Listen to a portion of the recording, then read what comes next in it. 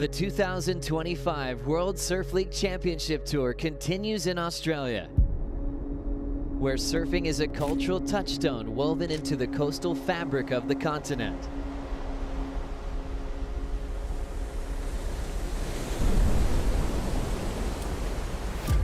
Oh, look at this set. It's pretty solid, man. 2 waves. For the world's best, the pressure is mounting as the fight for the final 5 intensifies and the mid-season cut looms on the Outback's horizon. Fate will unfold across stops at Bells Beach, the Gold Coast, and Margaret River. 3 events on 3 different coasts, showcasing the iconic, diverse, and powerful waves Oz has to offer. Oh my God! This season, the inaugural Aussie Treble comes to life as men's and women's competitors chase another prize down under. Now, the best take on the West, where world-class waves intertwine with wineries and wonder. The mid-season cut lurks in this paradise. For some, the season ends here.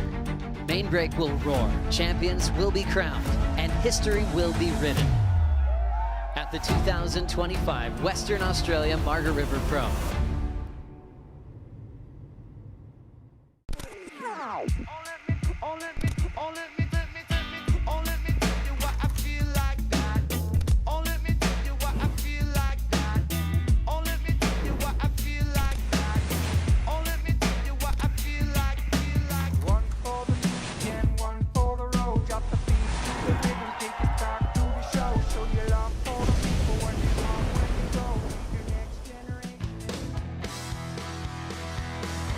Good morning from stop number 7, the Western Australia Margaret River Pro. We had a huge day yesterday.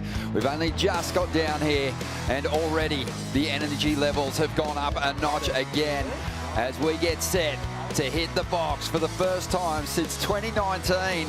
And our competitors are foaming at the opportunity to get out there and surf the original slab.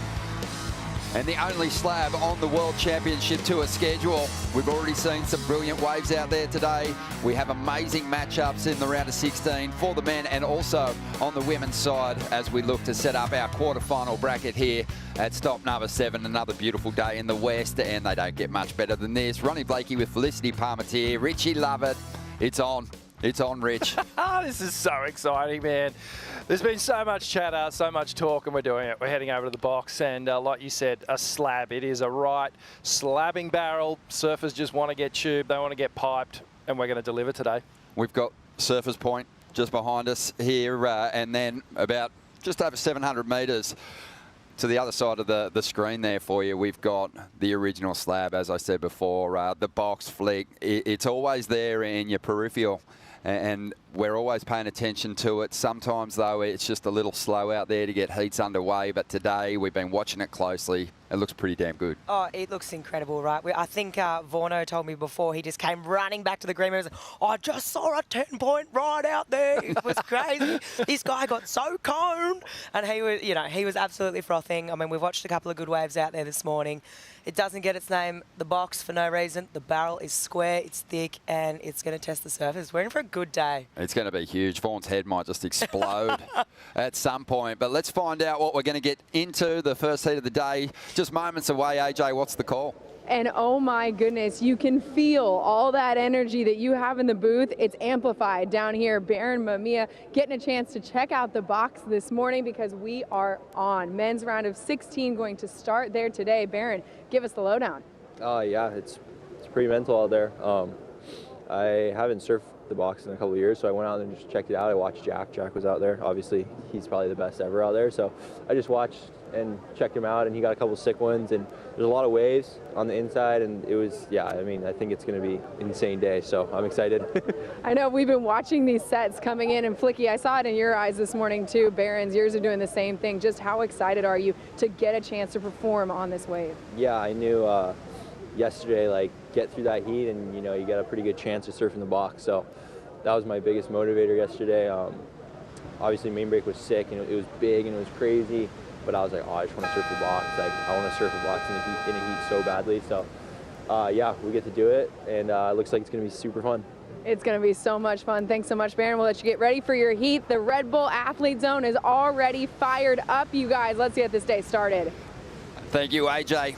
She might need to get a protective face mask to stop surfers spitting in her face throughout the day, because everyone is foaming at the mouth here to get the opportunity to surf this slab. It's a real go-to for the competitors in their free surfs. But, you know, you need a certain type of condition to really tap into this place. First heat is a beauty. Yesterday, the top end of the WSL ranks were decimated by the lower seeds, desperate for big results. Mikey McDonagh caused one of the biggest upsets of the contest, and he's going to face Griffin Colapinto here, who's looking to elevate his position from the mid-teens up into that top 10. Yeah, safe as houses, made the tour. Griff can just really open up now and try and start that march up into the top 5, and these two guys are going to open the account out here at the box, and beautiful waves this morning, as you guys mentioned.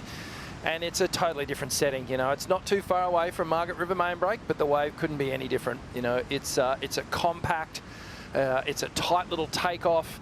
And Flick, you can get into it with me as well. You know, this is the type of wave. And conditions today, it's not super intimidating box. It's actually the size where you really want to rip into the sets.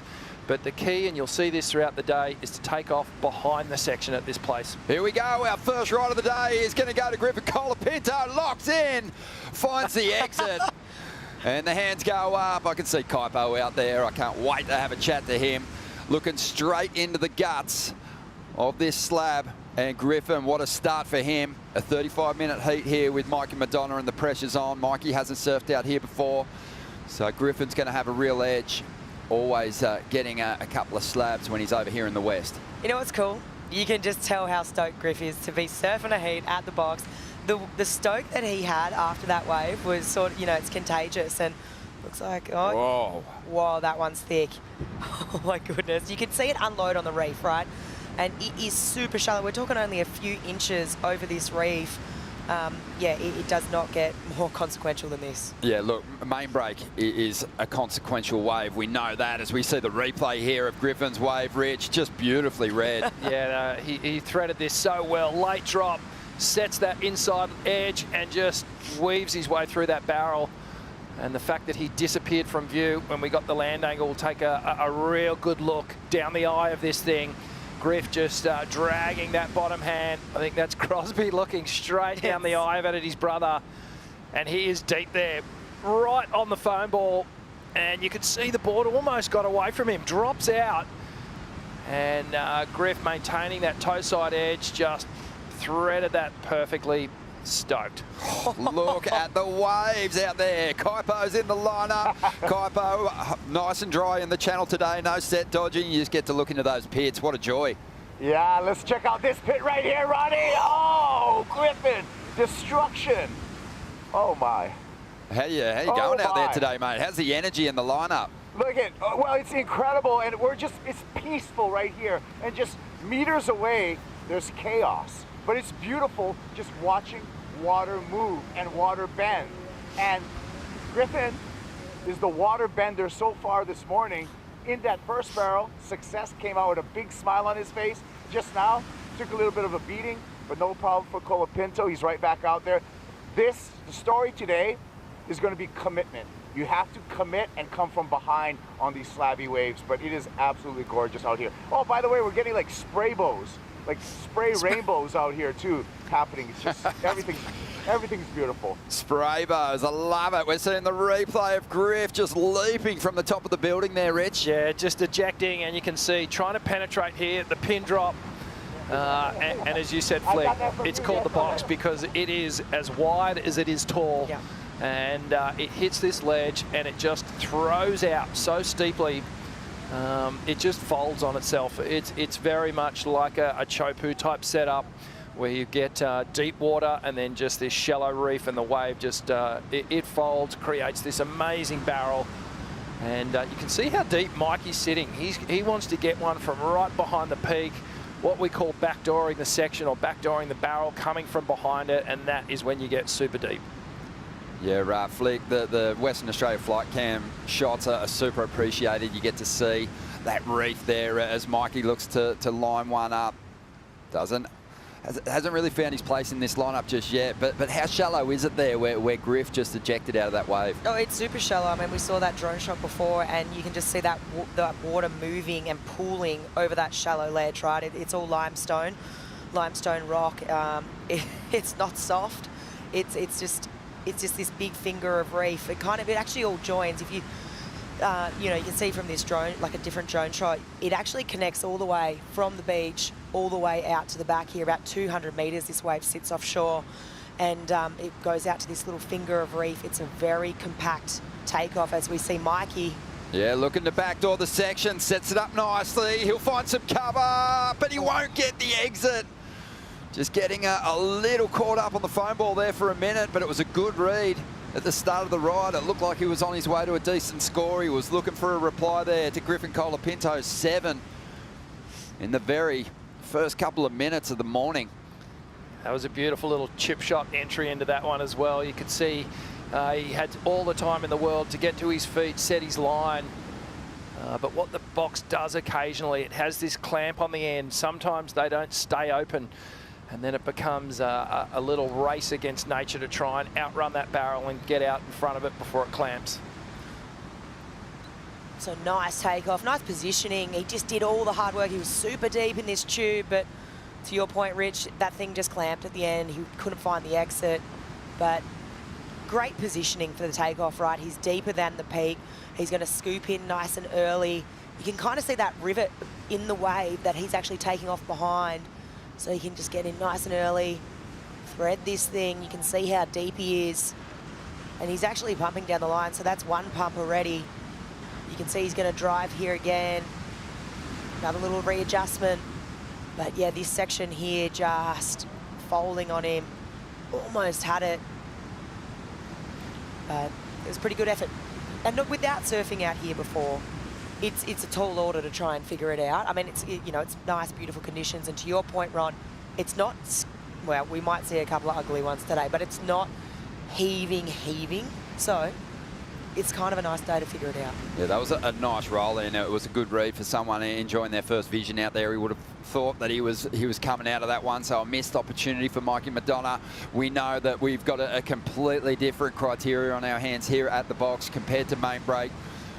There won't be a lot of turns thrown down today, maybe the odd alley-oop maybe for a regular footer coming out of the pit, but here's the scoring criteria, and Rich, take us through it. Yeah, so these are the main headings behind the judging criteria out of the box. So it's commitment and difficulty, takeoff, tube depth, technical aspects, and then the exit. And within each one of those, there's elements that they're looking for. So commitment and difficulty, it's obviously the size, the power of the wave, the hollowness, and the surfer's commitment.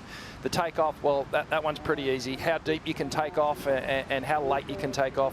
Tube depth, so they're really looking at the duration and the intensity and the positioning of the surfer inside the barrel. Then there's obviously some other technical aspects of it, you know, where you've got an airdrop, behind the peak takeoffs, you know, backhand, no grab tube rides for the goofy footers when they don't actually hold onto their rail, really difficult to do.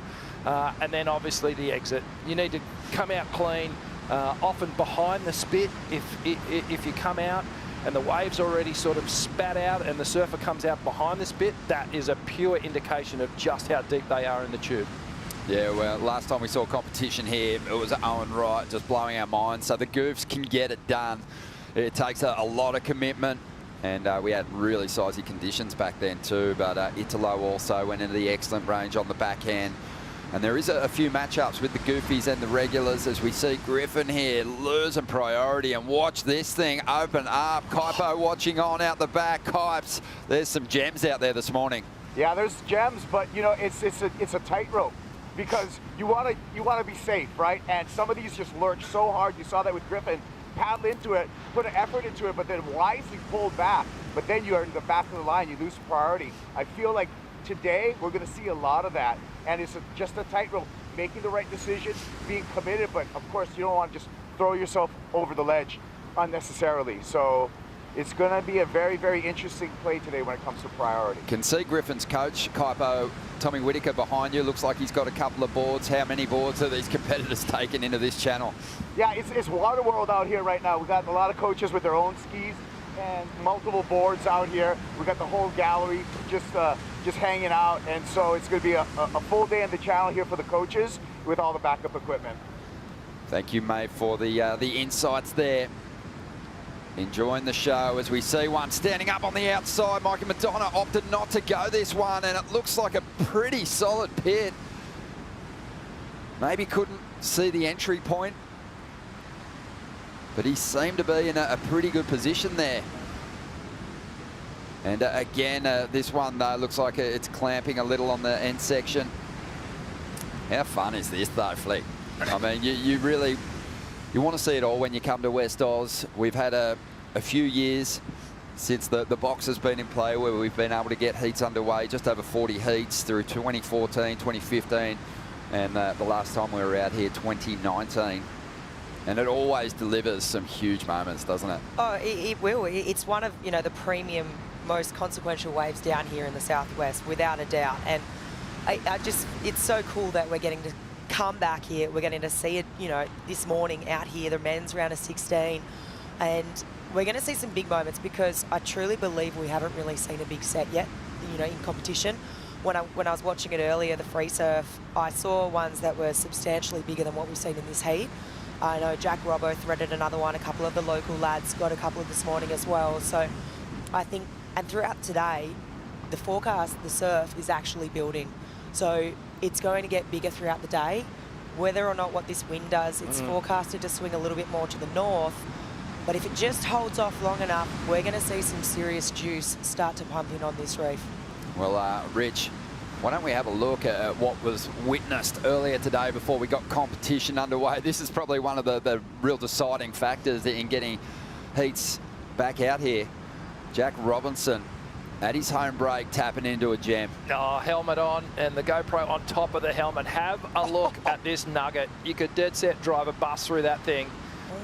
Standing tall, and Jack just getting spat out. And that's what I was telling you before. The wave spits, the surfer comes out after it. And that is a taste of what we can expect in the next couple of hours. We'll be running out here at least until that wind tells us we can't. But we were counting waves this morning. Came down, making sure that there was enough scoring potential. It's a big move. Big hats off to everyone in the production crew getting us sorted out and giving us the ability to get out there, and also the locals as well. Thanks for having us. Yeah, and it's a tough day for Jack Robinson, losing out in the last heat of the round of 32 yesterday afternoon, knowing that there was a chance we'd be going to the box today, but it was pretty positive and surprisingly optimistic about rebounding. He was first out again this morning. So this actually used to be a bodyboard wave, right? The surfers didn't really start surfing it. Yeah, totally. I mean, the bodyboarders, they founded this wave. They started surfing it for a long time. They had contests out here for a long time. And then obviously, shortboarding world progresses and people start trying to push the limits more. But yeah, it was definitely the bodyboarders that, were out here first and pushing the limits. Well, having a bit of a hustle here to potentially have a look at this one, McDonagh. So priorities flip-flopped a couple of times here. Griffin Colapinto back in control of this lineup, and with that positive start, the 7-point ride. He's looked over the ledge of a couple of waves that he's pulled back on. Couldn't see the entry after that big wipeout. 21 minutes to go here. Let's get an idea of just where we're sitting in relation to main break and where we are in the world, Rich. With the virtual eye, let's take a trip. Yeah, southwest of WA is where we are. Margaret River, down the bottom corner of Australia there. And these big, powerful swells come from the roaring 40s. And they just explode on the coast here in Western Australia. And Margaret River main break is an absolute magnet for those swells, and holds some of the biggest waves you'll see in Australia. And you can see there on the other side of the bay, across the Margaret River, river mouth is the box, and it all comes out of such deep water, that big trench, a couple of Ks off. And so those swells actually hold all that energy, they hold all that power, And when we talk about just, you know, the waves over here and we compare it to places like Hawaii and Tahiti, that's what we're talking about. These big, deep, long-range swells coming from deep water, then exploding on these reefs. Yeah, I think one of the words that comes to my mind is uninterrupted. You just get the full brunt of the Indian Ocean as we see Griff. Yeah, Griff locking in. You can tell he's pretty comfortable in this lineup, even in the opening stages. You know, Mikey, I think, thinking that he had to be really deep to get a backdoor into the section, but Griff finding not sitting quite as deep and finding a nice entry into that 7-point ride and using his priority wisely there to back up the 7, and the pressure's going to be on the wild card. Let's have a look at the replay here, Rick. Oh, drops in nicely, gets the arm drag straight off the bat, disappears from view. I even think compared to his first one, he was perhaps hidden for a little bit longer, gets nice and low, and just has the perfect line through that wave. You've got to pay attention to your line here. As a surfer, you can't, if you go too high, there is so much water drawing off the reef, it can flip you up and over. So you can see there, Griff's board's almost pointing back towards the beach in a way, at an angle. And that's so that he can really get to that final finishing opening. We're going to see some beautiful images from the event today. And last time we were out here, you know, an iconic capture of a ride of Connor Coffin's getting barreled with a pot of dolphins swimming through the face of the wave. But it's probably been one of the most photographed waves in the country. Through the 90s, it was regularly featured on the cover of magazines. And we might get a couple of page ones out of today. Beautiful day down here in the west as we see Mikey McDonagh. Just didn't get the entry he needed to backdoor that section. That wave didn't really open up for him.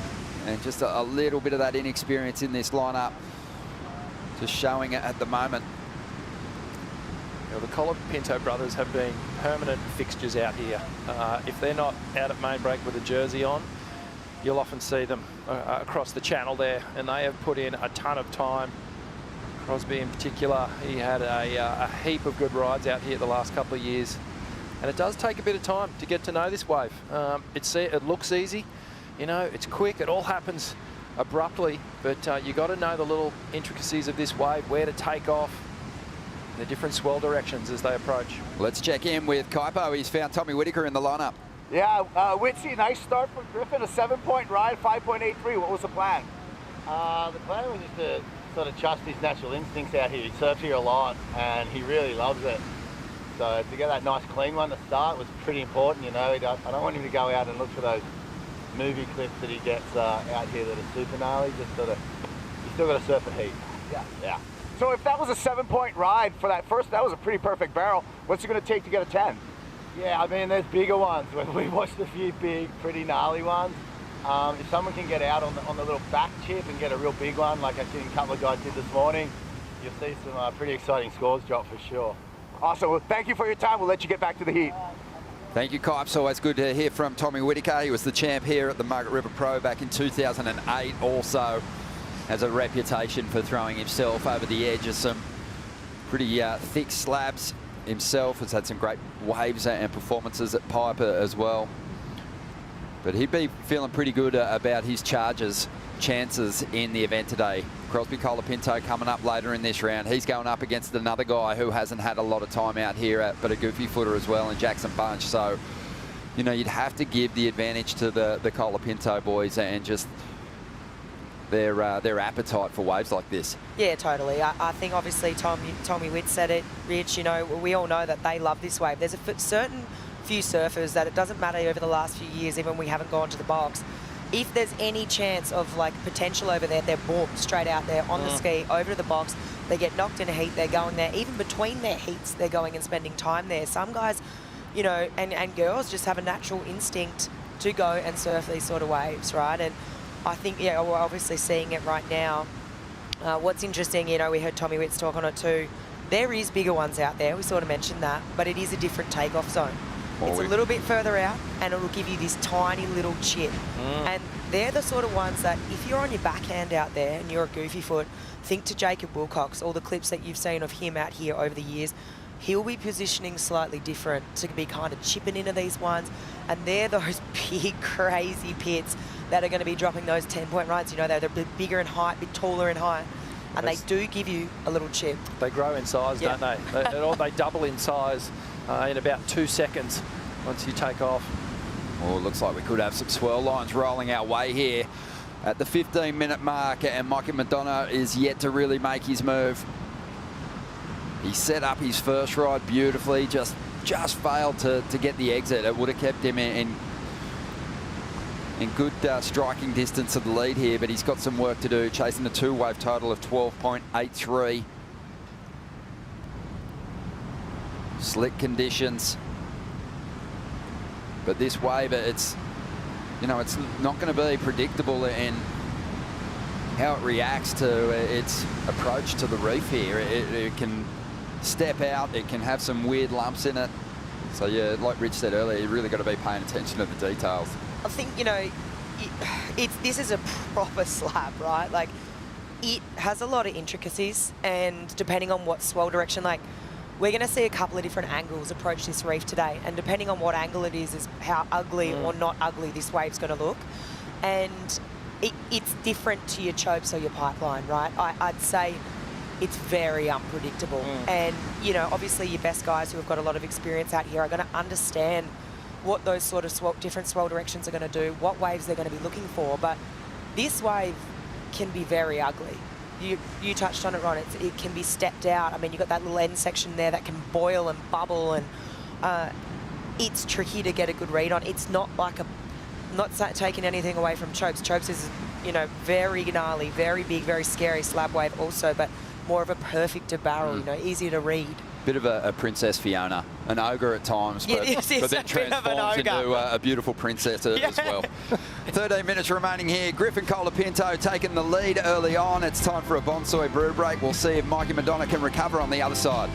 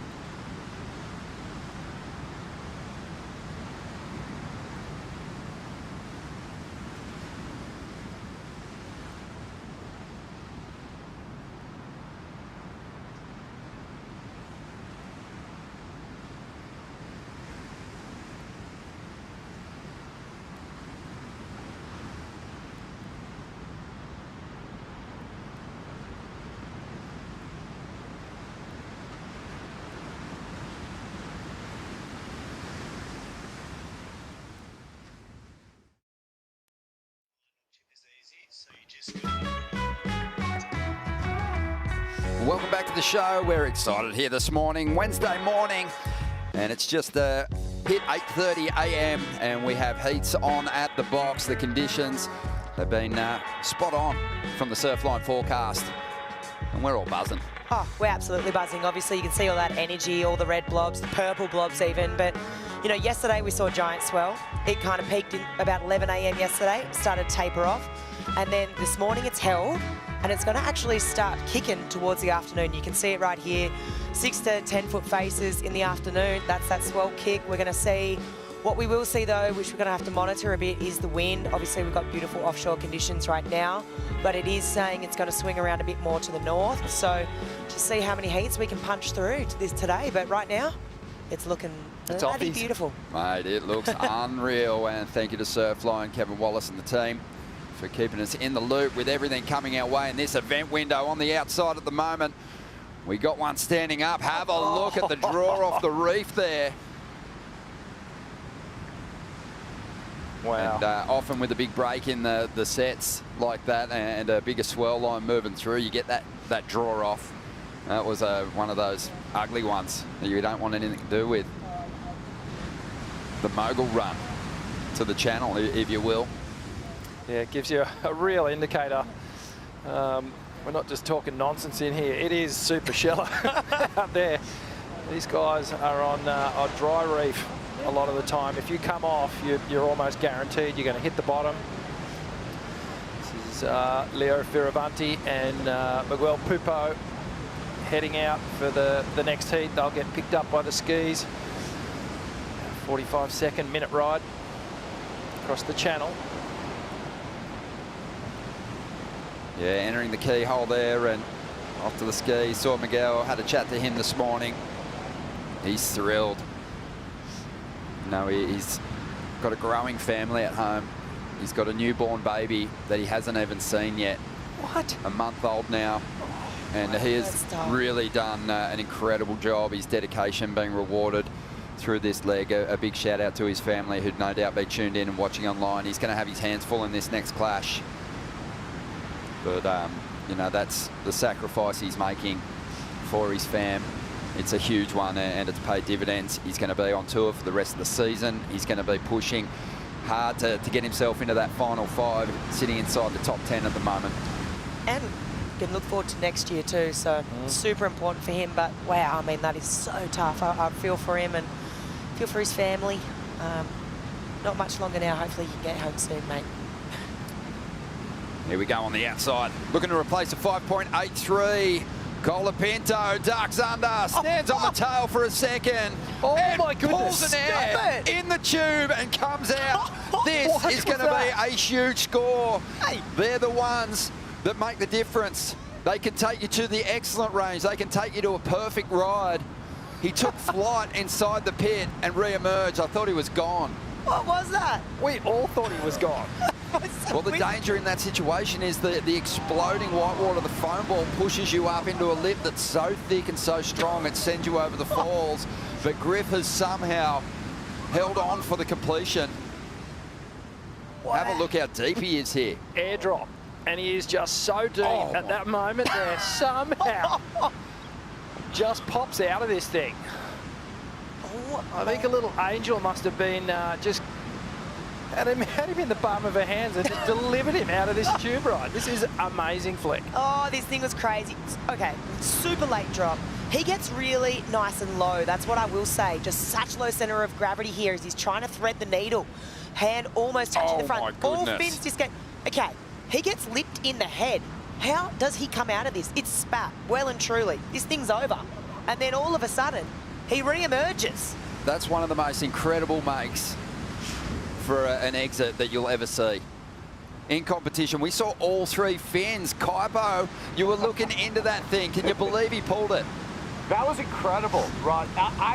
Like you said, I'm looking straight into the barrel, and he disappeared behind the foam ball in that one. It was just mist and foam, and just like the magician, the waterbender, Griffin Colapinto emerged. That was beautiful, and I expect an excellent score to come in.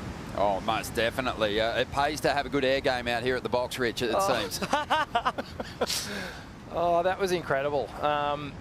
It wasn't like he had his line was set and it was just that he was deep. Like, he looked like he went through the roof of the wave. His board was totally disconnected. The foam ball shot him up and then he somehow regained. This is Mikey. Yeah, Mikey, he's going to really struggle now because Griffin's just dropped a 9-point ride. And I think they're just leaving room in that scale because, you know, even more incredible stuff can happen. Griff did so well then, though. That was wild.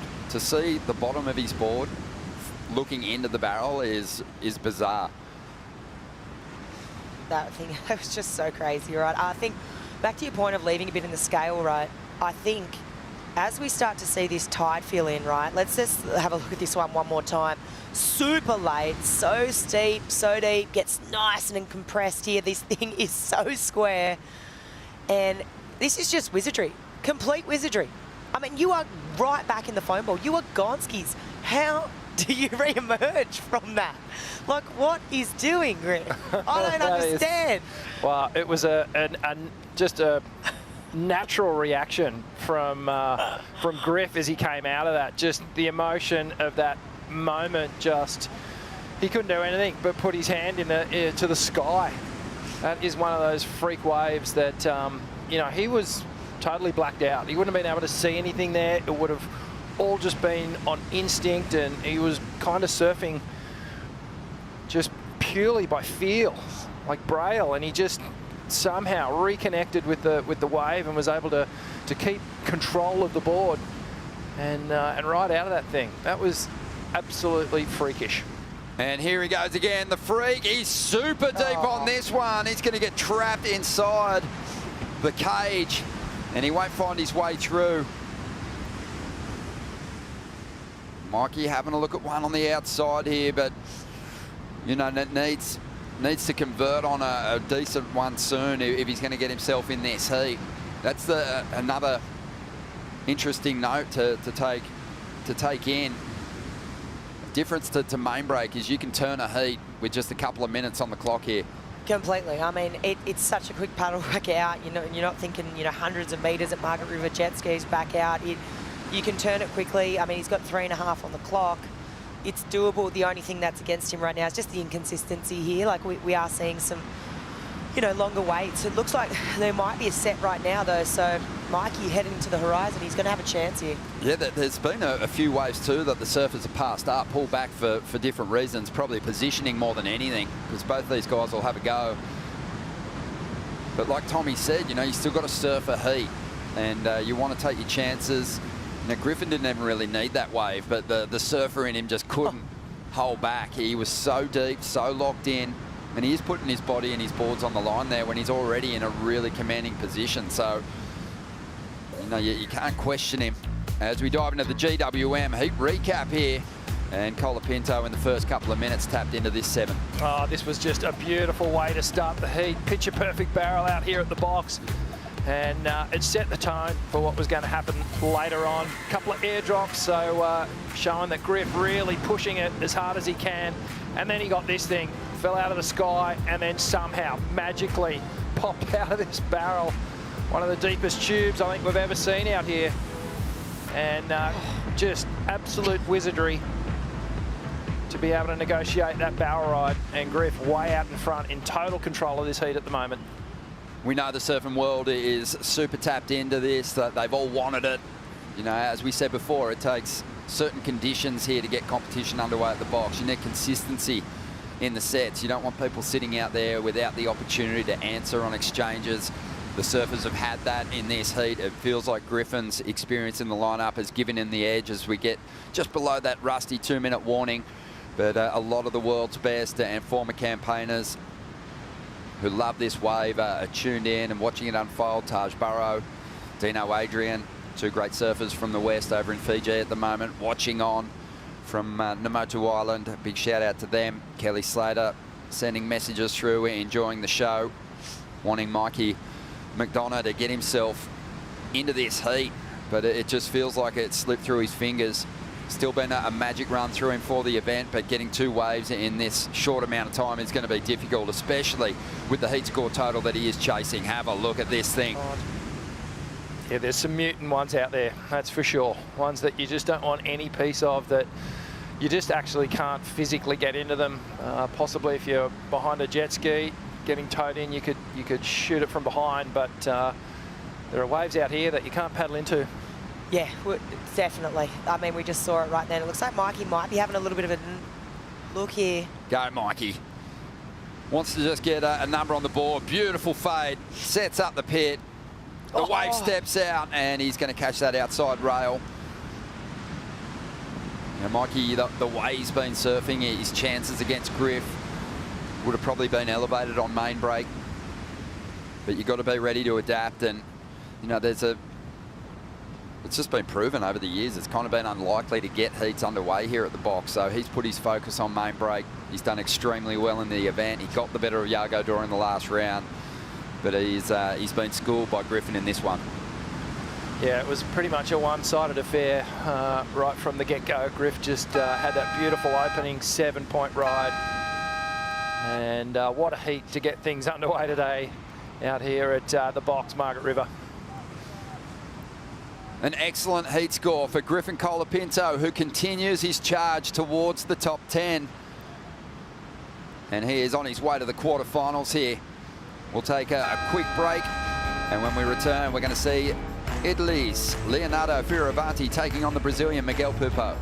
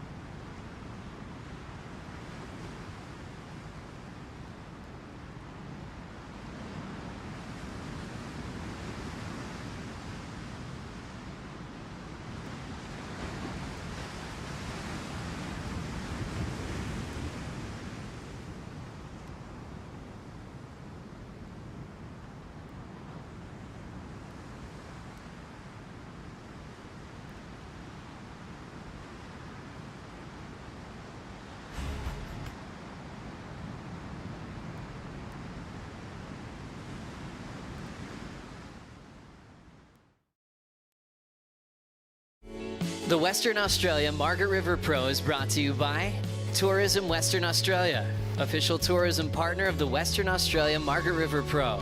By Yeti, built for the wild. By Bonsoy, the official milk of the World Surf League.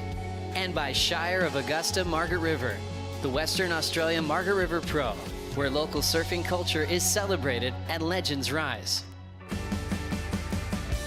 Welcome back to the show, and what a show it is. The first heat was won by Griffin Colapinto. He got the jump on Mikey McDonagh, and now we're getting set for another huge clash. Leonardo Fioravanti and Miguel Pupo. These guys situated well on the WSL ranks at the moment. Miguel in 9th position, Leonardo in 10th. And the battle is on between these two to jump a couple of spots. There's some vacancies with some of the top 10 falling out of the mix here in the West. And these two are looking to capitalise, but obviously they've got to get past each other first. But how do you like this matchup, Flick? Who's going to have the edge here? This matchup's crazy, right? It's Goof v regular, and this is the first look we're going to get at a Goof this morning on the box. You know, I was just getting a couple of words from John Florence, who is local legend, absolute charger. And a Goof. And a Goof. And he was saying to me that, you know, you need to think back to the Goofs that have really charged out here. We spoke about it this morning, Owen Wright, the 10-point ride, right? I mean, you can see it's still quite low, that we're still coming up to the high tide, and he was saying those waves will be out there, but they're going to be few and far between. And what we need is a little bit more tide on this reef to keep those big ones, right? They're not staying open at the end, those kind of crazy ones, but he said as that tide sort of pushes in, we're going to see a couple of those waves every now and then come through. So you're kind of looking for a different wave out here. You want those ones that are coming straight in. You don't really want to be looking at one that's coming from, you know, the Margaret River main break direction. They're the ones that are really going to, you know, be super hard to get an entry point in from main break. So but a bit more west in the Swell? You want ones that are coming more straight in. Okay. Straight in is going to be an easier entry point. But if you're thinking the ones that are coming from the south, they're real difficult. Obviously high scoring potential, but on your backhand, that's really tricky. So, I mean, he knows too, if you have ever seen any of Chez's clips out at the box on the backhand, they're pretty amazing. Yeah, he's a madman. Yeah, well, you know, we talk about it often when we're in Tahiti. It's that west bowl, when that comes in, that's when the wave's really bending into the reef. The southern swells here are kind of breaking onto the reef a little bit more. So, see what you're saying, Flick. Leonardo Fioravanti, you know, proven as a hard-charging barrel rider. A couple of runner-up finishes at the Pipe Pro for him. And Miguel, he's had some magic rides in waves of consequence, and obviously has a CT win in Tahiti as well. So this is a good one, but a test for the Goofy. Yeah, well, just noting here that Leonardo has taken the inside track. He wants that inside position, and first crack at the first set that comes in, Leo on his forehand. Obviously, the natural footers have that advantage of just always being able to face the wave, face down the line. There's not really a moment where they don't have eyes on what's happening with the wave. The Goofy footers, in contrast, as they take off, there is a moment where visually they're not sight, that they don't have a clear line down the wave. They have to take that drop, get their heel side rail in, and there's a moment where they have to adjust and then draw their line. Very difficult to do on the back end. Some magic waves from Goofy footers here in the past, though. So really looking forward to seeing what Miguel can bring to this one, but also how good for these two. You know, really stress-free in a lot of ways. They've made that second half of the season, shoring up their places pretty early on, and they're going to be on the CT for 2026. It's a big relief for Pupo, especially, who got cut the past 2 years and has had to fight his way back as Leo gets going. And he is going to get eaten alive by all that white water inside the tube, but he set that wave up beautifully, deep in the shack. Just couldn't find his way through. Yeah, so the boys both sitting inside the top 10, I believe, so sitting pretty at the moment, and this is all about, like, this is still consequential in the scheme of things when you're looking at the final five, right? These guys are starting to think this is the time to go. This is the time to strike, especially with a couple of the big hitters out. We saw some of the top seeds crumble yesterday. Italo out of the draw. Huge day in the Iago out of context the draw. the Jack final out of the draw. five. There's all these guys, yeah, who can be overtaken now. Let's have a look at it and see where it went wrong inside the pit here. Great drop, Flick. Oh, he does incredible just to make this drop. It was so late, right? I mean, incredible reflexes to get to your feet. But see how he just lost the speed as he got to the bottom, right? It was kind of really hard for him to ever get through that thing. It was kind of like he made the drop, which was so late and so difficult and so technical. But once his fins reconnected there, it was kind of like dunk. And he kind of stopped. It kind of was really hard to keep that momentum going, but incredibly difficult takeoff. And wow, I mean, it's just such a technical wave, right? And in such a short, compressed amount of time. It happens so fast. Yeah. It's not one of those ways where you take the drop and you've done the hard bit. No. There's still so much work to do to find that channel and get that score locked in. It was a 1.93, so a bit of credit for the drop and the commitment there. First head-to-head heat between these two, and Leo on his 7th year on the CT. Miguel into his 13th year on the championship tour now.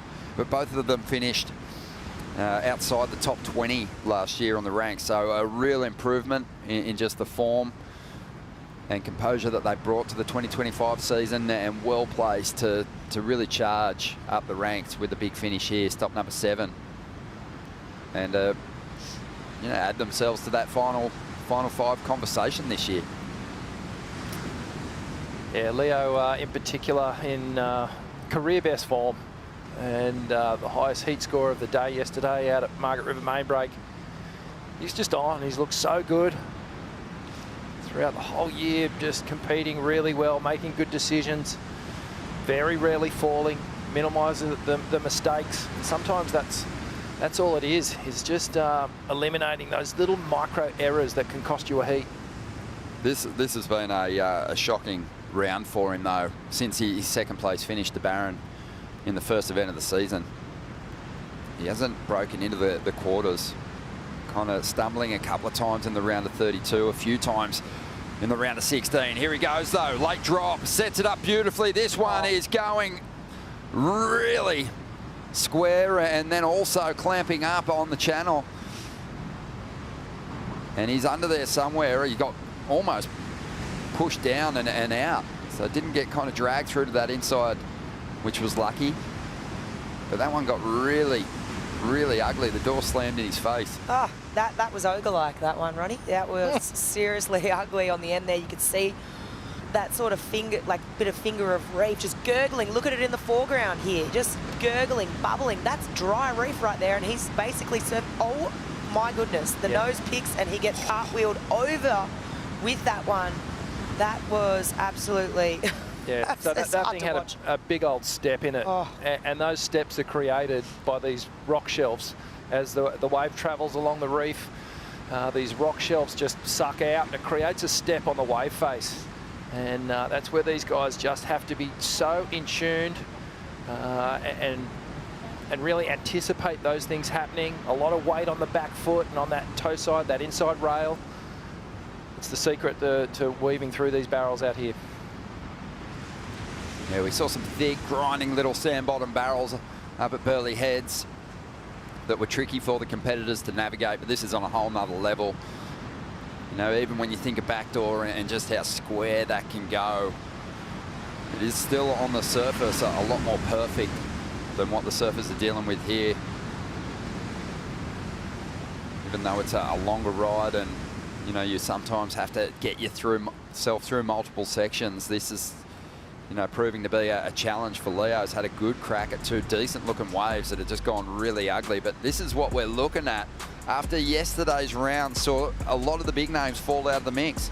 Oh, there is so much room for movement right now. You think, I mean, Jordy Smith, with the year he's had, you know, the win that he got over in El Salvador, he's just got on this amazing momentum and trajectory throughout this year. And, you know, he's done well out here before, you know, Kanoa, you know, just down there in 4th. Baron as well, who's looking to, you know, start tracking back up in the rankings. He's been kind of, you know, trending down the last few events. So, I mean, there's room for movement, and there could be potentially, obviously, there's going to be someone new wearing this yellow jersey this year. Yeah, I think this is the first forward step that Baron's taken since Portugal. But he is in reach of the leader's jersey. If he can get the victory here, Kanoa Igarashi, Jordy Smith, there's a chance we'll see them in yellow too. But yeah, just looking forward to seeing how they take the opportunity and how far they can run with it. But we're going to have a super compressed top end of the ranks after this event, obviously, and these two surfers are going to be right in that conversation. Yeah, 3 events ago, Italo was miles ahead of everyone, miles ahead. And the pack has slowly reeled him in, and he's in danger now of losing that yellow jersey. I saw a post from Italo yesterday, though, that just was really well written, just talking about the peaks and valleys. He's, you know, I think if he'd gotten to this point in the season and hadn't had a run of bad results, but had the big results littered throughout, you'd be saying it was still an incredible year already. It just losing the momentum sort of has become the narrative for us here in the commentary booth, especially. Losing the 3 wildcards in a row, that's big, but no, he was just putting it down to some decisions, some poor decisions in heats that have cost him dearly, but very open, transparent, and super positive. Just on 21.5 minutes remaining here. Leonardo Fioravanti has the lead, but it's a narrow one. Yet to see Pupo take a ride, but let's hear from the first heat winner of the day and get a read on that incredible exit on that tube, AJ. Oh my goodness, the energy coming off the Colapinto camp when you came out of the water, palpable, because we haven't been to the box in 6 years, but you looked like right at home, starting out with the 7 and the 9-point ride. Where does that heat stack up in terms of your career? Thanks, AJ. I feel like that's one of the best heats of my life. You know, getting barreled in a jersey is the dream, and I feel like I've kind of missed out on that a lot in my career, where like I lose and then the next day is just all time barreling, you know, chokes or pipe, and I'm like, oh, just on the sidelines, just so bummed. And today I woke up and went, wow, I'm in this, like I get to surf in this, you know, and I was just so grateful for that opportunity. And then, yeah, that 9 just, I was kind of baffled myself. So Yeah, baffled yourself, baffled everybody on the beach too. I have it pulled up. I want you to talk me through this slow-mo and just explain how. well, the drop was, I saw it was kind of like a bubbly wave. It wasn't super runny, so I got to the bottom and was like, oh, I could kind of stand tall here and just cruise. And then next thing you know, the wave's so fast that just the foam ball just lifted me up. And then if you could kind of see my fin come out. I was like almost going 180 backwards, and then thought I blew it. I'm like, no, I blew this. And then it just like shot me back into the way, like out, and then just. It was incredible. Everybody on the beach was just going, how did he make that? What is the prevailing emotion right now, Griff? You make it on here in Margaret River. You have a morning like this. Just try to describe it.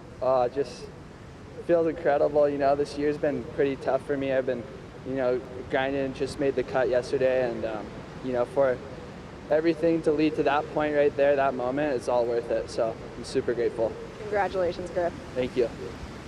Here comes Griffin Colapinto. Actually got a text message from the GOAT, Kelly Slater. I'll screen grab that and frame it, put it on the fridge or something. But Kelly said he was baffled that, you know, after seeing the water angle of that wasn't a higher score.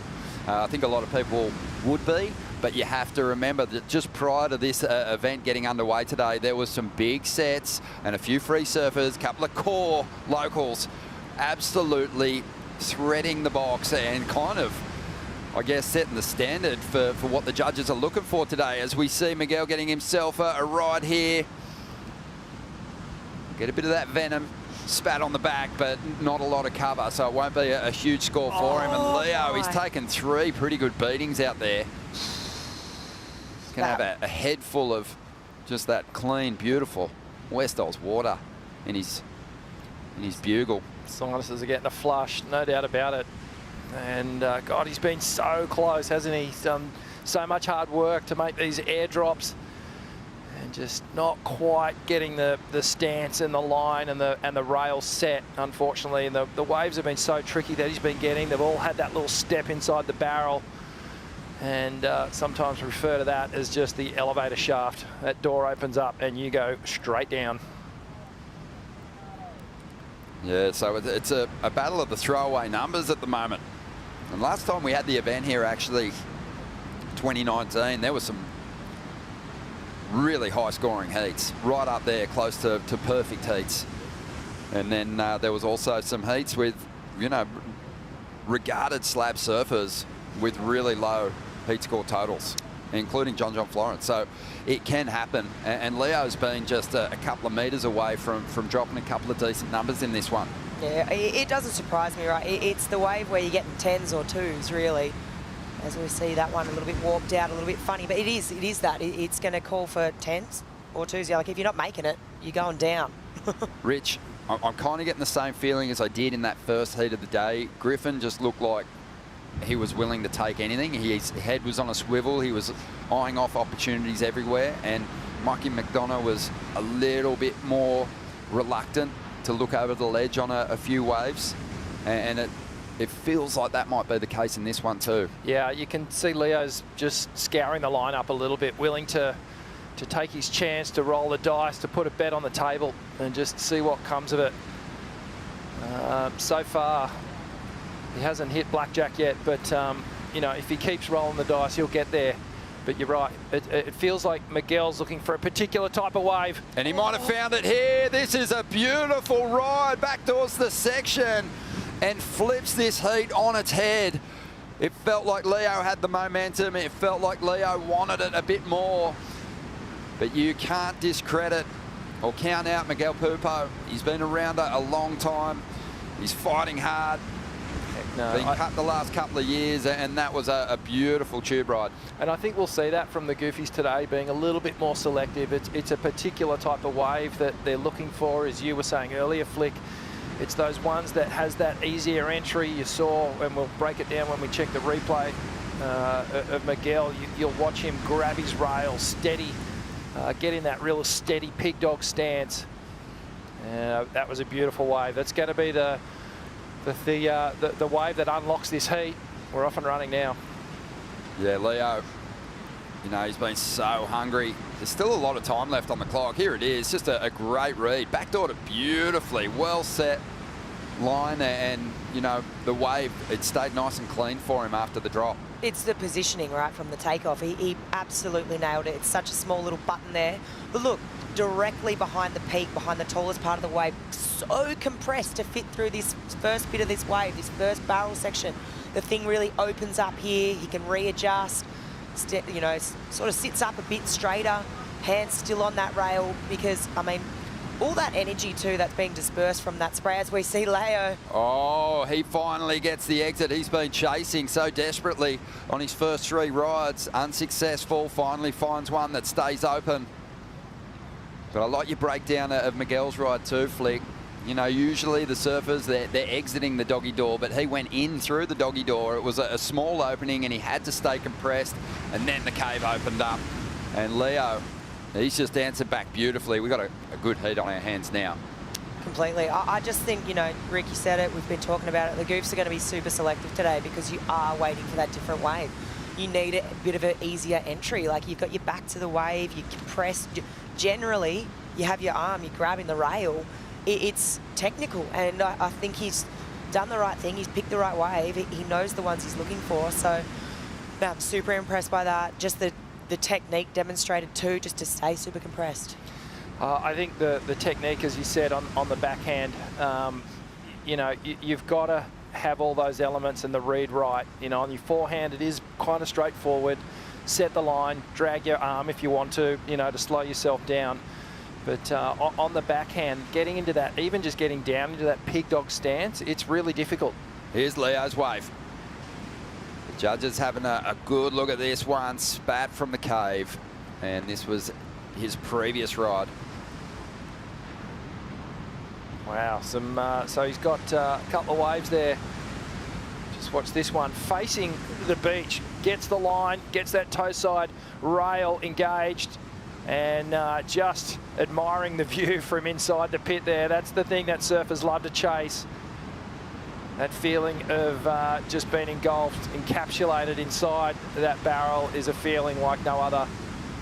It's been compared to many things. Better than a few? Better than... Go on, say it. No, I don't agree. 13 minutes to go here. Waiting on numbers to come through. Miggy Pupo threading a beautiful little backdoor nugget. And he is waiting to hear the score. Still 13 minutes remaining here. I think the judges making some comparisons as Miguel takes off again. Let's go the rail for a minute. Cops it right on the back of the head. Gets pushed down. But you can see what he's trying to do. You spoke about it earlier, Rich. The judges will be paying attention to those little technical aspects that the surfers are able to bring to these rides. This is the judges. Well, that's another ride that Leo took, but this is what they wanted to see. Oh my goodness. Wow, so he got absolutely detonated, just falling out of the sky on that one. And that's where we saw Leo actually coming back through the left-hander, coming around the peak. Yeah, for sure. So the judges actually, you know, they want to get those angles too, to get a look into those barrels to just see how deep it is and how challenging it is for the competitors. So they're asking to review some of those rides as well. Just on 12 minutes to go here. And we're still waiting on numbers from the successful exchange that we saw from Pupo and Fioravanti just moments ago. And the two surfers locked in a battle for, you know, a big climb up the rankings here. Pupo in 9th place on the live ladder. Fioravanti sitting in 10th. The Italian, so well-rounded, represents his country so beautifully on the CT. Whoa. And he will be getting married later on this year too, when the tour schedule wraps. Man, wouldn't he love to get himself a shot at a world title in Fiji before heading back home to Italy to tie the knot. That'd be huge. So, yeah, the judges really taking their time with it. And I think that the surfers will be happy for them at this point to really consider those rides and where these scores are going to fall, because there's still plenty of time. Towards the end of a heat, though, the surfers start getting real antsy if the judges are taking too long, because your decisions with priority, your wave selection, it all hedges on what score you need in those dying moments to convert it into a heat win. Totally. I think it's just hard, right, because we've had those two makes, right, and I think they really want to nail it. There's differences there, slight differences. Obviously, got the goof v the regular, and you know, if we're trying to break it down, I see maybe the takeoff of Miguel's. I mean, maybe not as critical because he was maybe a little bit easier as an entry, but his barrel maybe a little bit more technical once he actually locked into the tube.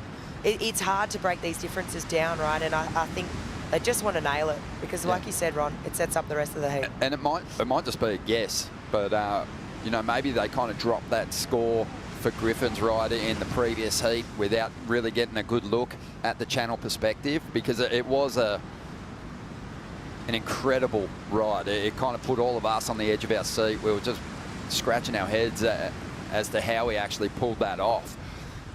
So I think that's what they're really seeking out from this camera angle.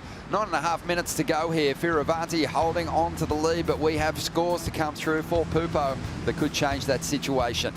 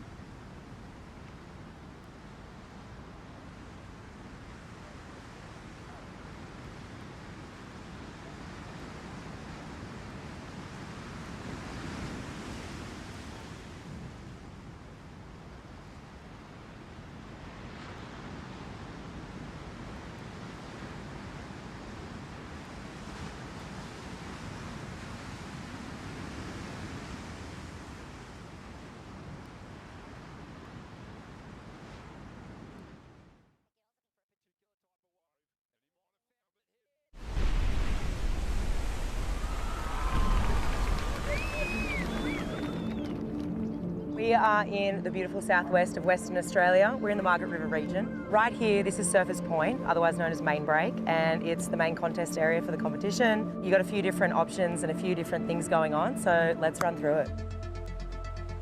You've got two different contest sites. Across the bay, you've got the box, super shallow, slab wave. Then straight out the front, you've got Margaret River Main Break. Now that's, you know, the primary contest spot. It can break anywhere from 2 foot to 20 foot, and it's got a few different takeoff spots too. As it gets bigger, there's these bubbles that start, you know, basically they're indicators on where to sit. When it gets really big, like right now, you can see the bubbles sort of emerge, right? And that's basically your takeoff spot for Main Break. About 500 metres to the north, you have the box. It doesn't get more difficult than the box. It just basically unloads on this tiny button of reef. You've got to be so technically right. You've got to be on. It's a test to see what you're made of. It's actually so beautiful. It's so glassy. It's kind of pumping, so I'm going to go surfing.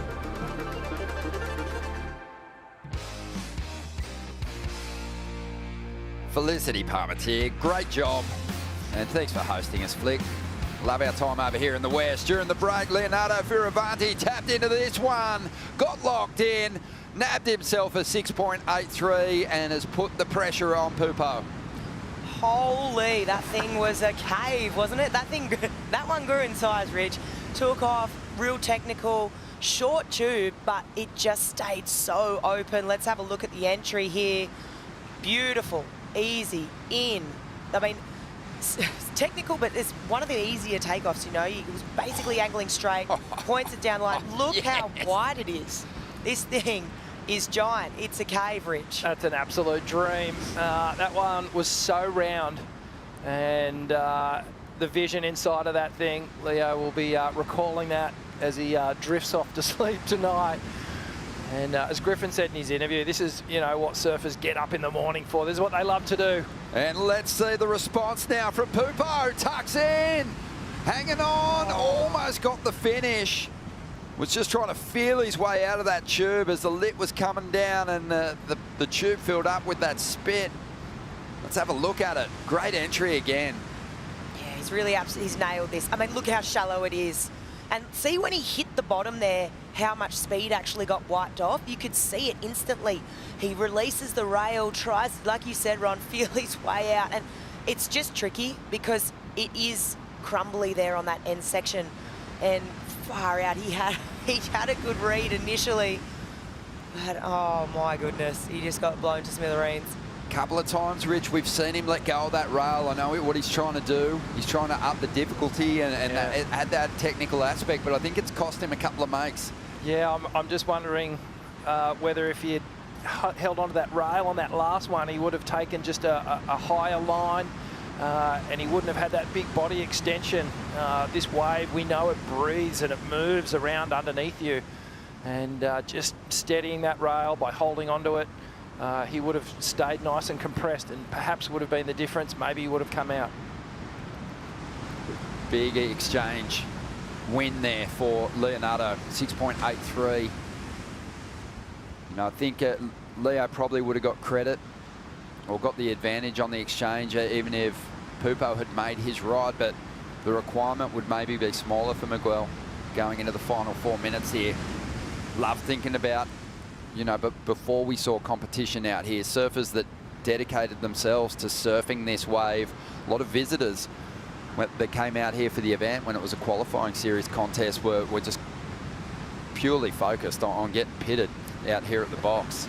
Kieran Perro was one of them, but even before Kieran, remember Ross Williams, who I used to call heats with, he was part of a crew that were always over there. Shane Beshan, Love Hadell, Chris Ward, they're the travelling surfers, but obviously there was a really core local crew tackling it too. Flick, who are some of those people? Oh, I mean, I just got a message this morning from Mitch Thorson with a fun little bit of box trivia for us, and he said he first surfed it, as we looked to Miguel, maybe. But yeah, he said he first surfed it in 1980, and it was a beefy, wide, thick-nosed 6'9" baseball-style bat template of a board. And it was when he was back on tour, and an American photographer who lived in Prev, which is the suburb just around here, wanted to try and shoot him there and shoot photos, and he was like, nah. And he said, he who holds his tongue is wise. But then in the 90s, obviously all that got blown out of the water. Yeah. And we saw some iconic imagery from this place. But yeah, so Mitch Thorson, you know, one of those guys back in the 80s surfing this wave. Shiro, though, Andrew Sheridan, local ripper. Yeah, Shero's had his fair share of box tubes. Yeah, there's a... Shawnee Green. There's a big Zach group. Haynes. There he is. There's Shero. Yeah, mate. And he's obviously done some great work coaching here in the past, working with Carissa Moore for a number of years as well. Still rips. As we get down to just 2 minutes remaining now. And Miguel, even though he's sort of failed to find a couple of exits out there, he's right in this heat. This is not done by any means. 6.99 is, you know, not a big score, Rich, and his entries have been classy. Yeah, they have. It's just the exits that he's struggling with at the moment. His entries, pig dog stance, everything that Miguel's bringing to the heat, he's done everything right. Just has been a little off on some of the exits to the barrel, but really showing a lot of talent as the goofy footer, first goofy footer of the morning that we've seen taking on these waves. So many big heats coming your way as we move through the round of 16 here. Some huge matchups with big implications for our final five pitcher. Kanoa Igarashi, Connor O'Leary will be up next. Baron Mamiya, Jake Marshall, what a heat that is. The local boy, Jacob Wilcox. How will he fare against Brazil's João Chianka, who's charging up the rankings as well? And the big clashes keep coming, but just 50 seconds remaining here. And Miguel only needs a 6.99, but priority's working against him here at the moment. Yeah, definitely. You got to be thinking, I mean, that horizon's looking pretty flat right now. I don't know if we're going to see a set in time, but if we do, Leo's 100% holding Miggy off. But yeah, I think promising signs for the Goofs, really. I mean, if Miggy had just held that rail a bit longer, he definitely would have had a couple of exits. What, to your point, Ron, probably would have changed that requirement a little bit less. But yeah, both guys really had a solid dig, and I think it's a good sign for the Goofs to come. You know, there is opportunity out there for them. We're loving this. Main break, already such a unique location in the context of this schedule, what it brings, size, consequence on the final section. But here at the box, we're getting something completely different. A slab, the original slab, and Leonardo Fioravanti showing some class and throwing himself into some big pits, gets the jump on Miguel Pupo, who's had a magic run here in Australia. And Leo's going to be charging up the rankings. We've got another big clash around the corner. Kanoa Igarashi and Connor O'Leary will bring in Joey Tapel. Jesse Starling for the call.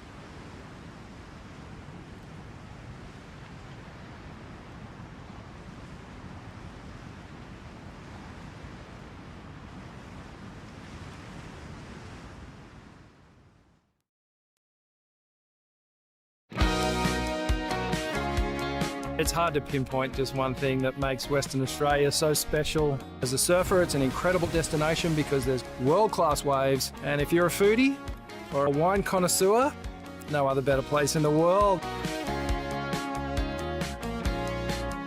Abundant waves, beautiful landscape, crystal clear water, great wine, as well as incredible culinary experiences. This is a beautiful slice of the world. There's endless ways to have an adventure here. There's always something new around the corner, another new beach that you've never heard of before, a new track down in the forest that you've never seen. I think some of the best chefs in the world are here, working in the wineries, working in the restaurants. I plan on fattening right up this year.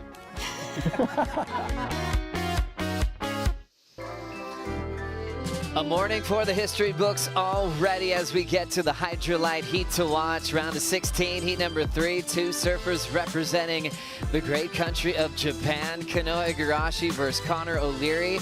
Kanoa on his forehand out here on this slab in West Oz, and Connor will be on his backhand.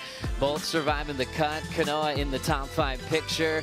Connor O'Leary just picking up steam through the early rounds of the contest. And we've been celebrating the contest running at the box all morning. 2 big heats established. Griffin and Leo will now meet in quarterfinal number 1. How great is pro surfing? Joe Turpel, Jesse Starling, Vaughn Blakey, who's been hooting and hollering all morning long leading up into this one. Vaughn? I'm losing my mind, Joe. I'm actually losing my mind. This is exactly what I've been dying to see back on tour. Slabs, it's a huge part of surfing. I mean, you only have to look at Nathan Florence and Mason Hay, you know, 2 guys who have just dedicated their lives to finding the angriest, thickest slabs. But it's a big part of surfing culture. You know, this is a huge area. There are communities out there who dedicate themselves to pulling into waves of pure truth, angry consequence, and we're seeing the best surfers in the world show that they can step up and also get punished if they get the line wrong. I mean, this is what it's all about, man. I am frothing. We're at the box. You can hear every wave way across the bay cracking and spitting. Like, you can actually hear the power in this lineup. So frothing, mate. You're going to hear the box crack very soon here. Kanoa versus Connor, a specialty heat here. Two surfers representing Japan. As we know, Kanoa just famous for real clean rails, that little fin ditch that he can do on demand. Well, we can forget all about that script. All the rail savants. Well, not so fast. We did see Griffin do a tail wheelie this morning that would have been pretty good in any other scenario. The fact it was inside, you know, one of the most treacherous reef breaks on earth was pretty cool. But yeah, you're absolutely right, mate. We're talking park it deep, deal with the shocky and get spat out. Jesse Starling, this is a classic. As we know, this event's been redefined, you know, going back to 2014 with Kieran Perot as the commissioner, who was a specialist on the slab, really wanted to ignite this venue with a wild card move that you could be positioned to be ready at main break, but got to be prepared to pull on into something that some surfers don't sign up for every day. How is that too? You know, it's tricky enough trying to figure out main break, but then once you get it, you're like, yes, I love this wave. It's so much fun. Plot twist, tomorrow we're going to the box. Now you have to be ready to surf one of the scariest slabs in the world.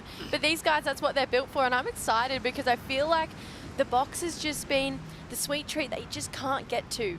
And it's always just been dangled in front of us, but it's never been quite right. But today we're back here and we're making history. We certainly are. It's been in the rumblings since before we got here. Will this be the year where it comes back? We haven't seen heats out here since 2019. All the stars have to align. It's a huge lift from the broadcast crew to set up everything down at the other end of the bay here. So props to everyone working through the night to make sure everything would be streaming perfectly for game day. Kanoa versus Connor O'Leary. It's a matter of who's going to be aggressive, who's going to be patient. The box rewards the bold, however punishes the rash, Vaughn. It does, yeah. And this is such a different way to watch heats being surfed because it's such a small playing field. You know, strategy kind of doesn't play into it until the last 2 or 3 minutes. I mean, up until then, it's just who's going to spin, who's going to go and really have a crack at this lineup. And we've seen, you know, experience out here, it matters. I mean, Griffin just had the place on lock this morning. Mikey, I think that might have been his first surf out there ever. So, you know, you could just see that time in the water on this reef makes a big difference to how you're going to perform. Jesse Starling and I were talking about that exact process here at a pro sporting event. This platform at the top stage where some of these professionals are having their first surf in a jersey. That's pretty wild to actually feel comfortable where to sit and try to do it when their job's on the line, whether they're a wild card or someone trying to make the cut. We might see a bit of that throughout this round today. Oh, definitely. And I think the competitors who maybe haven't had as much experience, say you draw someone who has had experience at that wave, you'll probably see them stick to them like honey just to figure out where the position is, where to sit, what's the best way to take off. Because you see the best in the world at this wave take off behind the section. They really do backdoor it to get in the barrel, where a lot of the people who take off on the peak, it's a pretty scary takeoff. And it sometimes, more often than not, does lead to a pretty heavy over the falls wipeout clip. But yeah, hopefully we don't get too much of that today. Baron Mamiya looking at the ocean. Luke Egan just saying that Baron's been jumping out of his skin this morning. Baron contains that pretty well. He always delivers things very mellow, very calm. It's been a couple of years since Baron's been out there, but everyone's expecting him to take control. He does have a heat with a good friend of his in Jake Marshall up next. We also saw Jackson Bunch preparing. He's in a wild scenario. The goofy foot from Maui has Crosby Colapinto in heat 6. And one of them's going to be knocked off tour in that result, Jesse. Yeah, it is heartbreak. Quick look here inside the pit. Potentially Connor O'Leary, seeing that blue jersey there for the backhander. Trying to take off on the first one to get started. He starts with a wipeout. As you see, a great view of that shallow reef. the whole slab word getting defined, and here's a great view of why we call it a slab. Having a deep water swell just fold over a shallow shelf, and we've got a couple of them to break down on the championship tour.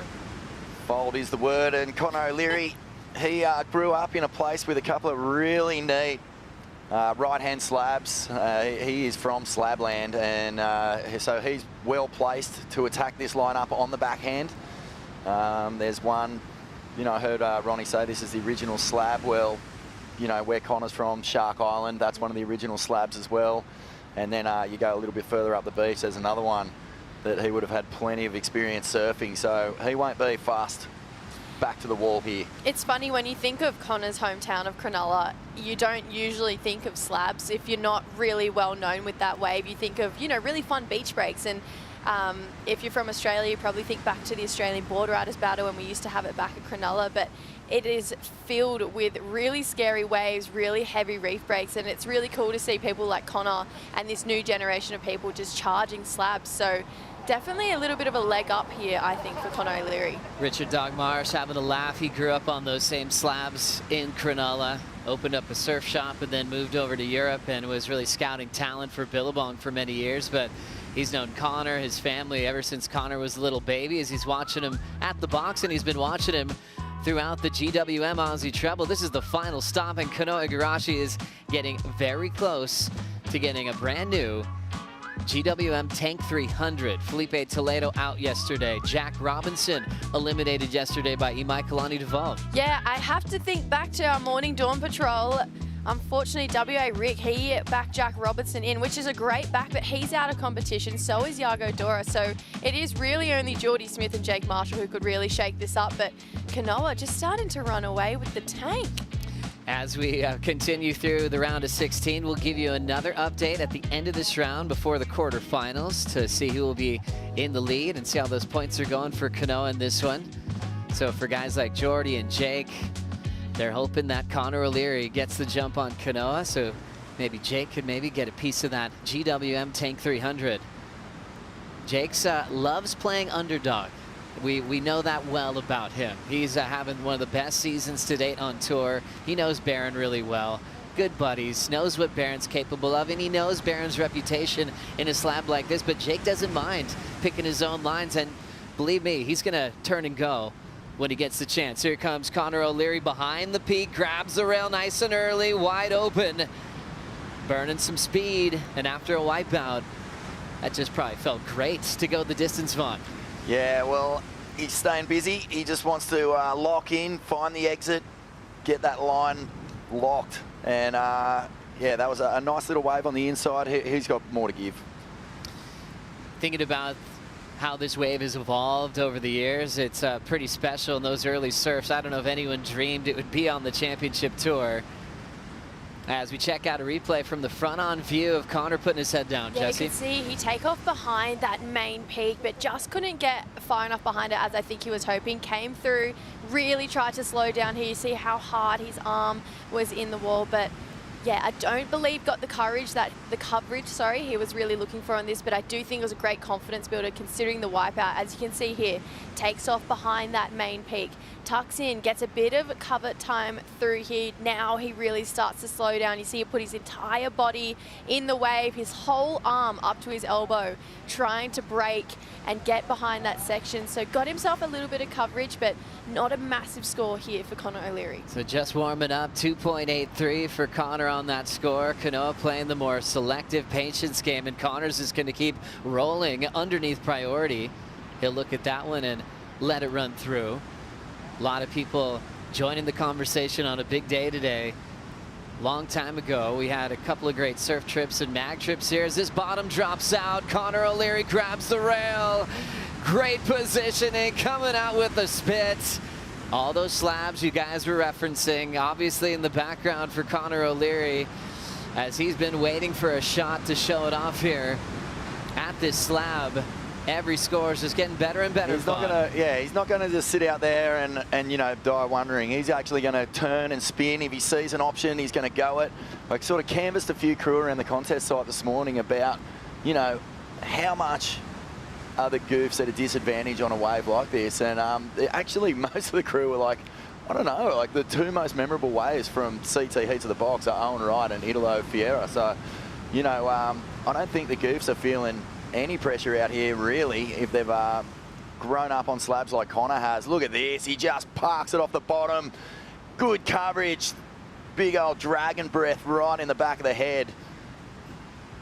And this one's just beautifully done. Look at this day, though. That is a pumping wave. It is thick. It is heaving. And he's done everything he can to get as deep as possible on that one. Great ride for O'Leary. So special seeing that read from Connor. Everyone's high-fiving. Griffin getting Jake Marshall fired up and talking about Griff's wave. You could tell them going back to what Griff did this morning. It was beyond sensational.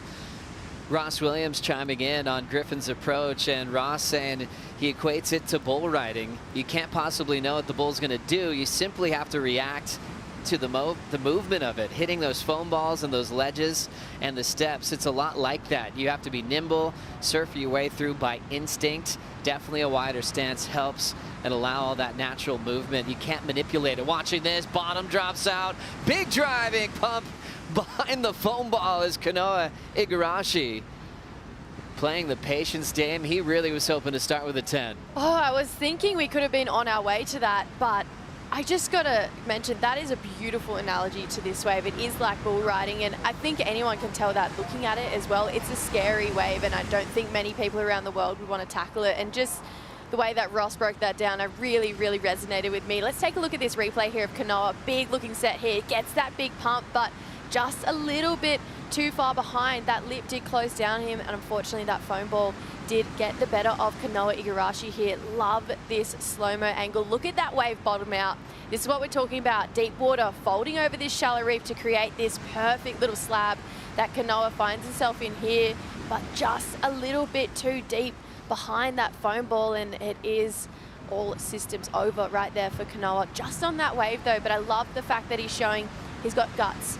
You know, he's got a bit of ticker out here, and he's got to throw himself over the ledge. So even though he didn't make the exit, I think this is a really good sign for Kanoa Igarashi here. Gosh, such an exciting wave in a short space. Deepwater Swell hits the ledge, folds over below sea level.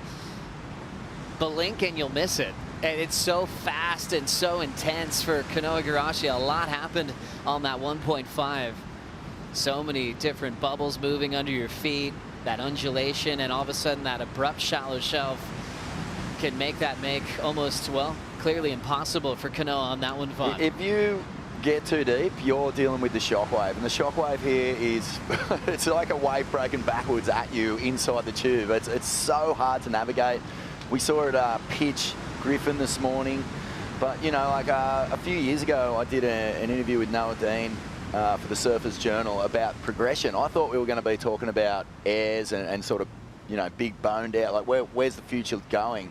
And all we talked about was slab surfing. And he said that's the area with the most room for progression.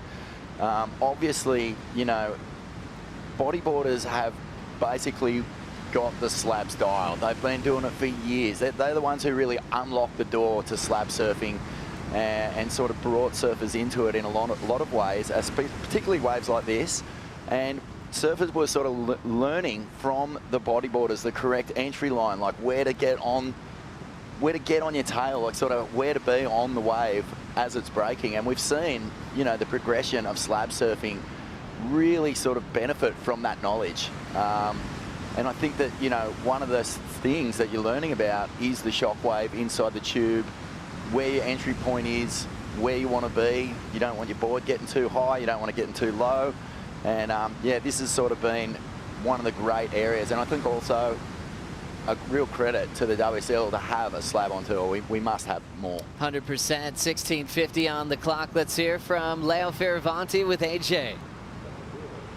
Leo, I know you got a chance to check out the box this morning before your heat, but first time actually catching waves out there in a few years. Just how did you get ready for this heat? I love getting barreled, and when the opportunity came up to surf the box, I was very excited. But at the same time, it's always a heat, so it's not easy. You're not out for a couple of hours, and the box is not an easy wave. I mean, I went lobster diving like 10 times before I finally made one. But I just tried to get mentally ready as just go for it mode, because that's what you got to go out there. It's scary, but you just got to tell yourself, give it a go, and then it's probably going to work out. And I'm happy that it worked out a couple times. Yeah, you mentioned the lobster diving. You took quite a beating out there. Just how'd you stay in this one? It's a heat, and I won this more than anyone. But at the same time, Miguel does as well, and I knew that he was going to go for it. He was going to be on his backhand. It's really tough, but I knew he was going to be a tough competitor. So I tried to focus on what I know how to do. Maybe I don't know the box as good as a lot of people, but I know how to get barreled, and I tried to focus on that and use my skills to come out of a couple gurgly barrels. And you did it. Congratulations on to the quarters here at Margaret River. You have anything you want to say to friends and family back home? Thank you. Buonanotte a tutti. Dai, box, passata. Congrats.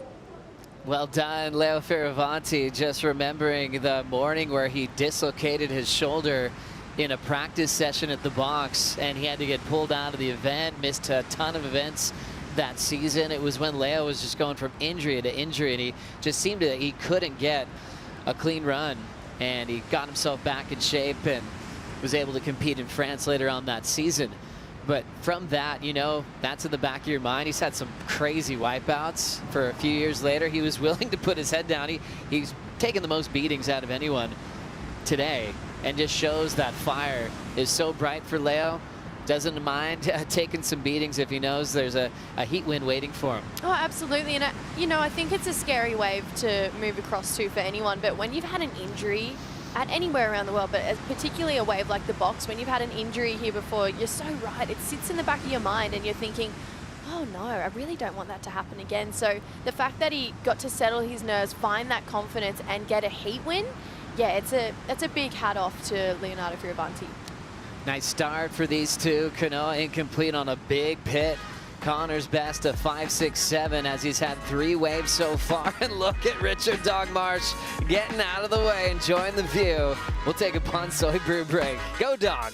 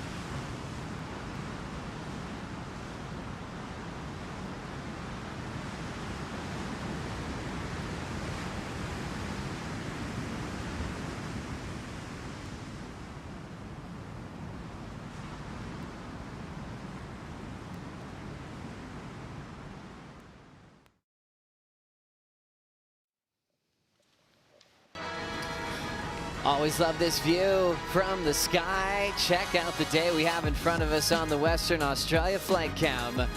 Walking on a dream, where dream events happen like this one, getting to run at the box, creating history here in 2025. Connor Kanoa still enjoying the lineup as there's so much action in the Red Bull Athlete Zone. Crosby Colapinto's getting fired up to take on the Slab as he's standing right next to AJ.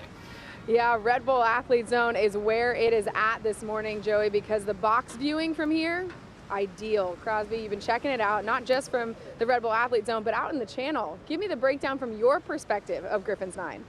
It's pretty crazy out there. I mean, we were sitting right in the channel. We were looking straight into the barrel, so that was pretty cool. But he went up into the lip, and then I was kind of wrote him off and thought that it was done.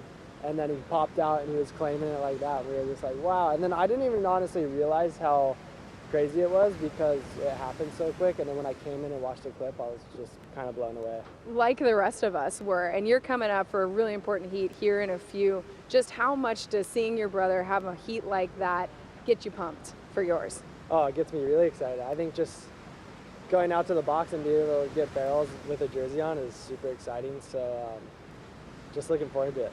What's the game plan the next few to get ready? Get barreled. Pretty simple. There you go, Joey. I like that. Keep it simple and get absolutely shacked. There is nothing simple about Griffin's barrel. Great breakdown from Crosby's view. Here we go. A couple of good paddles, and ejecting is Kanoa. 2 big wipeouts to start things off. Man, that takeoff zone, it's pinpoint. Just a little bit off, and you're airborne or slamming on the reef or both. But Kanoa showing that he's not afraid today. A couple of brave approaches and still swinging, trying to get a decent score, Vaughn. Andrew Sheridan, who's watching right now in the Red Bull Athlete Zone, I had a chat with him this morning. I was like, what is a wipeout like out there, man, when it's, you know, top to bottom? He goes, it's pretty much the worst 2 seconds of your life. It's quick, but it's powerful. It'll absolutely drill you, pull you apart like a cooked chook. Oh, he's such a legend around these parts. Andrew Sheridan, a longtime shredder in the West and longtime coach for Carissa Moore through many years. Carissa's basically a part of that family. I know this is her favorite event, big part of that because of the Sheridans. Great local knowledge that he passes to a lot of people, has time for everybody. And I'll focus on this slab right across the bay from main break. There's been some classic stories over the years because, you know, this has a ton of history. The box has always been barreling and spitting its guts out during competition. 1 QS, Chris Ward lost at main break. And most people come in and go to the beach marshal. He just paddled across the bay and just went straight to the slab. Very rare. Not many people sign up for that paddle. Look how far it is as you look back to main break. Oh, that is a huge paddle. I always measure how long a paddle is when you think about how long the paddle out is to Padang Padang. That is longer. So that is a very great effort from Chris Ward, but what a great way to surf your heat off. Sometimes we call them depression sessions after you've lost a heat. So you had a great depression session at the box. Not a bad way to do it. What a great way to forget about just getting blown out of pits. It was something you'd see Josh Kerr do all the time. Josh Kerr was one of the best out here because if it went mobile, he was great at both venues. Main break, and then if it was at the box, he's like, okay, here we go. I want to surf out there anyway. Kaiwa Belly's on that list. We saw the demolition run of one of the greatest wild card runs we've had at this event from Jay Davies, knocking out Gabriel Medina and Mick back to back right here on this slab, Vaughn. Yeah, I mean, there's just box hunters. Jay Davies is definitely up at the top of that list. There is a heap of them though, and yeah, I heard Ronnie and Flick and Rich talking about that earlier on. You know, some of the great surfers who would just get here and just always have one eye, sort of, I guess, one eye main break for the comp, the other going the googly eye iguana sort of vibe where they can look in different directions at the same time. And as soon as it starts huffing and puffing over there, they just be out there. But you know, I think back to when I was a Grom, Slater, he used to do these big throwaways. Even got a couple of magazine covers, you know, doing these big, coming out after the barrel and just doing it. And then of course, you know, Bruce and Andy would do that. But one of the real goofs who had a good relationship with this wave was Corey Lopez. Him and Shay used to surf out there a fair bit as well in that Andy era. What was that? That lost surfboard sort of time. And yeah, it was always sick, man. He had a really good read on this wave. Tricky back then, especially. There was always a handful of guys who could do it, but Corey kind of locked in with this wave really well. A lot of expectations on Baron Mamiya, on him kind of setting the pace in this next heat with Jake Marshall, 2-time pipe champ. Loves getting barreled, doesn't need a transition, can just basically leap into the pit. But he did mention before, you know, hey, I haven't been out there as much as some other people, and there are some learnings on where you want to be at the right time, and you reflect on a heat from the past that kind of speaks to that. One guy who's unbelievable at pipe and chopes, Jeremy Flores, had a heat with Sebastian Zietz, and Jeremy's going, you know what, I've never been out here. And Seabass was aware that Jeremy was following him around the lineup a little bit, and Jeremy was open about it. He's like, where do I sit, Seabass? You know, they're good friends, and you know, obviously Jeremy's ready to pack the craziest pit on a moment's notice, but he just knew that he was a little off position on this slab and on that day.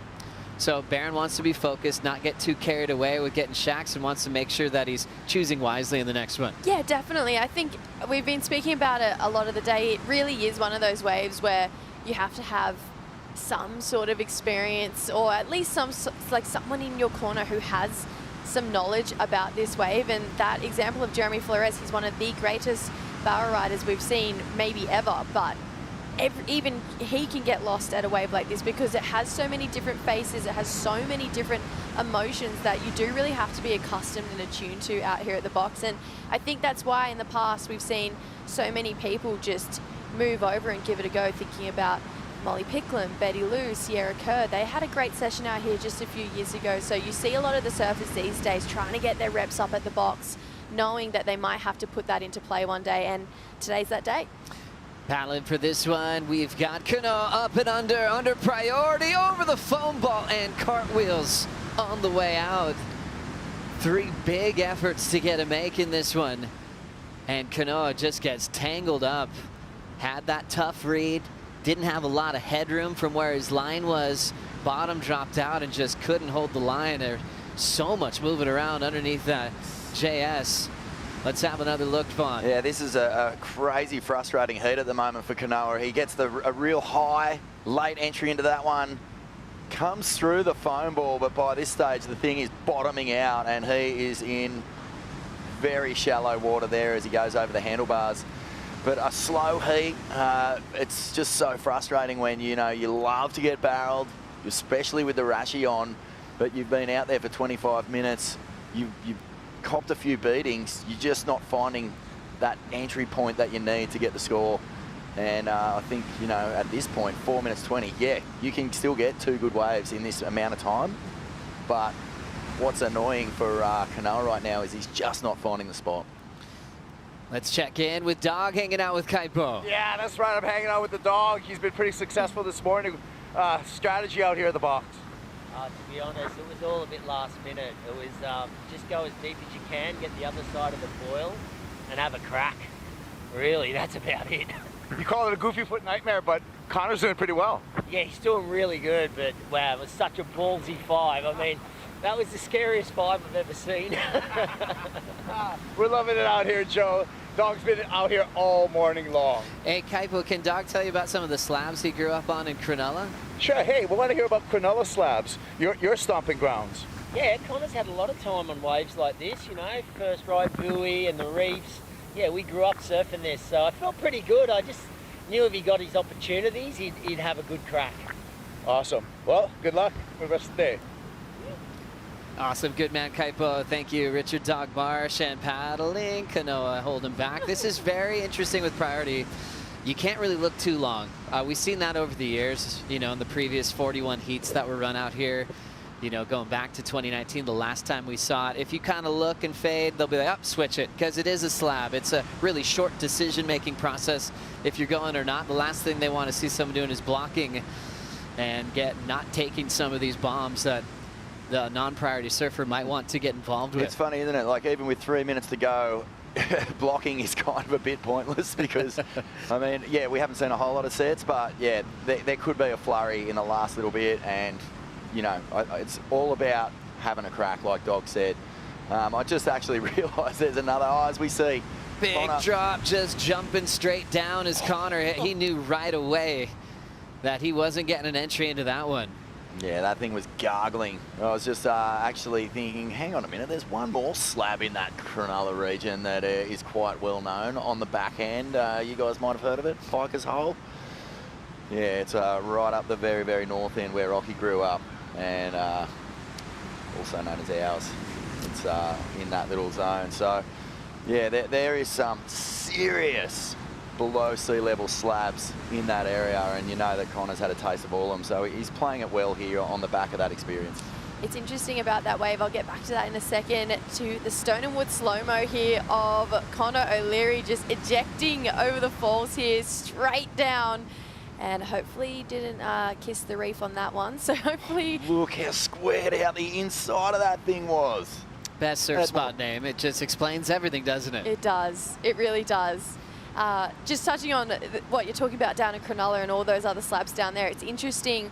A lot of the Australians who are on the Challenger Series are actually going down there to get practice for pipe in case they qualify.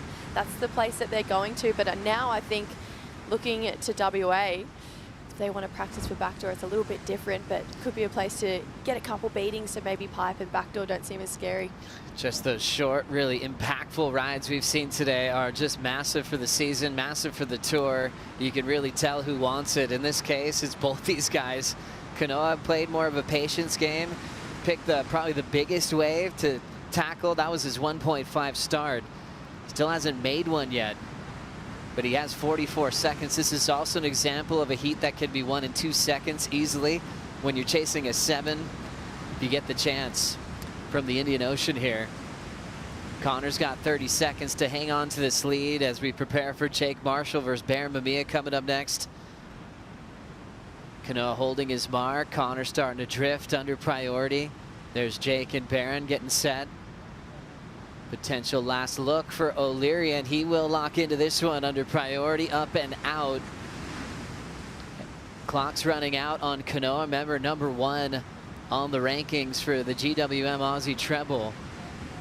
Looks like he will run out of time, but not for a big effort of trying to get absolutely coned in this one. It will be Connor O'Leary moving on into the quarterfinals. Yeah, and Connor extending their matchup lead. He now has 4-2 over Kanoa, so just keep edging away right now, but great matchup between those two and plenty more to come from them. Wow, Dog is so proud. He can't stop smiling. Connor O'Leary put his head down and had a good crack. As Dog said, one of the scariest 5.67s he's ever seen. O'Leary moves on for a quarterfinal battle as this one continues at the Western Australia Margaret River Pro. Get ready for this one. Jake Marshall takes on Baron Mamiya right after this.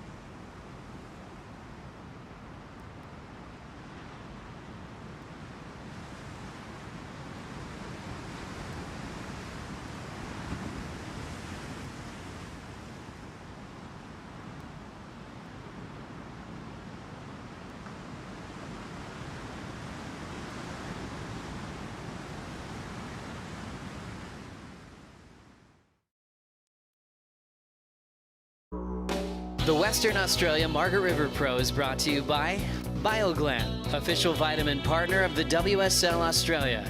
By Oakberry, fuel yourself with the official acai of the World Surf League Australia. By GWM, official automotive partner of WSL Australia. And by Stone and Wood, the unofficial beer of the World Surf League Australia. Go ahead and say it with us. West is best. Look what we're enjoying today. Jake Marshall versus Baron Mamiya at the box for a spot into the quarterfinals. North Shore of Oahu versus San Diego, California. Think Seaside Reef. You know what? There's a little wave pretty close by called Suckouts, which is really fun. Jake would have surfed his whole life. He's obviously been going to the Hawaii his whole life as well. His family's had a house right by Rocky Point for over a decade, maybe even longer. And so he's been running into Baron all the time, and now they're pinching themselves. They're going to go barrel for barrel here for a stop in the quarterfinals. Joe Trappell, Jesse Starling, Vaughn Blakey here for the call. It's been the year for Baron to establish himself at the top of the pecking order at Pipeline in back-to-back seasons. And working with Luke Egan, it was such a smart move because he doesn't just want to win at home, he wants to compete for a world title this year. Yeah, well, if you're thinking about slabs, and we are right now, it's hard to go past Baron's Big 10 in the pipe final. He just got, you know, the biggest, thickest inside first reefer. It was just incredible. And, you know, that's really will get any surfer up and about. You know, slabs are just that sort of thing. They've got so much juice in them. There's so much energy going on, so much consequence if you get it wrong. And, you know, in Australian surfing culture, slabs are huge. Like we have, like I said, entire communities dedicated to it. We've got some of the most famous slabs in the world, Shippy's crew, the Southwest, obviously, there's about 1,000 waves in this region that you can't even get your head around, and we've got purveyors of slab surfing. Look at this, Joey. Nice hollow pit for Baron Mamiya, making it look so easy. The way he can go up and under. It's that paddle power, it's the positioning that he has, how he can just go up and under, where he looks like there's an actual transition on a wave that is squaring up. An absolute specialist when it comes to that skill set. I've got to say as well, just identifying that wave, that had to be one of the more prettier waves I've ever seen come through at the box. He had a really clean face, tucked in nice and tight in the barrel, but Baron, we saw his name in this draw and we knew he was going to be good. Take a look at this, got some coverage time, and then it came out. This wave was so clean. Look how beautiful that wave is. Really gets that cover right at the start of that wave, then it gets a little bit fast towards the end, but that's a great way to start the heat for Baron Mamiya, and it's really slowing it down. Look at this technique. He's just so perfectly tucked in the pocket, came from behind the lip, and he's just got the best technique when it comes to being the barrier. He's really putting that hand in the wall to slow down, and you can see here the wave just really started to fizzle out, hit a bit of foam, but Baron, beautiful first wave here. Jake Marshall trying to get involved right here, right behind him, and having to eject. So starting with a heavy wipeout right behind Mamiya's wave. Goodness, this is the nightmare. You don't want to get caught up in that lip because it is thick. This thing is completely throwing. And that is the definition of ocean folding. Look how much power is going over the falls with Jake Marshall just doing everything in its power to grind him into the reef. And wow, that's well, you know what? Sometimes just get one of those out of the way can maybe settle you a little bit because it can't get much worse than that. That was a heavy one. Start there. The dream for Baron, then the nightmare for Jake. Let's send it to Kaipo. Yeah, true, huh? What a contrast with the two. But you know what, Jake? That looked like a beating, and I was gasping when I first saw it. But he came up pretty quickly, unfazed. So I feel like Jake kind of like pulled it, and like you said, Vaughn, got it out of the way, and now it's time to go. Yeah, great call. Shaking it off and knowing that you can handle it. Now Jake's going, okay, I'm warmed up this morning. Let's try that again. He's under priority. Baron start, though, Kaipo, from what you saw. I mean, gosh, he makes that look easy, doesn't he? Isn't he smooth? I mean, it's just that innate ability for Baron in hollow waves. And we already know about his success, and he continues to be on that trajectory where he just makes really difficult and heavy waves look easy. And it's just it's one of one of his key skill sets, I feel, for Baron Mamiya. So I love the show that Baron's already putting on. Great show, great ride. Baron Mamiya riding the CI surfboard to a 4.83. Jake Marshall, 0.23 on the wipeout. You know, yesterday it was big. There was a lot of size that we saw at main break, and yesterday I kept finding myself saying it never gets easier watching them go for that end section turn and just get eaten by that conversion. I feel like today I'm feeling like it never gets easier watching them go from top to bottom at the start of the wave at box. We've just taken it from one of the breaks, moved it over to the other, and Vaughn said it best without saying anything for Jake's wipeout. He went, and I think all of us worldwide felt that when we were watching Jake go from top to bottom, but I totally agree, Vaughn. It's just a good nerve shaker, and now the worst has happened, and move on. Look how shallow it is. You can literally see little fish swimming around in there from that top view. Gosh, it's gorgeous, isn't it? And that's the scariest part.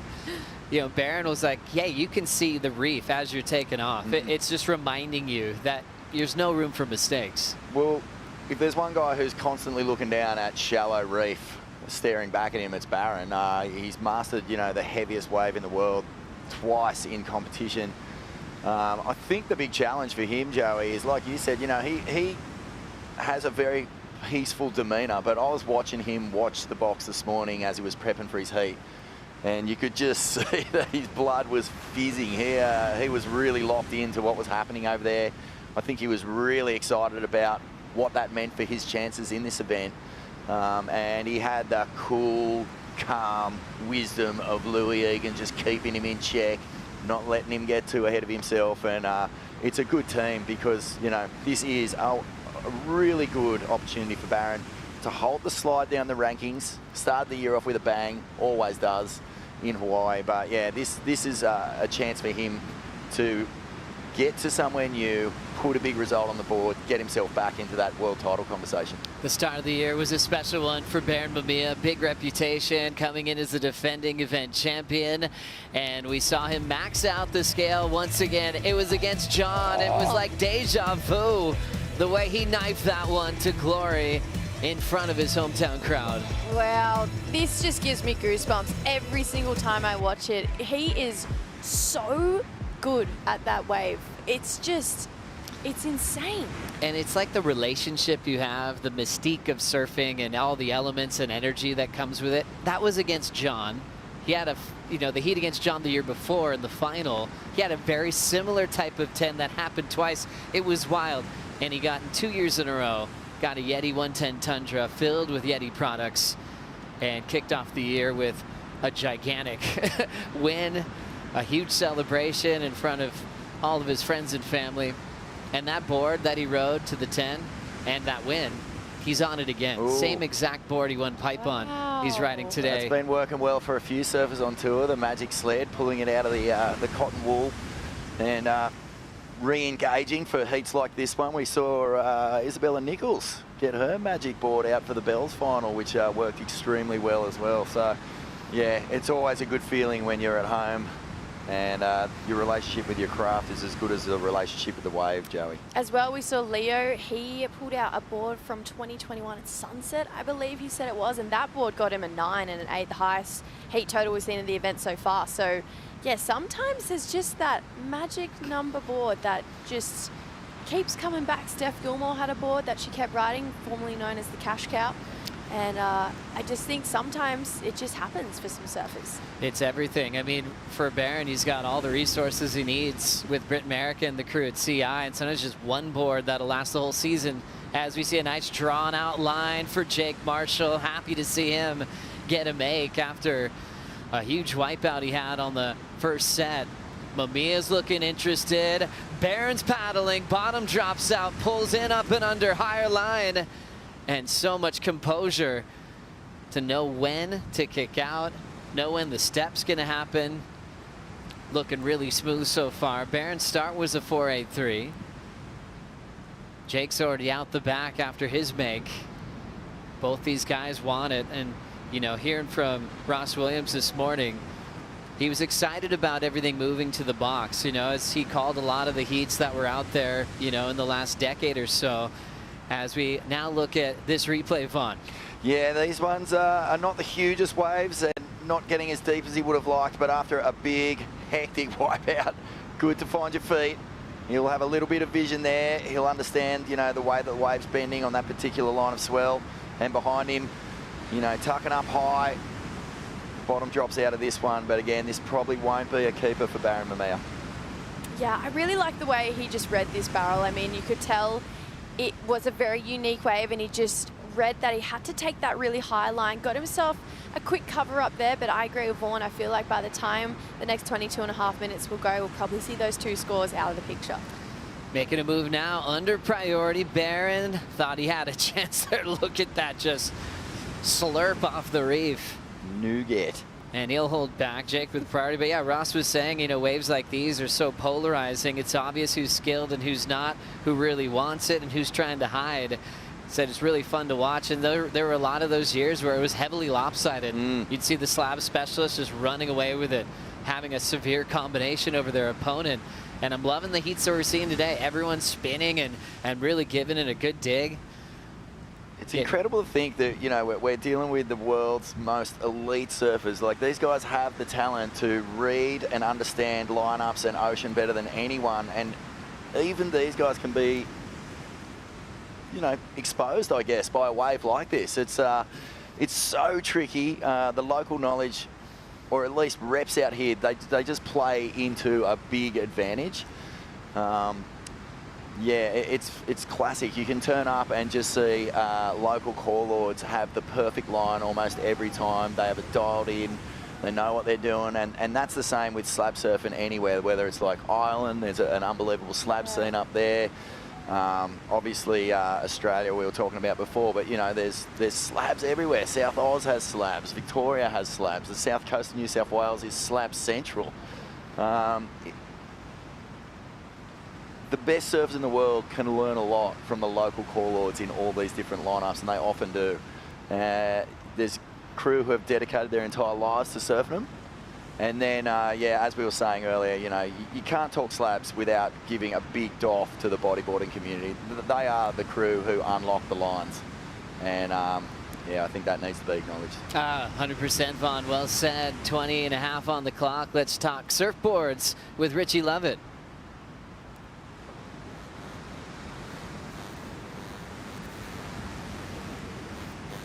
Catch up with Rich in just a moment as he's grabbing some surfboards out in the Red Bull Athlete Zone. He's getting excited about the heat coming up next as well. Joao Chianka will be taking on the local wild card, Jacob Wilcox. And Wilcox is a goofy footer, but man, he's grown up on this reef as a sparring partner with Jack Robinson since day one. A lot of great years where it was pretty uncrowded out there. There's some bodyboarders showing what was possible.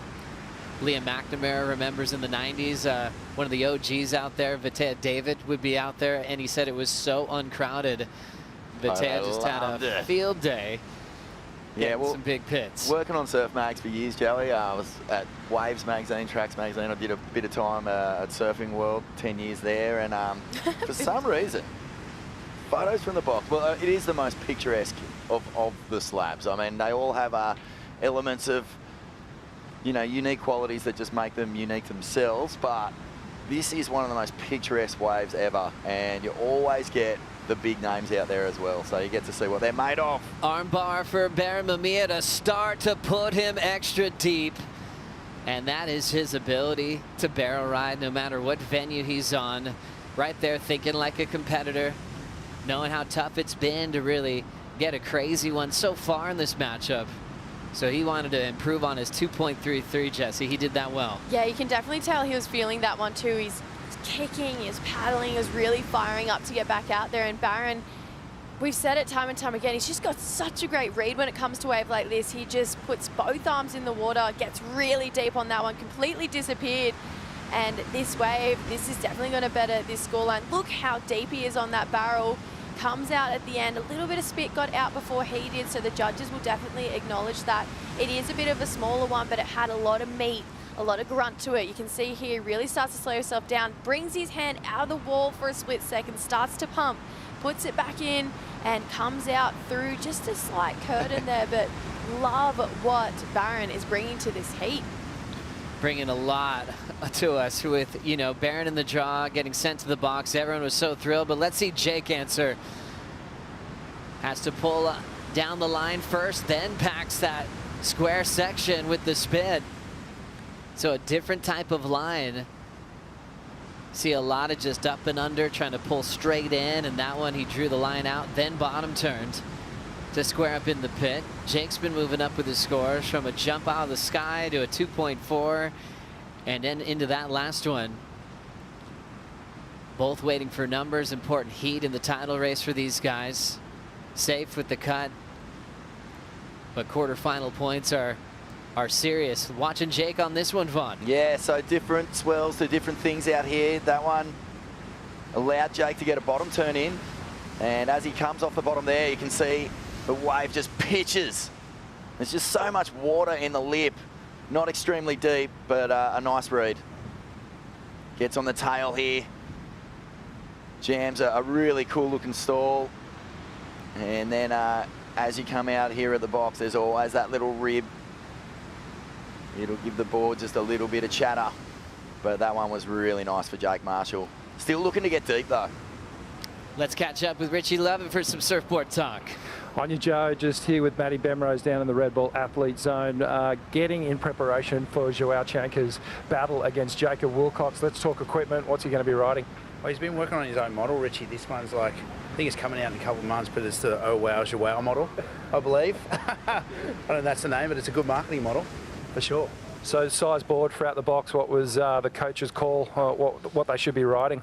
Not too long out there, eh? You don't want to be taking on for the too long a board and poking, so these guys are riding their normal shorties, because there's a lot of moving happening inside the barrel, so not too long. They're short boards.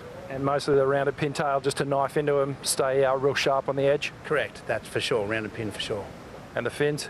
Fins, FCS. Always know. Well, there's tension down here. I got one more question. Like, we've gone over to the box and we know that, you know, Joao had the injury at Pipeline. How's he actually feeling mentally going out to a pretty break that's got a lot of consequences? Oh, mate, he is an animal.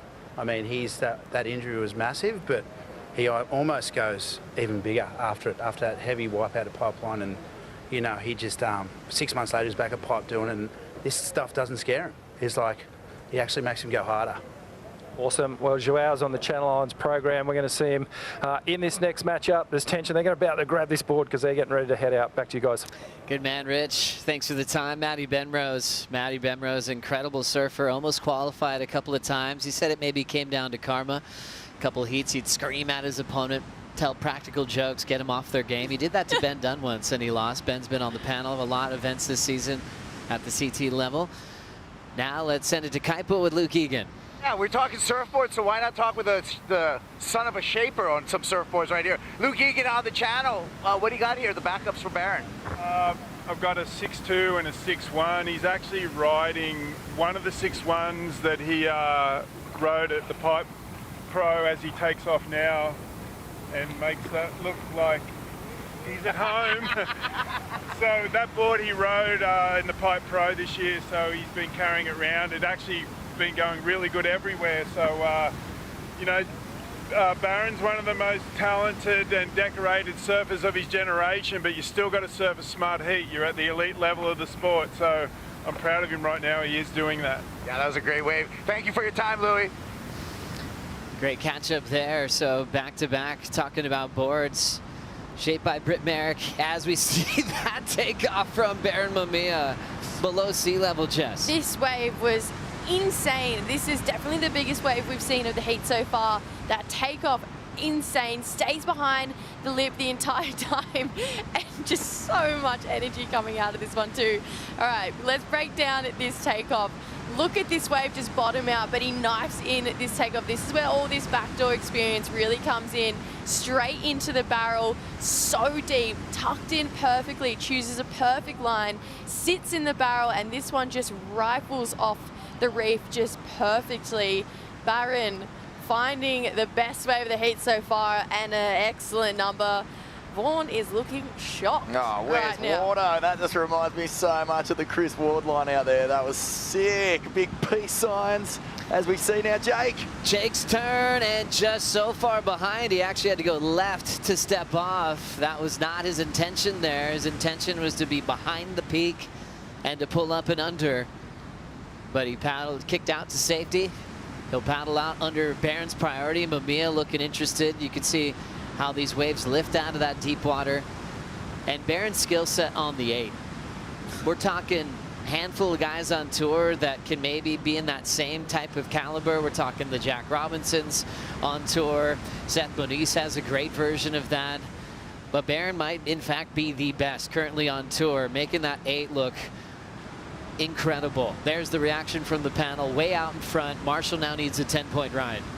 Being in the barrel as you're taking off, that is, yeah, that's elite surfing. There's not a whole lot of crew who can do it at this sort of wave, you know. Like that thing is pitching, it's thick, it's backless, and to just slide in with that sort of steez, it's amazing. Well, it's growing up at Pipeline when you don't have a spot in the lineup yet and you're a kid and he was able to take on closeouts and then make them. Stone and wood slow-mo. Look at it, just fully under that guillotine, and not one bit of stress in his body. He's just so loose to the point where he just starts putting the brakes on, allows himself to get super deep. He's just absolutely chilling in this thing. Slab a ganoush.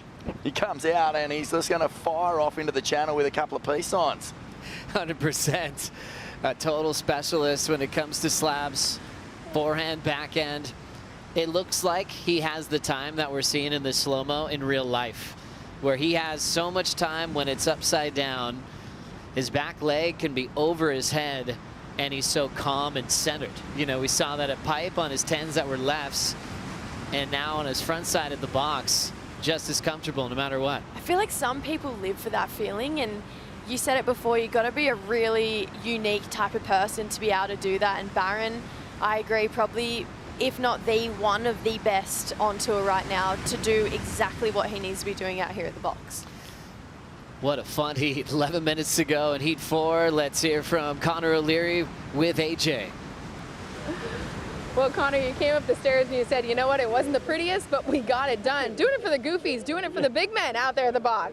Yeah, I mean, I haven't had too much experience out there, so I was kind of just trying to figure it out on the fly. You know, I feel like I was kind of thinking the more waves I catch, the more I'll understand it. And yeah, I mean, Kanoa, that wave came through and Kanoa didn't go, so I was like, okay, well, I'm going to have a go. I've got no priority anyway. And I, before this, I've only surfed it once in my life. That was about 6 years ago. So I was like, okay, well, we're going to figure it out this way. And what better way to do it in heat? No better way. We talked yesterday about just between the ears. You locked in yet again today, made it to the quarterfinals here at Margaret River. Just how much confidence are you building through this event?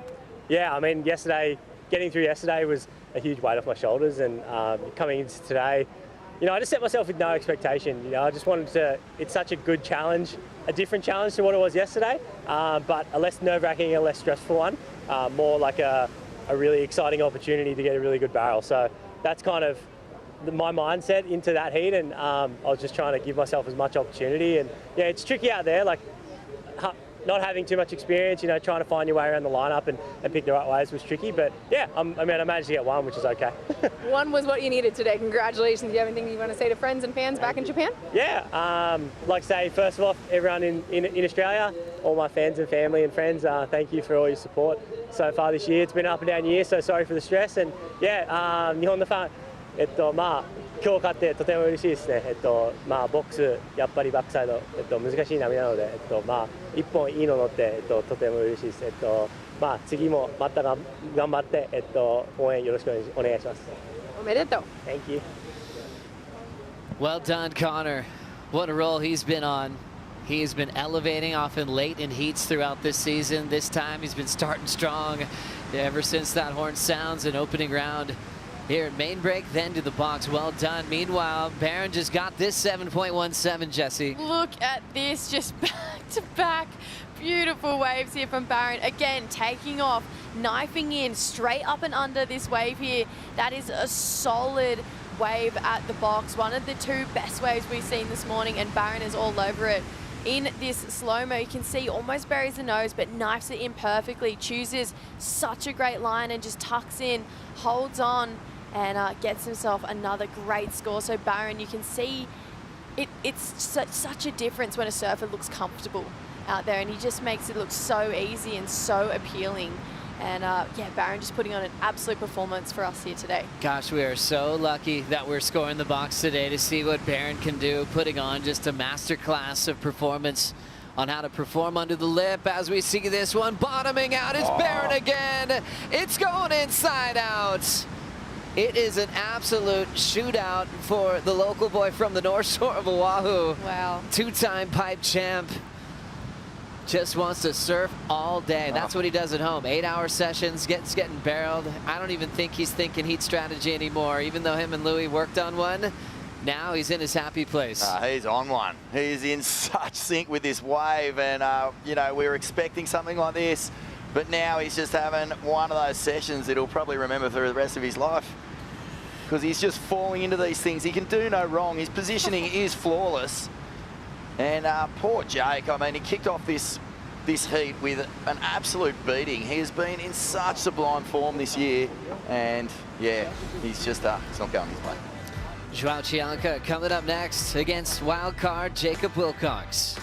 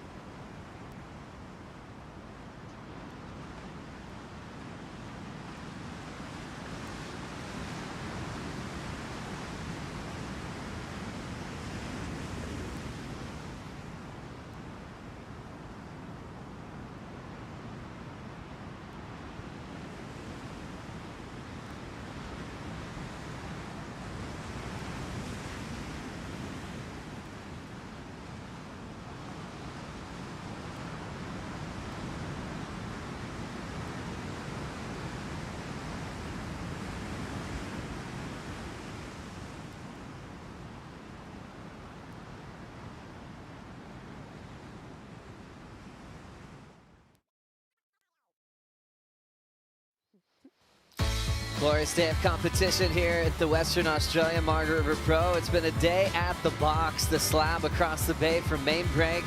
The stars aligned, conditions super clean, and we're enjoying all the action, especially if you're Baron Mamiya. This is that example we were talking about when we were catching up with Ross Williams this morning and saying the skill set can be polarizing. Right now, that's in Baron's favor. We know Jake Marshall absolutely charges. He's just trying to get familiar with where to be at the right time. Baron, with or without priority, he can just pull up and under in a moment's notice. When it looks like he's too late, he shows that he has more time than maybe anybody on tour. Yeah, it's an unfortunate heat at the moment for Jake Marshall. It's not, you know, a complete write-off just yet. It just must be so frustrating. Yeah, you've taken a few beatings, you're on the wrong side of the peak, or it's just a little bit too deep. And then you're also hearing your competitor just, you know, getting spat out of him, big scores. So he's just got to try to keep his head about him in his last 4 minutes. You know, one make will put him back in the picture. Baron's going to go on this one as he's tucking in quickly. It opens up, and once again, Baron can do no wrong. He's going to start flying away with alley-oops. He is just on a whole nother planet when it comes to his ability to not just identify a wave. He looks like he's got more choices than anyone. When you're this good, there's a lot more waves that are goable than other competitors. If they're just selecting a certain type of looking slab, they're going to wait patiently. For Baron, it's opened up the entire lineup. It has, and I feel like that it really changes the game when you know, draw someone like Baron Mamiya. Let's look at this one. Just so perfectly in this wave. He looks like he's been surfing this forever. It looks like this has been his backyard. He's just picking the best lines, holding it through, and just reacting to every little ridge this wave is throwing at him perfectly. Baron is so switched on at waves of consequence just like this. Like Luke said, he's got such a big repertoire, more than you would even begin to expect, and it's massively due to waves of consequence and how he performs just like this in barreling, slabbing waves. And he makes it just look like he's trying to surf a movie part now. He's box bending. It's just doing what he wants. You know, every time he looks at a wave, it just starts to open up and give him these unreal little visions. Yeah, he's in sync. It's like he doesn't need to have that perfect line in. You know, we talk about the pinpoint takeoff. You can actually read it where he wants and take off upside down. This was a wild way to kick things off for Jake Marshall in the GWM recap. Ejected out of the sky, and then things got a bit better as he found his moments here. Heavy beating, but yeah, you know, a little moment of vision there, but it's just been the Baron Mamiya show since then. Every single time he takes off, that was a really lovely wave, but he's getting deep. He's getting vision. He's taking high lines. He's taking low lines. He's voguing out. He's having a really fun surf. Most exciting 10-second ride in the world here in WA, and Baron Mamiya is just enjoying every second of this. Down to 2 minutes on the clock as it looks like he'll be preparing for a quarterfinal, which is big for Baron. It's all about trying to win on the road, and maybe this will be a big moment for him in WA. Paddling once again under priority. First time Baron's got to step off in a while. But when he's this fired up, he's been coned this many times, he's not worried about a thing. Yeah. He's like, what else could I do out here? Baron's gonna have to try to punch through. Not much water, even on those smaller ones. You're really feeling it. Just tapping the extreme Vishnu in this heat. Joey. Imagine some of the things he's seen out there. Just looking out at Kaipo, looking in.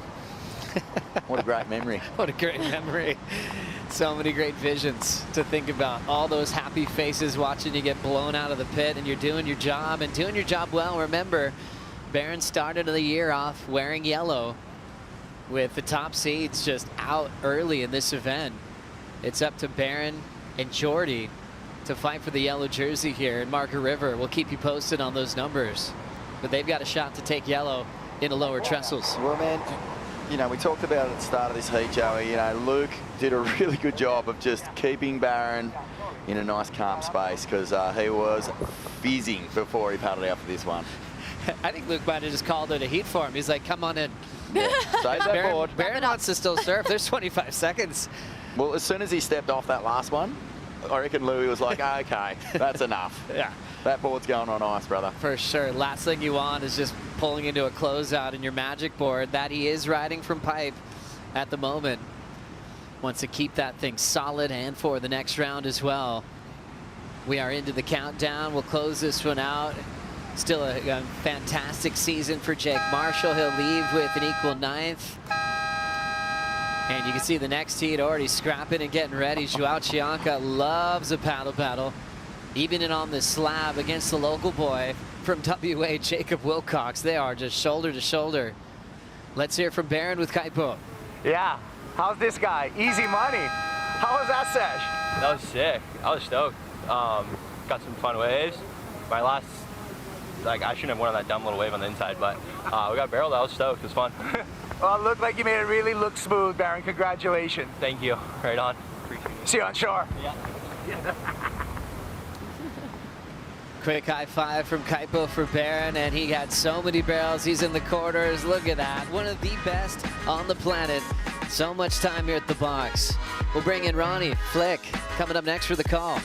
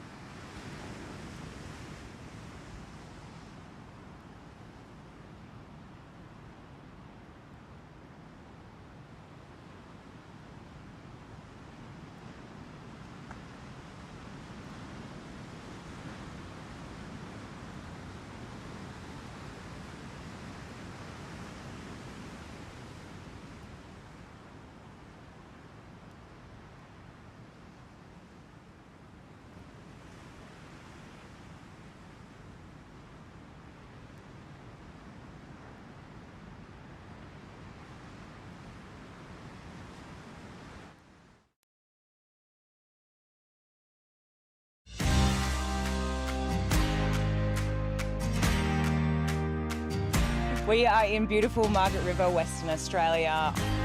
It's rugged, it's wild, untouched. He can break anywhere from 2 foot to 15 foot. We have no shortage of swell here. I might be slightly biased, but it is the best place in the world. No bias about it at all, Flick. It is one of the greatest places on earth, and it's delivering today. What a Wednesday morning we're having over here in the West. Jacob Wilcox about to take on Joel Chianka. He'll have the support of the hometown crowd here, the wild card, as he goes up against a man who is on his rise up the ranks at this stage of the game. Joel's turned things around nicely. Oh, he totally has. It feels like he's clicked into that momentum, and I just looked at this heat on paper, and for me, it was one of my favourites, obviously. I mean, you know, Jacob Wilcox, say no more. He's got so much experience, you know, now that Jack's not in the draw. Jacob's just spent just as much time out there, if not more than Jack. And I just can't wait to see him unload here. You know, he's had some epic moments over the years on his backhand. And it's not an easy wave to surf on your backhand. If anyone, you know, any of the goofs this morning were looking to the inspiration, I'm sure they'll go on straight to those clips that you've seen of Chippo out there. He's had some amazing moments, but he's coming up against a really informed Zhao who seems like he's clicking into gear sort of in the midway part of this season. Yeah, he does. He's fired up, and we actually heard a clip, the Stone and Wood Real Talk with Vaughan talking to Joel, and he said that, you know, one of the best sessions of his life was out here at the box. So he knows the wave, and he's ready for the challenge. And there is also a little bit of hustle happening out there at the takeoff zone here at the moment. The fight for that inside position when priority is neutral at the start of the clash. Their first head-to-head heat. Chippo, even though he had a short-lived CT career, he had 13 wildcard appearances before he actually graduated to the tour ranks. So he's no stranger to the spotlight that burns so bright, usually on a wild card. We got some movement on the outside. And have a look at the conditions we've been blessed with here this morning. It's just such a buzz. You know, we mentioned it earlier, Fleek. It's just such a unique location and wave when you put it up against all the other breaks on the schedule. Oh, it's a total slab. Like one of the, you know, I heard Vaughan talking about it before, or maybe it was you, Ronnie. Can't remember. But one of the original ditch slabs, you know, like in Oz that you really, you know, got put on the map in like sort of the 90s, I guess. It got blasted everywhere. We saw those iconic, you know, a lot of cover shots on magazines. And it's so different to anything we have on tour. It's pretty excited as we see Jacob sort of thinking that maybe there could have been a priority switch. He's looked to me that that's what those hand gestures were. I mean, there was definitely a bit of hustle and bustle there. They're playing, you know, they're playing each other right now. I mean, it seems to me at the moment that there's been no decision by the judges yet, or if there will be. But yeah, this wave's been put on the map well and truly. And you know, you've obviously got your core lords who have really dedicated their life to this wave, the local guys. As we look to this moment where, I mean, sort of looked like Zhao just paddled up underneath Jacob, and he was having a serious look at that one. He's like, hang on a second. He's a competitor, isn't he? Yeah. Jacob Wilcox, you know, he's not going to back down. Kind of popped out of the same mould as a lot of the surfers from this region. They fight for their victories. They fight in every heat. They're not afraid of the big names. You know, and just to give you some insight on that, you know, Andy Irons, who was just such a competitive force, always would niggle his rivals at the top of the ranks, and he used to push Taj Burrow really hard, give him a lot of stick. And to TB's credit, you know, in stature a lot smaller than Andy, he never backed down. You know, he's later admitted, and I think it was in the Kissed by God movie of Andy Irons, Taj was in it, and he said he was, you know, petrified of Andy at different stages and his pack, but he still always pushed back, and we've seen that from Jacob as well. You know, had a much bigger established names come up and push him here out in the lineup. At that moment with Zeke Lau a couple of years back, and just fired up. Well, was ready for the. Can speak to it, Ron. I feel like it's the West Aussie in him. I honestly feel that as West Aussies, you know, we're that bit more geographically challenged to the rest of Australia. It's true. We're remote over here, and it's the reason that we love it so much is because it is so untouched, it's so remote, but it makes travelling that bit harder, that you got to work for things a bit more, you know. There's sort of sponsorship, endorsements, everything, the money, the surf scene, you know, obviously we've got an amazing surf community here of underground absolute charges. We've got a great surf community here. But when you're a grommet and you're growing up in Western Australia, all those contests are on the East Coast. Financially, it just breeds this thing inside of you that you're like, hang on a second, I'm not backing down without a challenge. And I feel you see it in a lot of West Aussies. Like, you know, you work hard for this and you're not going to let it slip through your fingers, Ron Dog. Yeah. Yeah, they're rough. Oh, they're thanks, dusty. mate. Yeah, well, talking about Jacob specifically. Fleet, you're a picture of health. You're the most groomed person on the broadcast team, 100%. Sometimes. But no, Jacob, you know, they're the kind of people that can, you know, fix their own cars on the side of the highway and change a tyre. Don't get too fast by a couple of flies buzzing around their food at lunch. It's still good.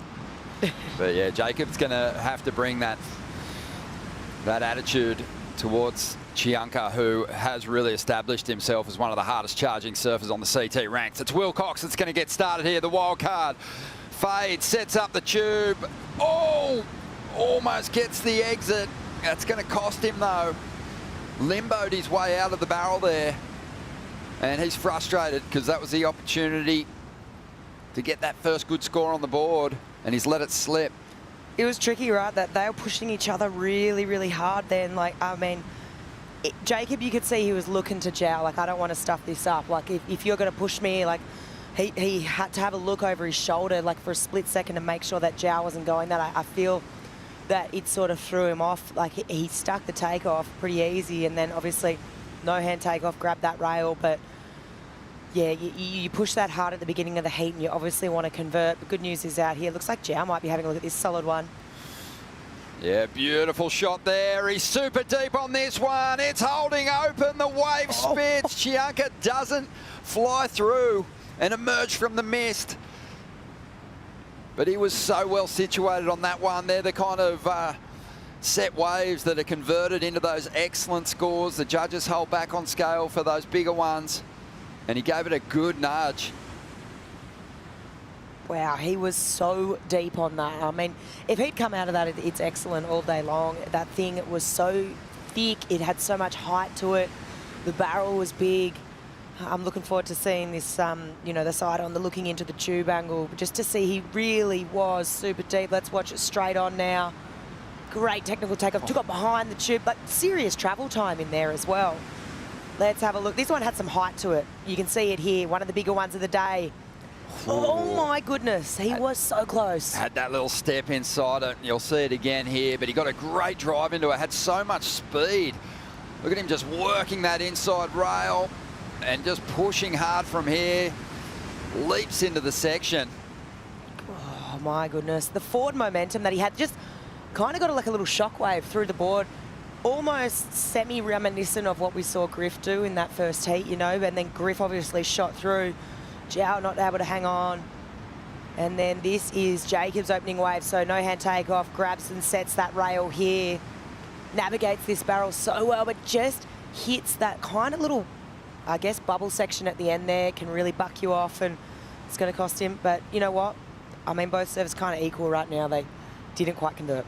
Yeah, not converting there. It seems kind of like this heat is yet to come to life, Kaipo, but that was an incredible pit that Chianka pulled into. Yeah, what an exchange, right? But yeah, Joao was just, he was right there. I mean, I was looking in there, he was right there, got some air underneath him. Here he goes again, has to do limbo right there.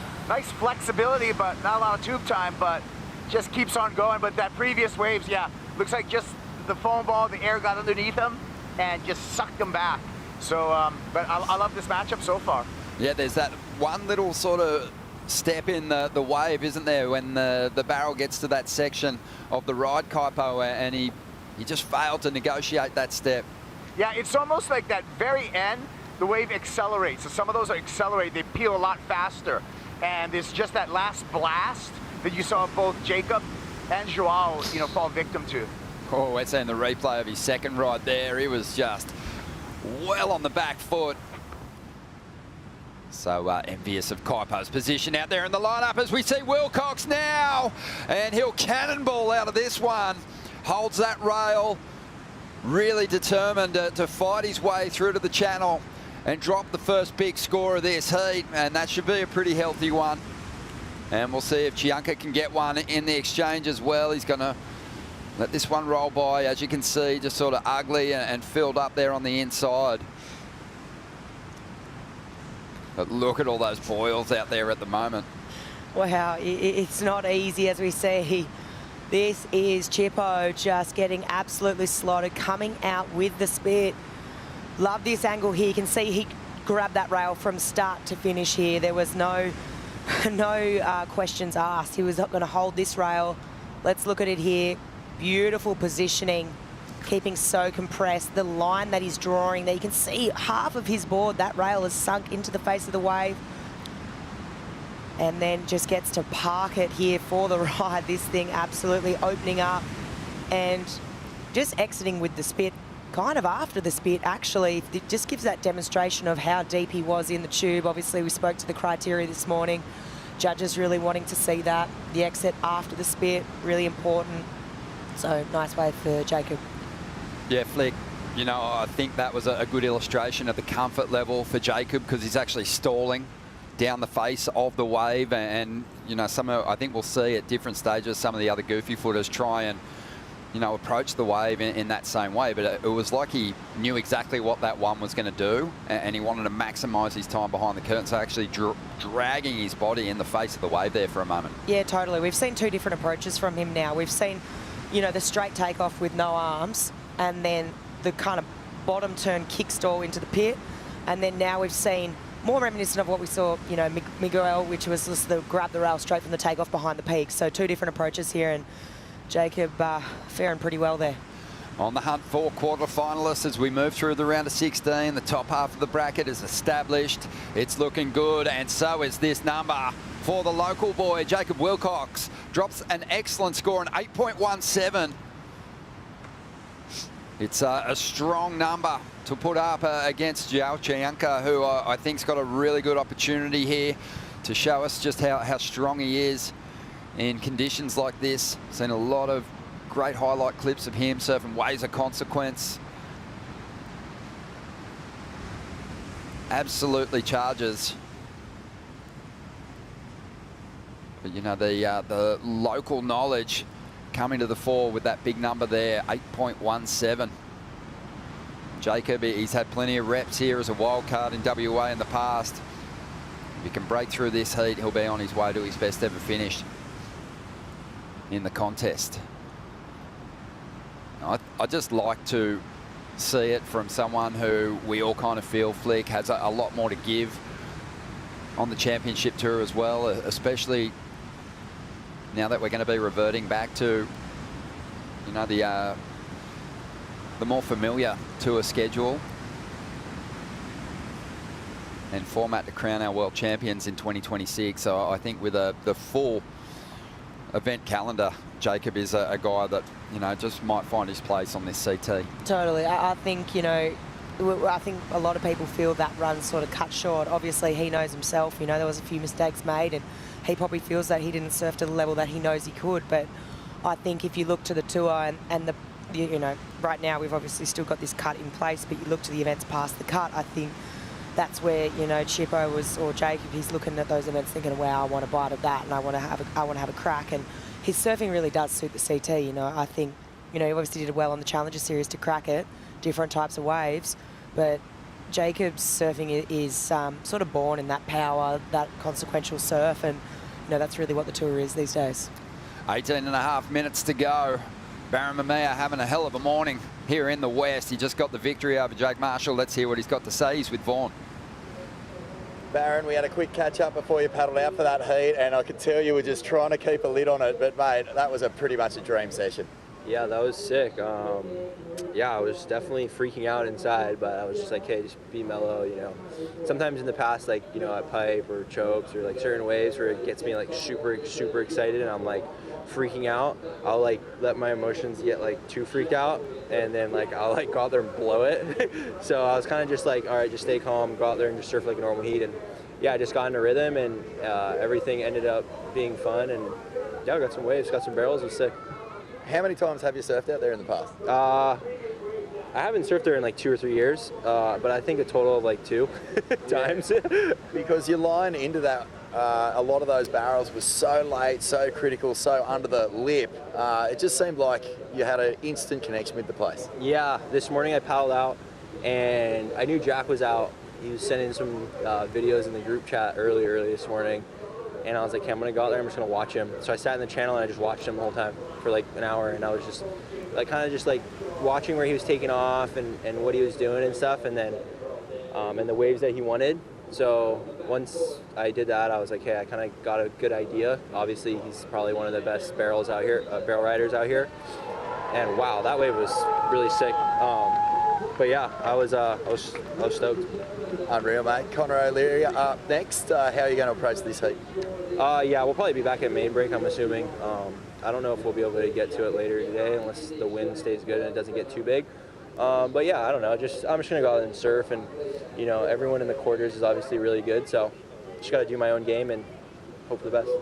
Mate, thank you so much. It was a great show. We really enjoyed watching you enjoying yourself out there. Yeah, right on. Thank you so much. Appreciate it.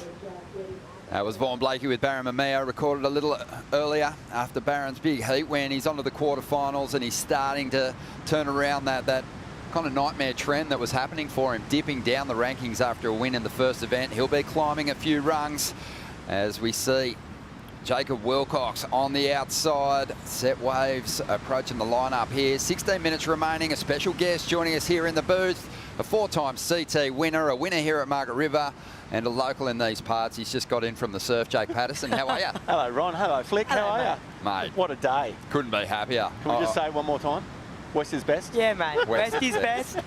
Mate, how was it out there? Bad luck with Kanoa, but it was always going to be a challenging heat, because what people don't realise about Conor O'Leary is he grew up surfing slabs, a lot of right-hand slabs, and he looked pretty comfortable. So does this guy, Jacob Wilcox, trying to back up that 8.17. That's a good-sized wave. Tidy little exit. But yeah, how is it out there? It's unbelievable. There's not a drop of water out of place, so it's a perfect day to surf the box. Yeah, it is dreamy, and some people might just get the barrels of their life out there today. 15 minutes to go. Jacob Wilcox on the backhand. Chianka, obviously a hard-charging barrel rider. But how much is that local knowledge going to help him in this clash? A lot, mate. Have a look at this. He knows where to take off. He's surfed out here a bunch of times. I would hate to go surf out there for my very first time in a heat. There's no crowd there to line yourself up with. No one there to show you where to take off or anything. So to paddle out in your heat, there's no one out, and off you go. Like, pretty heavy. It's so crazy. I mean, this one, the height of this one is probably one of the bigger ones we've seen someone take off on. Just perfect positioning. You just see that local knowledge is just illustrated so perfectly. Okay, maybe not the deepest, but seriously wide. This thing's a cavern. I mean, look how well he threads this section. It's not an easy bit of water to read right here. Look at that kind of how high he gets tucked up there. Perfect read. He's going to back up the 817 nicely and apply some serious pressure to Jow now. We've seen a couple of good rides from the Goofies today, but we haven't seen that kind of comfort. Just the stalling, Jake. You know, you just don't see that too often, and also the read coming out of the barrel there, because there is, you know, the drop. That's the first big challenge. But just surviving that isn't enough here at the box, is it? Yeah, well, if you know what you're doing out there, you don't really even need to take the drop. If you take off deep enough and come from behind it, so he knows what he's doing, and he's one of the best backhand riders at North Point, or all the heavy slab waves around here on his backhand, so he's feeling right at home, as you can see. Mate, I swear I heard you a couple of times from here. What are we? We've got to be over a K away from the actual the lineup here, but I know your energy levels are at an all-time high at the moment. You love it when the West turns on a good show for all the visitors. What's the energy like amongst the competitors out there? Oh, it was really weird, because we're waiting on the call this morning, and we're at the ramp with you know, Taj and I share a jet ski, so we had that ready to go, and we're just waiting, going, what are they going to do? What are they going to do? And they obviously pulled the go button for the box, which is so good to see. I mean, why have the backup place if they're not going to use it, right? Yeah. That's what people want to see. People in death-defying slabs. Yeah. And often, you know, it's talked about around the event site, but you do need certain conditions to get a good round of competition underway at the box, don't you? Oh, you do. You really do. Like yesterday, there was a couple of crazy ones. Looks like Jacob having a little sniff at this one. Yeah, he's just looking to up the requirement here. 4.33 for that last one. Not the deepest tube, still very technical, but he'll be happy with that because it's forced Joel to chase down 2 rides to get himself into the lead here. Yeah, so the box likes a really straight swell, which so it doesn't get that little capping on the end of the barrel. He goes, Joel, this looks, see how easy that takeoff was?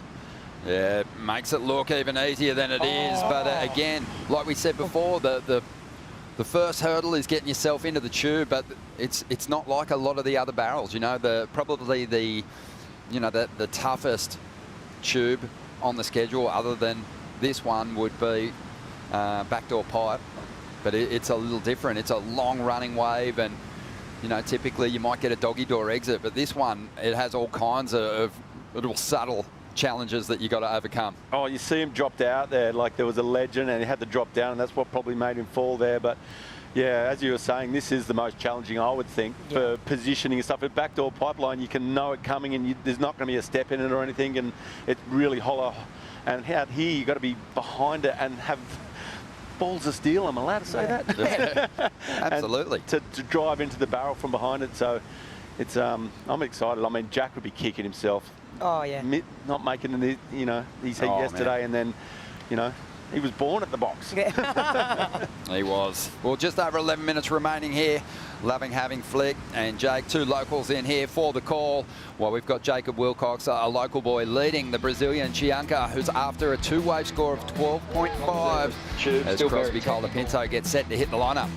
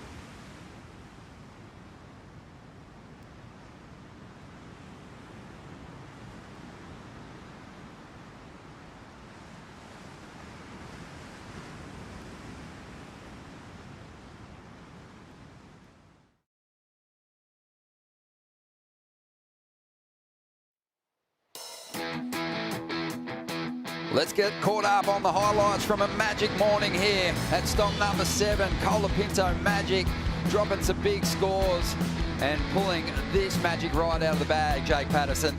Yeah, I was in the channel for this one, and I tell you what, we thought he all just fell through that whole thing on the foam ball, but have a look at this.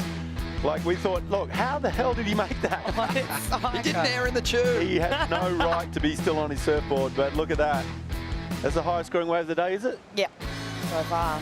Look, he's absolutely buzzing. Yeah, looking to make a big charge up the rankings. Leonardo Fioravanti, he's in red hot form this year, and he's brought all that amazing pace into the box. Yeah, this was beautiful to watch. He threaded a couple of nice waves out here. Miggy gave him a run for his money though, so it's going to feel good for Leo though. Thread a couple of tubes early in the morning. Connor O'Leary up against Kanoa Igarashi. He loves these kind of conditions. He looked right at home here, Snake. Yeah, I was out in the water obviously because he was against Kanoa, and yeah, that was probably the easiest wave of the whole heat. There was a lot of hard ones. Kanoa had a couple of a couple of crazy ones, but didn't come out, and that was the difference right there, that wave. So good job, Connor. Yeah, Connor making his charge up the rankings as well. But what about this guy, Baron Mamiya? We knew he'd be deadly. He was up against Jake Marshall. His eyes lit up when the call was made to go to the box. and he made full use of this lineup. It was crazy. He's got all the time in the world, right? He makes it look one of the most compressed, quickest takeoffs, and he makes it look so easy. It's like it's in slow motion. One of the best barrel riders in the world in my eyes. Yeah. So he was right at home. Unbelievable stuff, and we're going to get plenty more highlights out of this day. 7.5 minutes remaining here. Jacob Wilcox, the 27-year-old who grew up in this region and exploring this coastline, which is just what you do here as a local snake. Oh, yeah. Don't say too much. Yeah, I was just about to say. Here we go. Here he is goes again. Fading nicely, getting himself some cover here. His last wave of 4.33. Just wants to keep upping the requirement here for Chianka. I think that was a bit of a tactical move to keep Joel off that wave, so he's not even in the heat. He's still in combo land, so take every opportunity with 7 minutes to go. He still needs 2 waves, but I tell you what, the box, you can turn a heat around in 2 minutes flat. It's a big difference, isn't it? And main break, it's really difficult to turn a heat, especially if you're comboed and there's only 5 minutes on the clock. It can be achieved here as we see the replay. Oh, just perfect positioning again. Just really trying to maximise the time. The Chibi's playing with it really there, like using his arm to stall. Pretty fun, 2.47. Right. Take your life in your hand for 2.47. Yeah, it's, hyper critical, the judging at this venue, because it's such a short, intense ride. So, they've got a lot to take in, Jake, in a small amount of space. Yeah, depth is the key for out there. Take off behind it and shoot through the whole barrel. And the box, they call it box for a reason because it's so square. So it's going to hold open for you. It's just, as I said, balls of steel. You got to be able to do it and drive through it. Let's have a look at the scoring criteria at Snake and just speak to us about that first note there, commitment and difficulty. Yeah, but to be honest, the deeper you take off, the easier it is. So, but the deeper you're going to be. So, if you take off in the middle of the box, it's so heavy. You don't want to be taken off in the middle. So, it says take off and then do tube depth. So, it kind of all mixes into one to get a big score out there.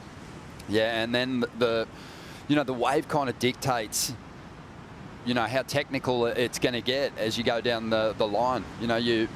You're actually probably in competition not wanting the wave to be too perfect and have a big open exit that people just assume you're always going to come out of. The ones like Griff's are the ones that you want to get. Exactly the example I was going to bring up, because he fell through that thing and it made it like more dramatic, obviously. But if he had to come flying out, he's getting a 6 or a 6.5. But because of what happened, he gets a 9. Yeah, it's the funny thing, right? It's the ones with the easy entries, almost like, oh, that wasn't so technical. Yeah. And it's like, oh, well, we're not going to throw such a high score, but that's kind of where you want to be to position to have the best, longest tube, right? But those ones that kind of are real ugly, that more come from that southwest angle, not so much straight on. Yep.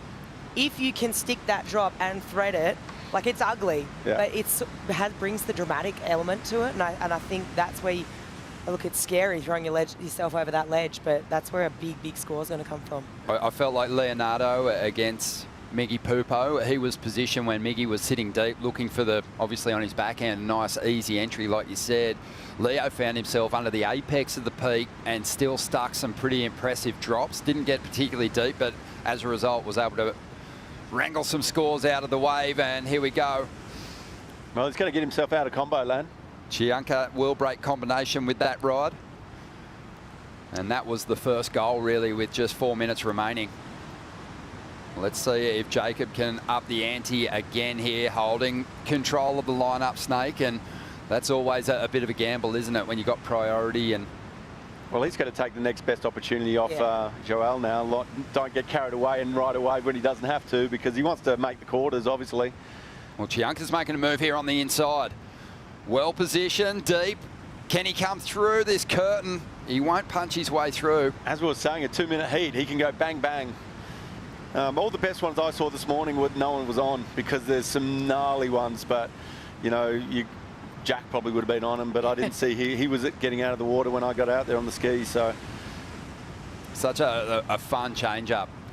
Flick and I were talking about it before, when you consider the schedule and all the locations we have on the tour. There is no slab.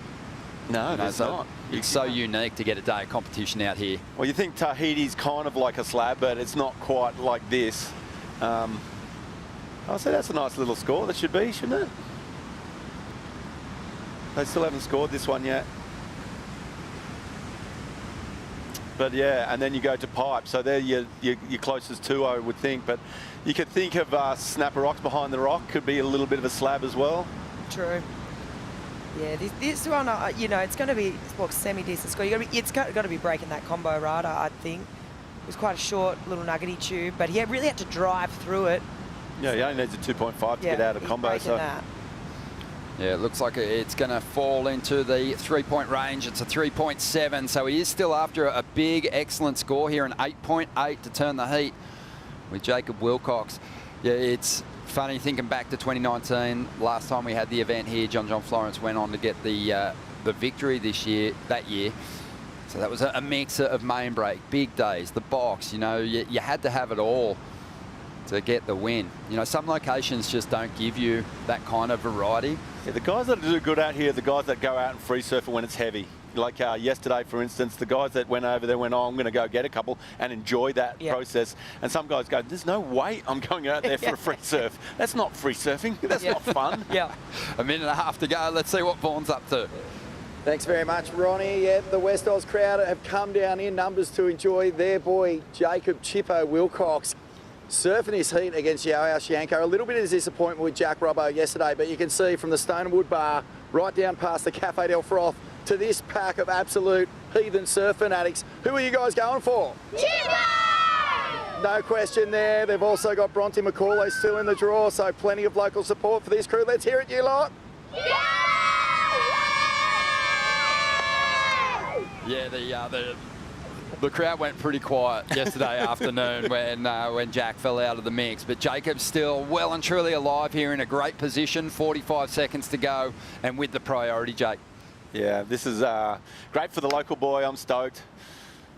Yeah, because he's been beat up as a CT campaigner. I think his best result on the championship tour came as a wild card down at Bells. He cracked the quarterfinals down there one year, but so many wild card opportunities in this event that he hasn't been able to convert into that big surprise story, but already doing some great work here. But he's going to throw priority away here in the final stages, and this could be dangerous with a good set standing up on the outside. Chianka, he's well positioned, deep, takes off, locks in. Will he punch his way through this one? It looks like it clamped pretty heavily on the end of the ride there. Wow, what an opportunity though. Wow. And bad luck there for the Brazilian, but you know, I think for a lot of those heats, the regular footers, you'd given the advantage, but you had to give it to the local boy in this instance. Oh, wow. that wasn't going to be the score anyway, I don't think, even if he came out, but wow, how exciting is this stuff? He became one with the wave. But he was chasing an excellent score, and even if he'd punched his way through that curtain there may have been a question mark on it. Just that wall tapering pretty quickly. So a big heat win here for Jacob Wilcox, and he's going to continue his march. Another big wildcard story. He won through the trials to get this opportunity, and he's taking on some of the biggest names in the sport to stay alive and get himself into the quarterfinals here. Joe Chianka, he's made a move up the rankings, and he'll be on the CT for the rest of this year and into 2026. We'll take a quick break. When we return, there is a battle to get above the cut line going down between Jackson Bunch and Crosby Colapinto.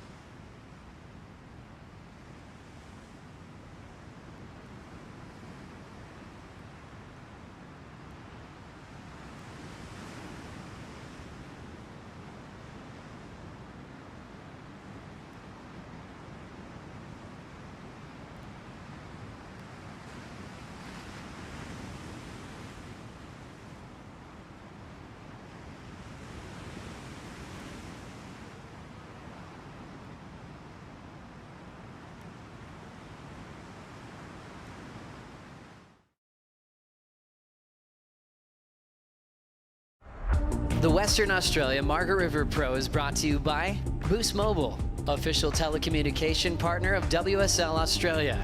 By Bond University, your ambition belongs here. By Hydrolite, official oral rehydration partner of WSL Australia. And by Rusty, official apparel of the Western Australia Margaret River Pro.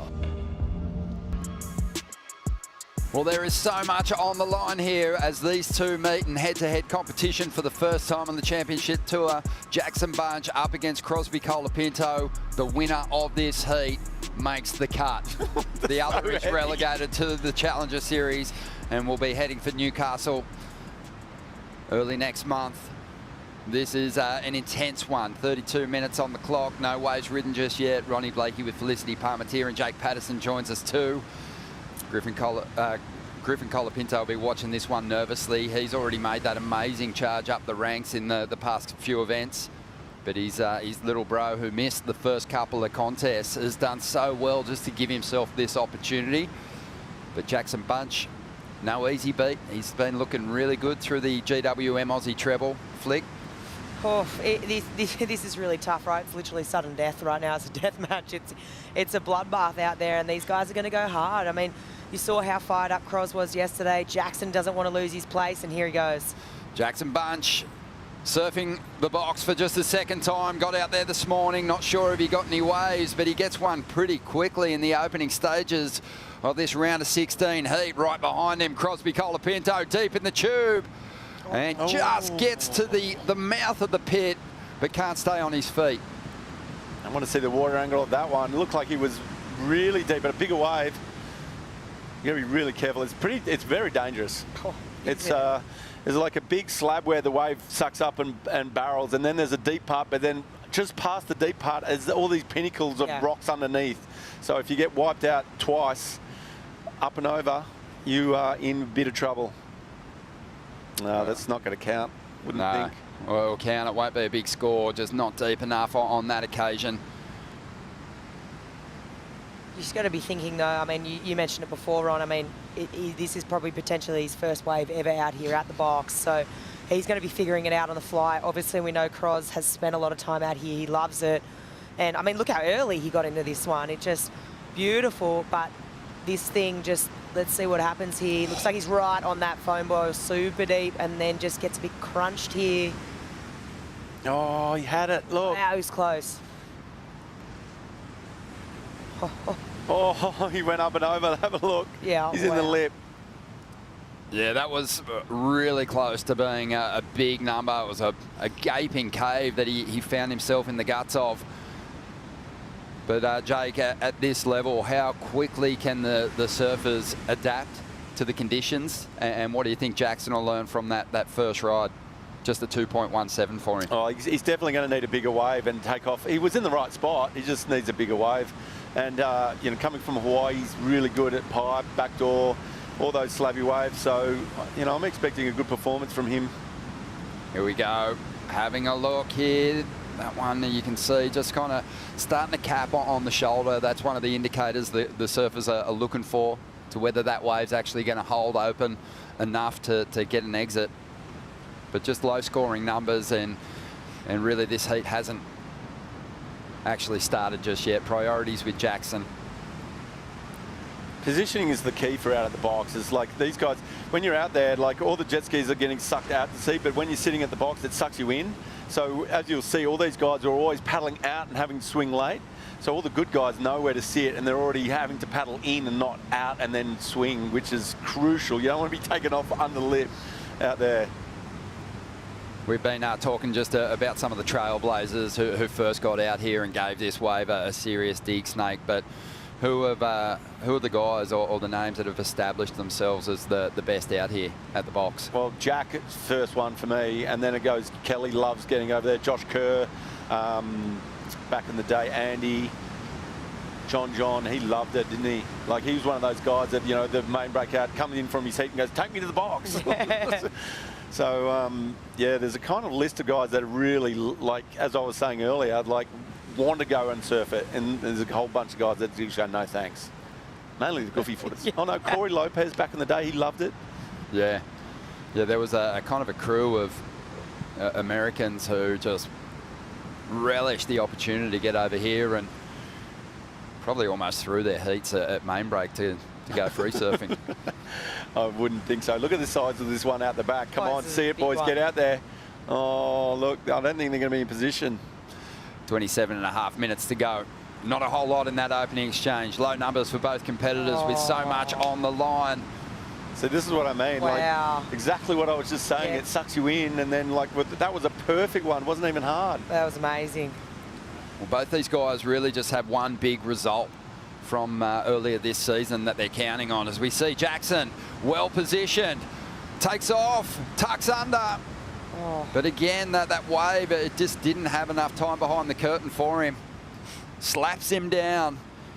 And priority's going to be with Crosby. I mentioned their results earlier in the season. El Salvador, Crosby, quick return after breaking his elbow to get himself that semi-final. But since then, a couple of 17ths. Jackson had a quarter-final finish over in Abu Dhabi. But other than that, it's been all 17ths. So they're sitting mid-20s at the moment on the live rankings. One of them's going to make a jump into the top 22 with the victory here. So scores coming through, another throwaway there for Jackson. And we'll see how Crosby responds with this priority in just a moment. Just on 26 minutes remaining. And Vaughan, you were down amongst the local crowd. They were right behind Wilcox in that last heat. You just got the job done. He sure did, Chippo, mate. This is not only your best result here at the Margaret River Pro, but, mate, also your first heat out the box. You looked completely comfortable out there. Oh, man, I've dreamt of that moment for a long time. And yesterday when I heard they were pretty keen to go to the box, I was like so fired up to get through that day of competing yesterday. And yeah, rock up this morning. It's probably not the best box ever, but like just being able to compete out there was like so special. That's something like I've dreamt of for so long. And getting to watch the comp out there a few times and not me involved in it, I was like just wishing to have a go. And that was pretty fun heat. Obviously, I don't think I did as good as I could have done out there, but it was kind of hard, like trying to balance, like wanting to get the best way, but then trying to compete as well. I let one go at the end because I just wanted the whole priority. But yeah, dude, Jow's like such a hard competitor, especially for a wave like that. I think he got one at the start that if he made it probably would have been a 10. It could have been a completely different story, but yeah, just had a bit of local luck on my side, I guess. It's such a short, intense, thundering little pit. What's your sort of tactic out there? How do you sort of choose your line and which wave are you looking for? On the back end, I'm just kind of looking for something that's going to let me in, just like a tiny little lump that's just going to get me into it enough. Because as soon as you disconnect from your board out there on your backside, it's like really hard to gain the traction again and get through the barrel. My first surf ever out there, I like went one of these south ones and ate shit, like broke my toes, ripped my wetsuit, and like that was my first experience in the box. So since then, I've been building up the relationship a bit, but. Yeah, the swell's like kind of starting to surge in a bit right now. Like it feels like the period's like picking up a bit, or there's this underlying swell that's like pretty solid. There's a massive wave just came through there now behind you. Sorry. All good, mate. All good. Look, you know, your career, it's had highs, it's had lows, it's been here and there, but this is a real opportunity for you to really flex some muscle at your home break, at your home event. You must be absolutely stoked to be through into the quarters. Yeah, I feel like it has had some ups and downs, but like it's so character building, and I feel like I've always fallen in love with that side of it, is all the ups and the downs. It's like, so it makes you just resilient and makes you want to keep pushing. And yeah, I'm super motivated for this year. Like I feel like I've had 6 months off, probably no competing, so getting to come back now, compete at home, like it's the perfect warm up for the year to come. It is, mate. Well, this whole crowd is well and truly behind you, and we wish you all the very best for the rest of this event. Thanks, mate. Nothing. Yeah, Jacob Wilcox, you know, we just haven't seen it from him in competition, but his edits are incredible. Devalt, Into Dust, those movie projects he's worked on have been amazing. Probably the most barrel man in the West. So that's a big call, actually. There's a lot of people over here getting barreled every day, especially when Jacob's off chasing event results. But up north, he's just logged some incredible tube time and showing that he can be a major threat, whether at main break or here at the box. Through to that next round with the local crowd right behind him. Out there in the lineup at the moment, things remain the same. 23 minutes to go. We know the winner of this heat will jump ahead of Matty McGilvray, who is going to be relegated to the Challenger Series, holding on to 22nd position. but it's a short-term lease that he's got. He'll be sitting there for just over 22 minutes before one of these two surfers makes the jump. Crosby Colapinto missed the first two events. That's kind of what's most impressive about his return to competition. He's already just jumped ahead of Jackson slightly. But yeah, as I said, one of these guys is jumping into that 22nd position. Michael Devalt still alive in the mix. He's got to win the contest, and if he can, then we will potentially see Alejo fall out of the top 22 as well. So voodoo dolls come out. Oh, man. It's going to be really intense, this run through to the above the cut line for the three surfers remaining here in contention. And that's just the men's side. Geez, the women's side's another bloodbath coming along this afternoon. Oh, yeah. Yeah, that's going to be really competitive as well. Lakey Peterson, Sally Fitzgibbon still alive in the contest, sitting 14th and 15th, campaigning for a place above the cut line, obviously, but we know there's a bit more to that story for the women with the expansion of the ladies' ranks next year. 21.5 minutes to go, some movement here. Crosby's got the priority, looking to get himself into position for this one. He'll commit. Let's see if he can find the exit. Ducks under the lip. It's cascading in a big way, and he finds his way through it. This will be the best number of the heat so far. It's been a bit of a slow start for this one, just throwaway scores up until now. Yeah, that's going to feel good for Crosby. You know, the time's chewing down, and he just needs to stick something. He had that one swing before, and that thing could have been a really giant score. But just to connect, to come out of one, still heaps of time on the clock, put a bit more pressure on Jackson. Yeah, it's going to feel good for him. Yeah, psychologically, he's done so well just to get himself back into a position to contend this year, Jake. It was a bad break, required surgery to his elbow, hitting the reef over on the North Shore before the first event got underway. And yeah, it was unfortunate. It's not back to full strength just yet. He still wears a bit of strapping, but he's constantly convincing himself that he is 100%. He's pretty good with his golf swing. Let's have another look at this one. Easy takeoff, and then just a little slab at the end there. Just gonna, yeah, as you said, it's going to be the highest scoring wave. Probably his backup score, but it's always nice to have that one, so you only need one more wave in the next 20 minutes. Yeah, coughed out into the channel there, and it will be the best number, but it won't be a huge score. Just, you know, we've seen so much drama in some of the earlier rides today, so the standard's been set. There's a line there that the rest of the competitors in the field have got to reach, but you know, you need a certain kind of wave to find those dramatics and get into that excellent range. So waiting on the scores to come through. Probably be a mid-range number.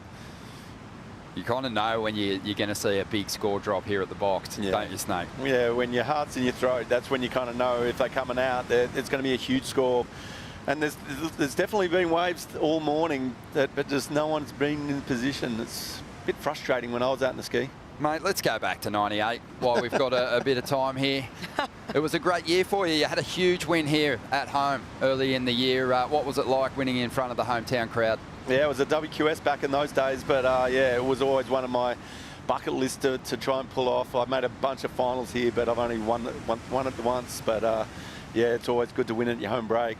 Did you win it on the rights, or did you put that big vert backhand to good use? No, I had to go right, like through the event. I mean, left through the event, but definitely in the final was all rights. Love that. And then let's fast forward to the last event of the 98 season. And the last 10 seconds of the Pipe Masters that year, you're chasing an excellent score, a good score to overcome Bruce Irons.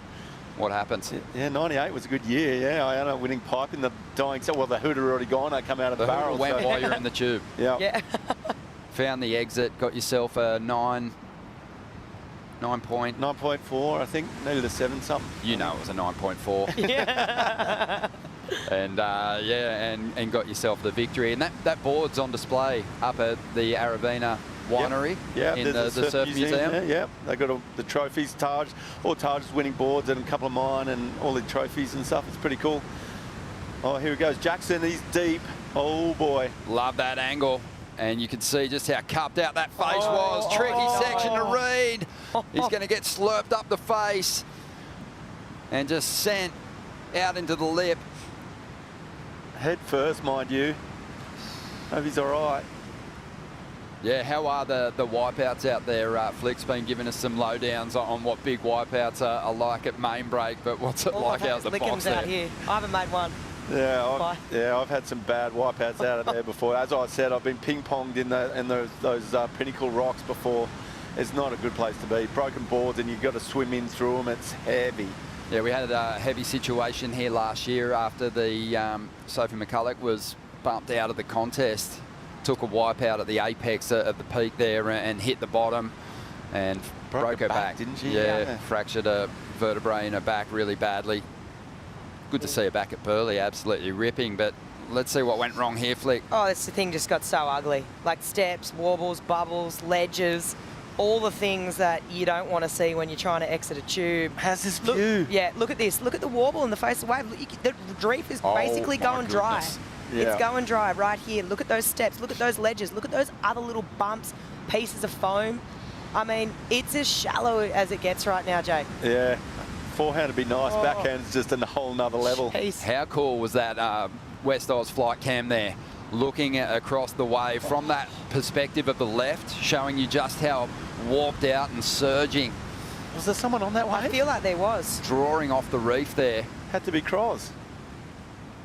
Yeah, we'll keep eyes on the lineup here. As Crosby ducks under one.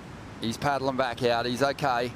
That must have been a heavy wipeout. But yeah, just so much for the competitors to contend with on the face. And sometimes from the channel angle, you know, you see that last little step in the wall.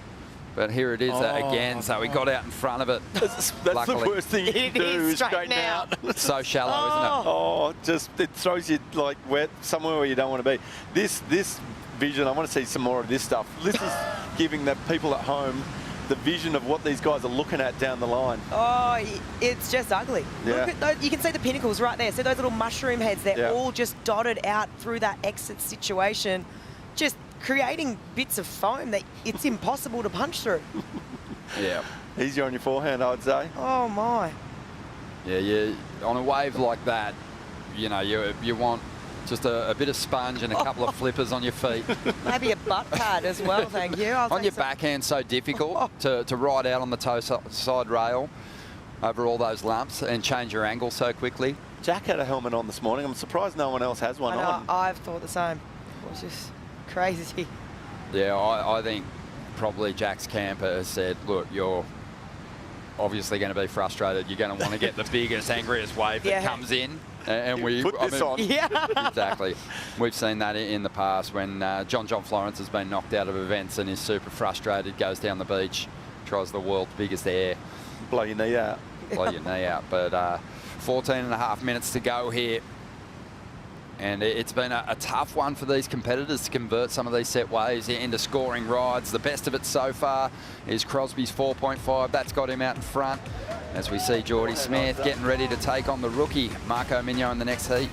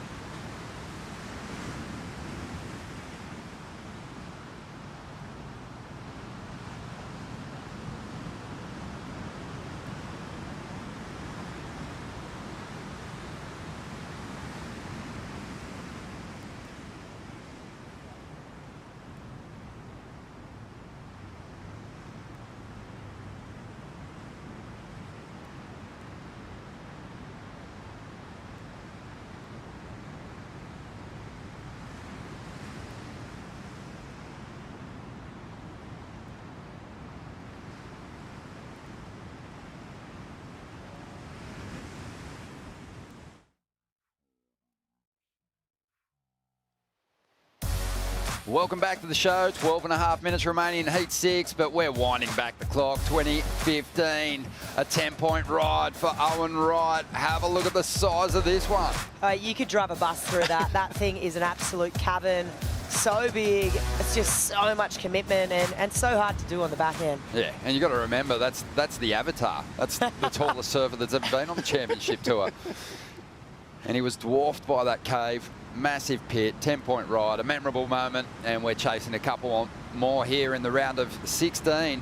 Heat 6 unfolding, no big numbers dropped just yet. Couple of good wipeouts for these two. Jackson Bunch, Crosby Colapinto are putting it all on the line because their CT career hedges on this result. Who's going to make the cut? Who wants it more? Yeah. Oh, you can tell they're all having a go. He's Jackson, he only needs a 4. Well, Jackson, he's tucking in, but he's not going to punch through that curtain. You know, this wave clamps. It clamps hard, Jake. There's so much water moving, and it's also just bubbling and drawing. The jaws of life when you're coming out. It's just like chomp. That and I feel, look, we've been talking about that wind sort of, I mean, I don't want to say it, but it does seem like to me, I mean, we turned over, you know, and had a look over our shoulder before, but every now and then there's sort of a bit of a waft more from the north, and I'm thinking it kind of just is almost giving that energy a little bit. It's going to make it a little bit more difficult for sure. Yeah, it's only supposed to come in really, really light today, so it's going to be interesting to see if it doesn't matter out here. Yeah. It's going to be going square no matter what. It's going to draw anyway. Even on the onshore the other day, there's guys still out there getting caved, so. Still holding clean at the moment, and we've got just on 10.5 minutes to go. Yeah, someone's going to get one of those waves and break this heat open. This could be it right here for Cros. Yeah, this is a good sized wave. He opts out of this one. Oh, that's a good idea. Heard Jack Robinson the other day on Jamie O'Brien and Mason Ho's podcast talking about just how violent the spit is out here at the box, Jake. You surfed some of the heaviest waves around the world. How does the spit rate here at the box? Yeah, if you get a good one, for sure. If you come from behind and you're almost coming out after the spit as well. So, what's it feel like? A wave that powerful? Does it sting? I can't remember anymore. I haven't done it for that long. I love it. It does sting though. The best kind of pain. The best face sting you'll ever have. Love it. Being spat on in the face. Just under 10 minutes to go here. Kaipo enjoying the show, but Kaipo a low-scoring heat at the moment. Yeah, but you know what? I'm liking the goofy foots. Of course, I'm in the union, so we've had some success. We've had some success today, you know, with Connor and with Jacob. So I'm rooting for Jackson right now. Let's see, check the Apple Watch. He's a 4-point ride, so this is anyone's game right now, but it's beautiful out here, Rob. Absolutely. Any questions for your old mate Jake Patterson in the booth here? Yeah, Jake, who's a better ski driver, yourself or Ant-Man? Good call. Well, you want to hope Ant is because he's got you driving, isn't he? Yeah, he's been keeping Kaipo out of trouble. I agree. Love it. Thank you, Kipes. Yeah, it's probably a situation right now with 9 minutes to go that Jackson Bunch wouldn't mind, because Crosby's had a few free surfing sessions out here, and I guess even though he's sort of failed to drop a good number just yet, Jackson Snake, he's so in this heat. Yeah, I mean, it's anyone's game right now. Like, if Crosby doesn't make the next wave and then Jackson gets the next one, it's bang, on tour. It's kind of a heavy situation for these guys, but as I was saying, that I still think they're sitting in too close. Like, they're having to paddle out and swing, which is not what you want to do out there. 8.5 minutes to go here, Jake. You've campaigned with surfers at the championship tour level, help people achieve those world title dreams, but also you've campaigned on the Challenger Series, and you know how difficult that is. Jackson, Crosby, they both managed to fight their way through, but it did take Crosby a bit of time to figure out the key to success on the challenges. It's not easy, is it? It's not. It's like there's not enough events, I don't think. There's only 5 events this year, so if you get on a little run, it can be like a walk in the park. But if you're grinding and you don't start off very well, it's really tough. Really difficult. And for these surfers that have demonstrated just what they can do in world-class waves, you know, it can be a real adjustment that's required when you get back to you know, some less ideal conditions. Jordy Smith getting prepped to hit this lineup. He is looking good on the rankings. The live ladder, he's already moved up in the 2nd spot. Has an opportunity with a big result here in Margaret River to seize the yellow jersey. Wow. And how big would that be as the longest serving member on the CT these days? That'd be huge. Well, this is his chance, isn't it? He looks happy, doesn't he? He's just always happy. He's been here, been there, done that. Like, he's been to the puppet show, seen the strings. He goes, there's nothing that rattles him these days. We're going to see if the box rattles him, though, I guess. Yeah. He's had some reps out here before. He'll give it a good nudge. 7 minutes to go, time ticking down. It'd be a massive blow to Jackson Bunch's chances of surviving this heat and staying on tour if Crosby can convert on this priority when the next sets roll in, because there won't be a lot of time to recover. Yeah, definitely not. It's I mean, as a surfer and as a competitor, you're sitting out there and this is nervous times, right? I mean, but you can't ask for more as a spectator watching it like this. But, you know, it's all going to come down to this last exchange. You're thinking 6.5 minutes on a clock. I mean, there's kind of a couple of little lines maybe here. Well, they just don't need much score. No, like, so small. You know, Cros is dropping a 1. Yeah, Crosby's going to make his move here, use his priority. It's a late drop under the lip, does extremely well.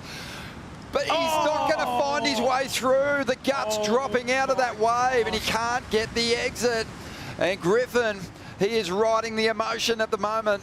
That was his ticket on tour. Mate, the trapdoor opened at the end and he fell straight through it. That ledge just dropped out from underneath him. He'd done all the hard work, I thought. What do you do in that situation, Jake? It looks like he's coming through for sure. Did he make a mistake? What goes wrong here? Oh, airdrop was...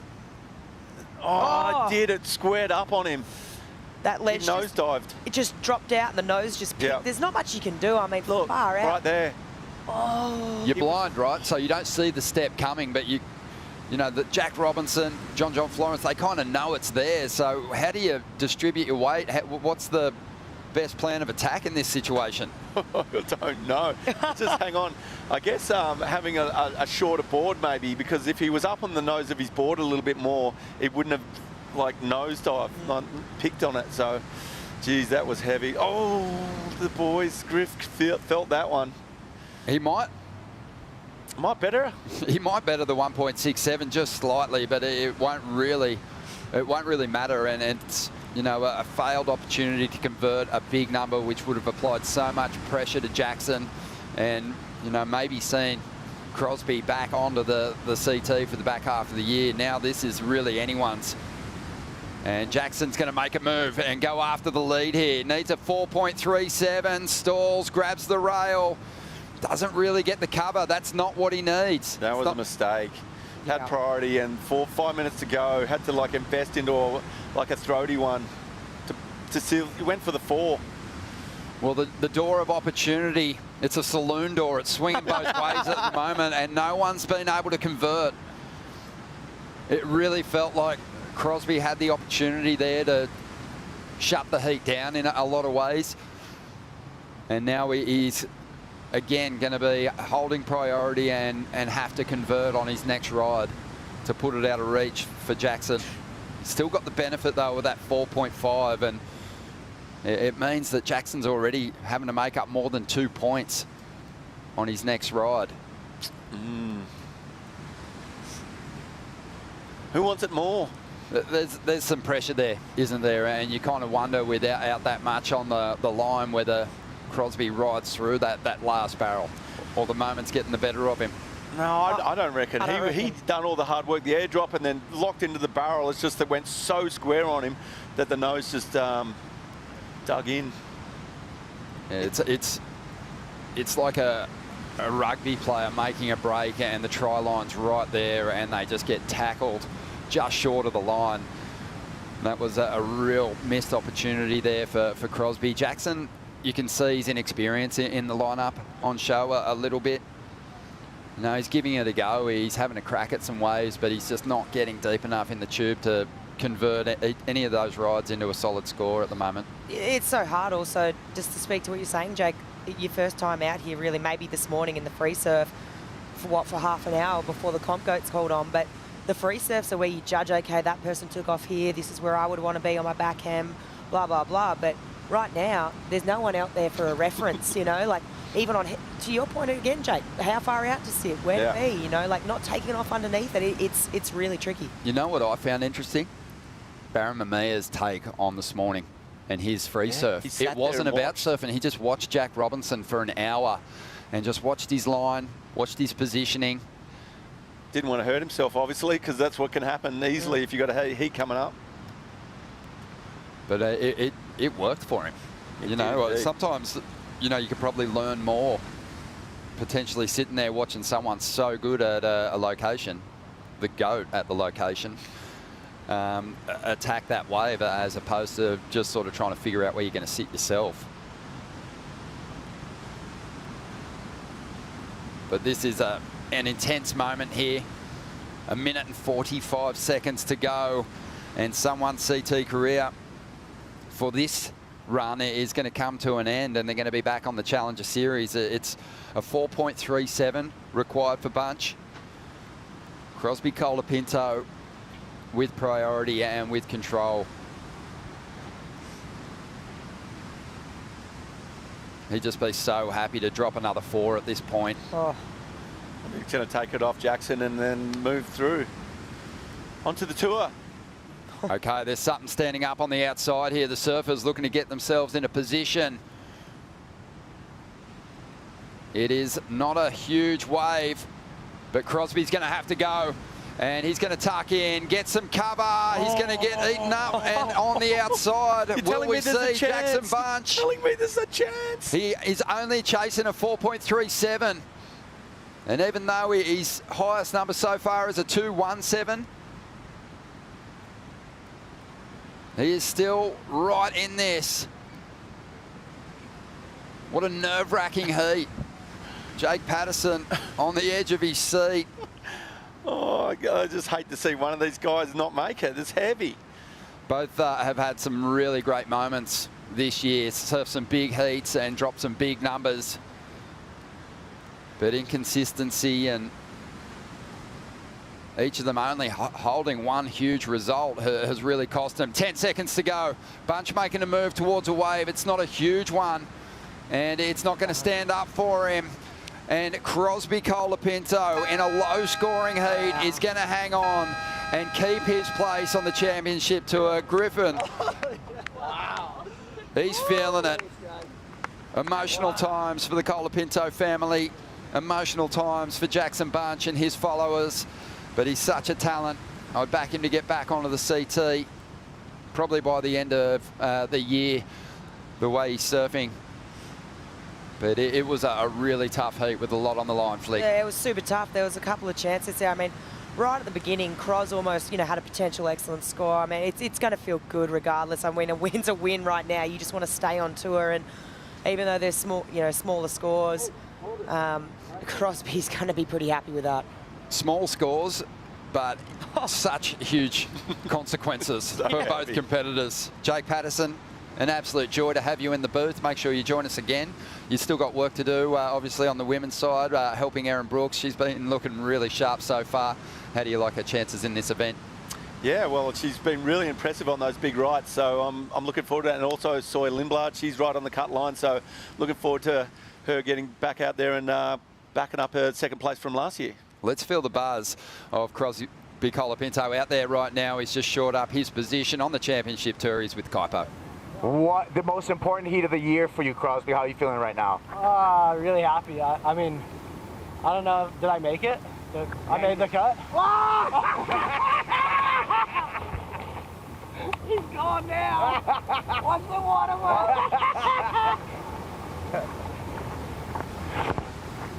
What? Come on, I want to hear the news. You just got the news. Now what are you feeling?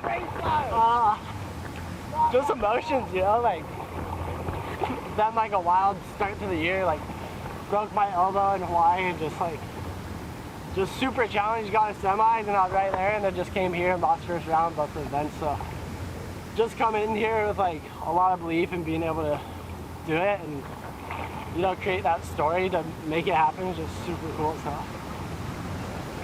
super happy. Well, congratulations. Enjoy the moment. Thank you, Kaipo, and just great to feel that emotion. You know, as I said, emotional round in that one. Someone was losing their CT spot and someone was getting it back. Crosby doing just enough, a low-scoring heat, but you can see what it means to him. Just a terrible start to the year for him, breaking his elbow. And congratulations to him getting the job done there. Well, I mean, it's everything, right? It's the back half of this year. It's all the next year. Next year's shaping up to be really good. So this is more than, I just feel like it means more than any other cut. It's big time right now. It's heavy. A year and a half more of pro surfing you got. It felt like the quality waves really slowed down there, Jake, in that heat. There was a lot of opportunity just for the competitors. But at the same time, each of those waves kind of clamped up towards the end, and the decision's been made to go on hold for a moment. So we're going to have a Stone and Wood update show. We'll be running through some of the big results, mate. So we'll let you go up to the Stone and Wood bar and get yourself set up. But we'll give everyone an update on what's coming your way here. A beautiful Wednesday in the West. We're loving our time here. Stick around for the Stone and Wood update show with Joe, Rich and Jesse Starling.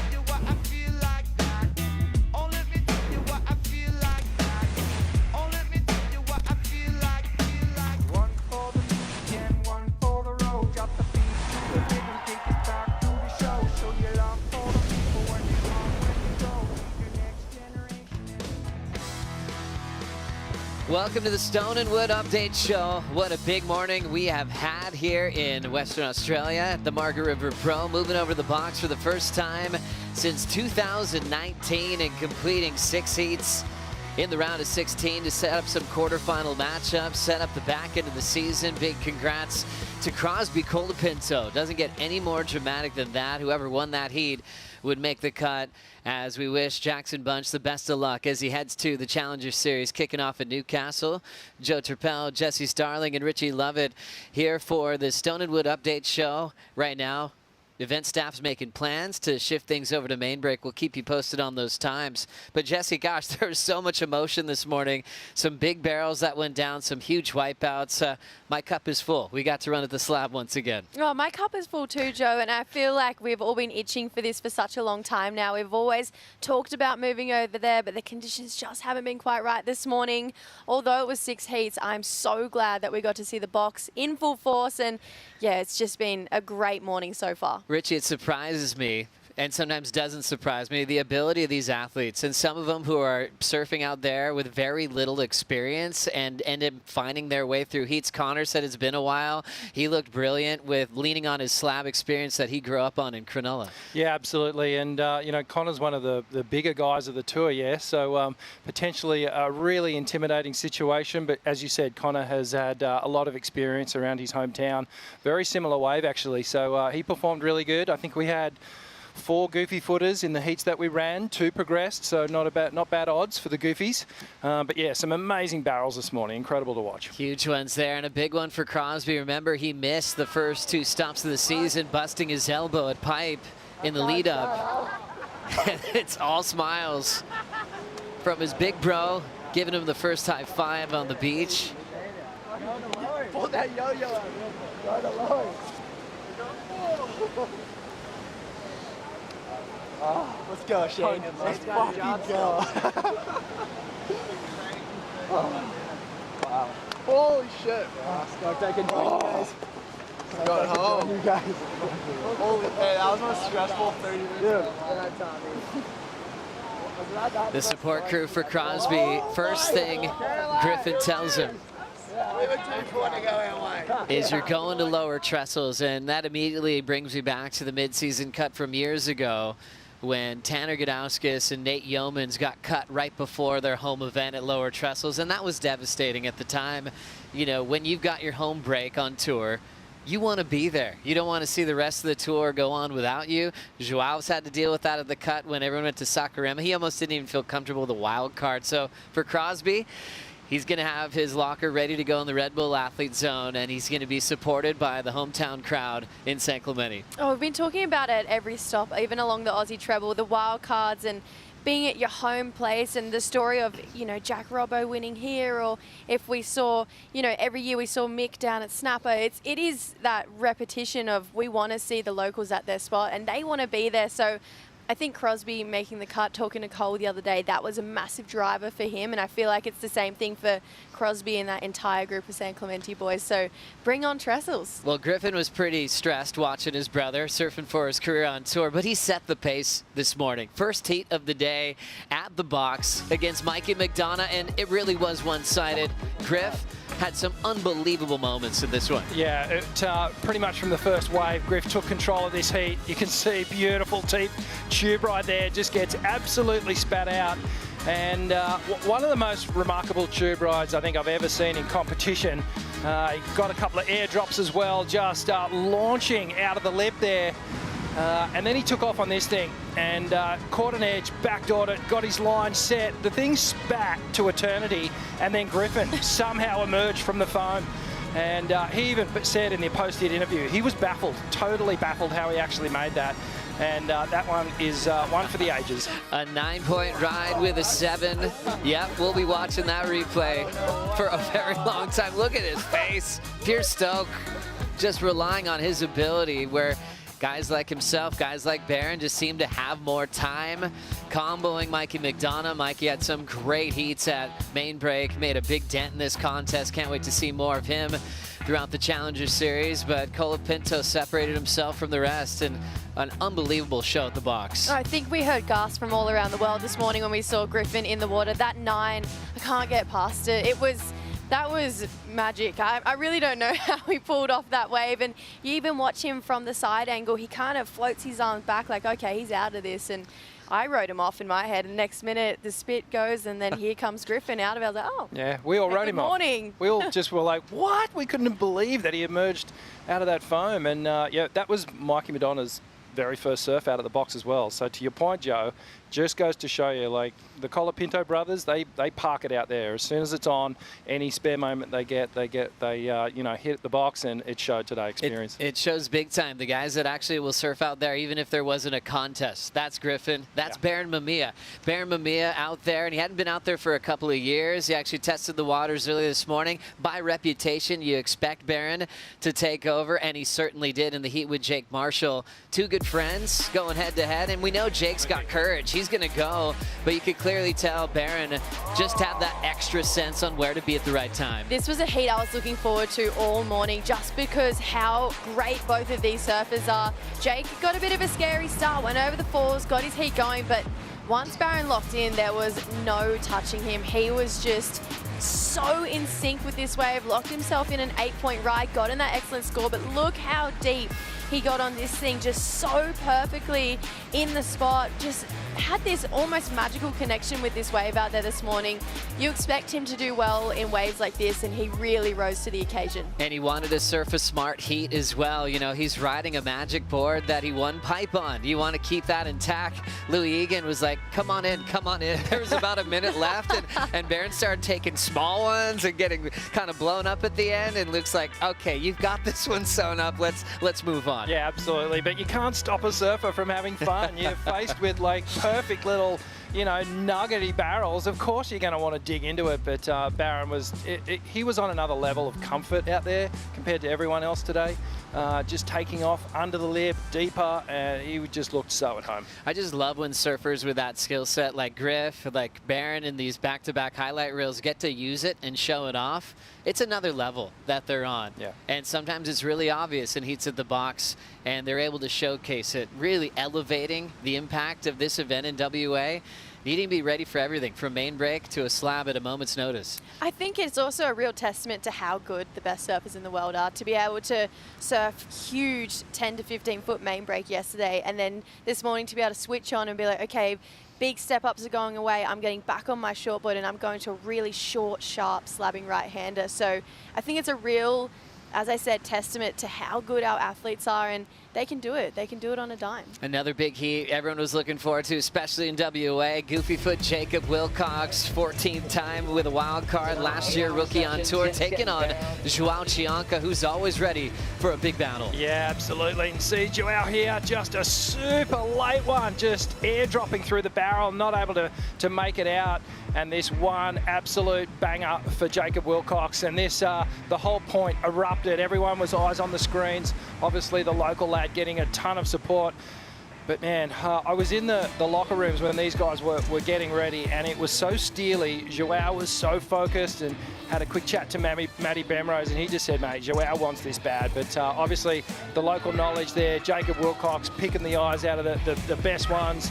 Got a couple of sets, and the hometown hero lives on. His best result here as a wild card and even full-time on tour at Margaret River on his home break. Jacob Wilcox, growing up surfing the box, has a sparring partner named Jack Robinson. It really showed in that one, and things were pretty aggressive at the start, even for just priority. Jacob had his hands up, wanting a blocking call. I wasn't quite expecting that intensity at a slab that's already intense enough, and that was a great heat to watch. The 3s and 2s don't tell the story of how hard Chianka was charging as well. Oh, absolutely not. And I think, you know, we just spoke about Crosby at lowers. It does really refer to Jacob at Margs, at main break at the box. It is that local story, and Joao was charging. I mean, we just watched the highlights, and there was just split moments that probably would have changed that heat and the storyline we saw, but Jacob, best result he's going to see here at Margs. Oh, it's great, because after how long it took for him to fully get his spot on tour last year, and how quick that rookie season went for Jacob Wilcox, then he had to get through the trials this time around. It just shows his surfing is in such a great place, and it belongs on the championship tour. Totally belongs on the championship tour. Couldn't agree more. And I think we'll see a confident and reinvigorated Jacob Wilcox hit the Challenger Series this year.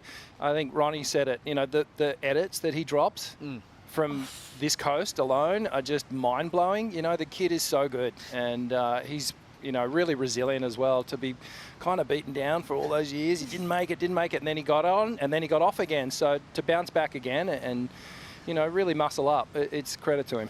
This event has been so wild and dramatic with this cut event here, the mid-season cut. It stops 7 of the season, as we have some big congratulations being handed out to the crew. It's member top 22 continue on to fight for a world title at Cloud Break. Well, we've got 21 confirmations. As you see, Crosby Colapinto's name added to that big list. Crosby in that do-or-die heat that he just survived against Jackson Bunch. The Cross is now on the glass, hanging out with Von Blakey to celebrate. Thank you. Cross, you've done it, brother. You have officially made the cut. How does that feel after a year that at times it must have just felt like you were just getting kicked in the bits constantly, and you've done it, man. You've re-qualified. Yeah, it's crazy. I mean, out in the water, I had so much emotion coming out of me. I was kind of crying and stuff. But it's just wild. Like, you know, I started the year, broke my elbow, and then went to Portugal, didn't really get a result. And then El Sal got a third. I'm like, all right, I'm right back in this. Like, I can do it. And then came over here and lost in the round of 32 in the first 2 events over here. So I was kind of like, there's a lot of doubt coming into this one, but then just trying to lean into belief and like all the hard work I've done and all the preparation, and I was really inspired by like Seth's story last year of coming in here and kind of doing what I just did. So just kind of coming in here with the belief of doing it, and then also having this opportunity to create a special moment like this right here. Mate, I know you would have been absolutely charged up to surf the box this morning, but you know, that was a really tricky heat. The wind kind of shifted a little bit. The end sections were real clampy. How did you keep your wits about you in that one with so much on the line? Yeah, you know, going out there, I knew like it would help to make the cut if I made that heat, but I didn't know for sure I'd solidify my spot. So I was honestly feeling pretty free, but I had 2 waves that I was like coming out, and then I just got like clipped at the end and fell forward. So that was really hard because I was like really excited to get a really good barrel out there because everyone was getting sick waves this morning. So, but you know, I'll take it 4 and a 1. Like, I'm happy with that and excited to keep going in this event and, you know, going for the back half of the year in lowers. That's it, man. You get to surf in front of your home crowd, but you've also unlocked, you know, J-Bay, Chopes, like all these fantastic waves, and maybe even have a run at, you know, a miracle run into the top 5. But it must be so sick and so satisfying to be in this position right now after all that you've faced. Oh, it's amazing. You know, like, I didn't want to separate from my brother. Like, I loved doing this stuff, and Cole too. Like, it's just so much fun. And I mean, either way, I was kind of accepted the fact if I do go back, it's still amazing. Like, we're still having a fun life. I'm still hanging with great friends. But just to, you know, be heading to J-Bay and Chopes and lowers and so many fun spots, I'm just like so grateful and just really like, I just feel really grateful for this moment right here, this feeling. Good on you, man. Enjoy it. You've worked so hard to get back from that really devastating injury at the start of the year that kept you out of events that you really wanted to surf. So this is a wonderful result for you. Congrats. Thank you. Thanks so much, Vaughn. What a great celebration. And on the other side of it, it's the tough news for this crew that are heading back to the Challenger Series, from Ryan Callanan, who will be competing at home at the first stop at Newcastle, David Silva, Ian Gentile, George Pitar, Sammy Pupo, Ian Govea, Liam O'Brien. Remember, Medina was injured all year. Ramsey Bukiam, Edgard Grajia, and now Jackson Bunch in that heat where it was do or die, and he was swinging, man. First day surfing the box, and he really gave it a big effort.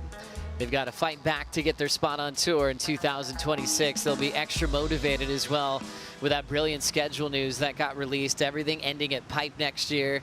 Not quite a cut anymore. It's about making the postseason to compete for a world title. No elimination round. So much to discuss for next season, but let's really bring it to the last spot. We've got 21 that have made the cut. There's 1 spot left. At the moment, Alejo Muniz is sitting there. He's already out of the event. The one man that could take that spot potentially is Imai Kalani Devalt, who is in the quarters without Cleland Jr. He has to go on to win the entire event. So if he wins this event, he would then bump out Alejo Muniz, and that's our final scenario for the mid-season cut on the men's side.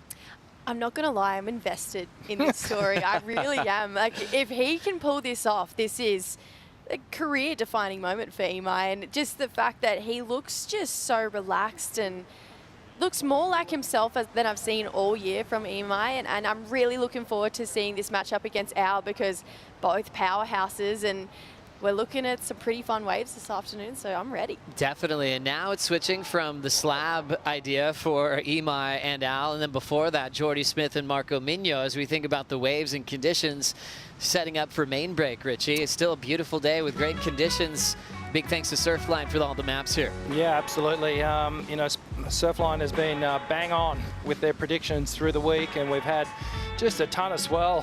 We've been dining out on it the last couple of days. Obviously, all the elements came together today, and we got our dream session over at the box. But I think we're going to shift our focus back to main break here as we look at what's happening today. We had 10 to 12 foot faces, and every bit of it. And this afternoon, things are going to get interesting because we're still predicting that this swell is going to rise, and it's going to keep rising overnight too. You see the size of those face heights there for this afternoon. Yeah, looking forward to it. It's really going to check up, and as you see, the longer range forecasters are 20 there. So we're going to have really big waves tomorrow. We'll come and check it out. We do have an eye on the wind though, because there's some onshore winds coming. There's a little bit of weather coming. We might have to batten down the hatches and just duck and weave until the conditions start to smoothen out a little bit more. Big thanks to Surfline. It just shows what you have to do to compete these days at WA. It reminds me of the old mobile stories of the events that would happen in Hawaii back in the day, where one round would be held at Big Waimea. Then your next round might be at Pipeline. They've ran at Laniakea in the past, and then maybe finish up at Haleiwa. You know, think about being prepared for everything, and you kind of really think about you'll be the undisputed best in the West on that day, because you've got to conquer every skill set. Oh, I just feel like these guys have, yeah, like you said, they've had to deal with everything, and to think it definitely, if whoever walks away with the trophy from this event and walks away as the champion, they really would have had to conquer every skill set. I mean, they would have had to surf huge main break. They would have had to surf through the box. And then the pressure of the cut and just trying to survive on tour as well. There's so much going on. Plus the Aussie Treble, there's a tank to give away here as well. There's so much happening at this event right now. So whoever can walk away with a trophy, job well done, because there's been a lot going on this week. There's been a ton going on. So Jordy Smith and Marco Migno were on the Red Bull skis getting ready for the slab. They're coming into the beach. Big hats off to the whole broadcast team that are moving everything back over to main break. At the moment, it is 12 o'clock local time. Next call will be at 12:45 for a 1 o'clock start at main break. Jordy Smith and Marco Migno on deck. We'll take a break till then, and we'll see you back on the call at 12:45, 45 minutes from now. We'll see you then.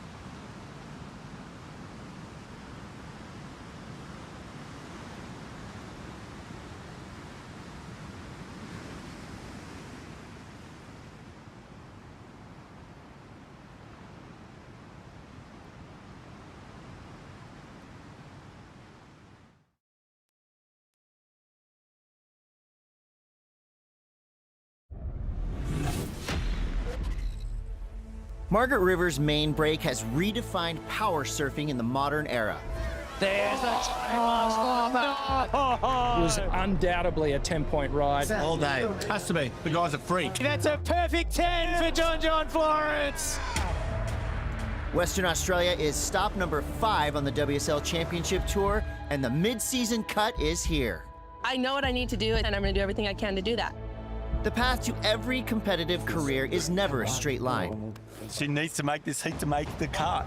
Goes under the lip again with an airdrop and controls it. Been waiting for her opportunity to prove that she belongs on this tour. For the underperformers, this is the point of relegation. And I'm going to have to fight hard, but I will do it. And for those who rise above, a race for the world title. You can see how much it means to him. I think that's a celebration. Oh, that's so gnarly. Everything was on the line. My back was against the wall and I had to perform. The most dramatic event of the year will inspire career-changing performances. Clean bottom turn with the Dolphins. And climax with one of the most iconic final heats in the sport. This is as good as it gets. Yeah, come on. John, the king of main break. Robinson trying to remind everybody that it's his home court. This is Inside Pro Surfing's coverage of the Western Australia Margaret River Pro.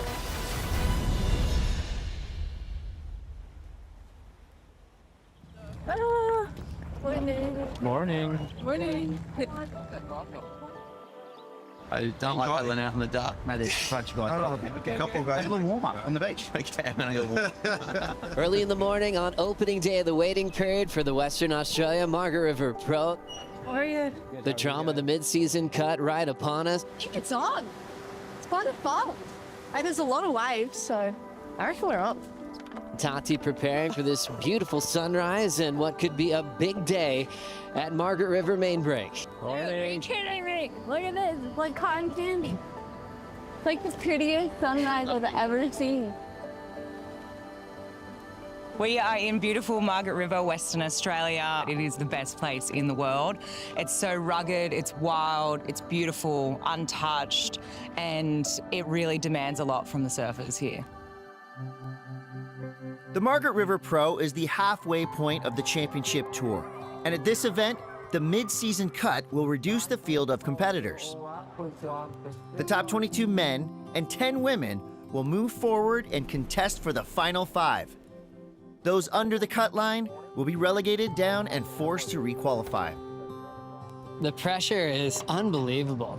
It's like this car crash where you don't want to look, but you kind of do. It was a victory, but one that didn't come without sacrifice for his older brother. The heartbreak, you can feel it. To game of tour, it's just feel like a loss really for me. It's hard not to think about being in this position. I think every single year I've been on tour, right on the cut. Sometimes things don't go that well. And I'm going to have to fight hard, but I will do it.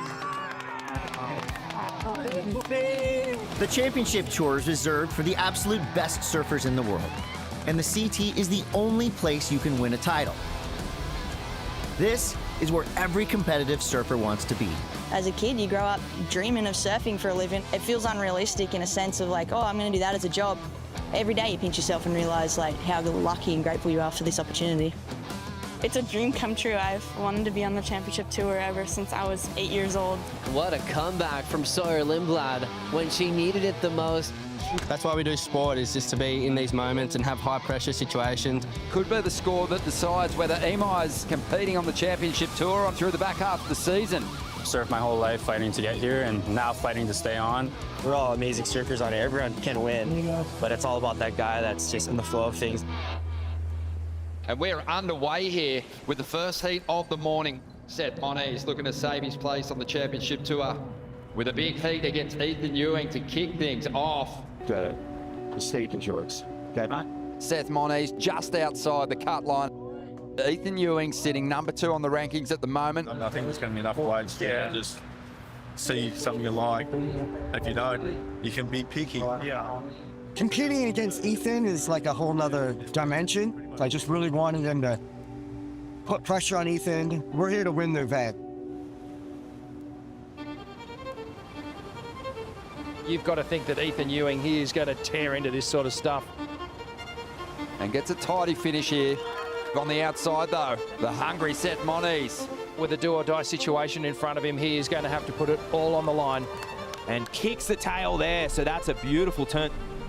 Yeah, okay, Ethan Ewing, big open face carve. Big section ahead at the end of this one. Oh, yes, that was huge. Seth Moniz on the inside, big vicious turn. He's gonna have to hammer this end section as well. Throws it up, rides out of that one, gives himself a little fist pump. Seth Moniz is going to drop a bomb, and he does, an 8.17. And Ewing now needs an 8.4. This might be his last opportunity to turn this heat. Oh, nice finish there. Yes. Ethan needed 8.4 on that. The last wave for Ethan Ewing, a 7.17. Seth Moniz has done it. He has saved his place on the CT. Oh, that's so gnarly. You had to make that heat. For him to do that when his whole season's on the line, for him to rise and show you that his best surfing is still happening. He found himself again. It was gnarly, a lot of emotions and pressure throughout the week. These pressured moments brings out the best of you. And I really just fought hard and never gave up in that heat, and yeah, I made it.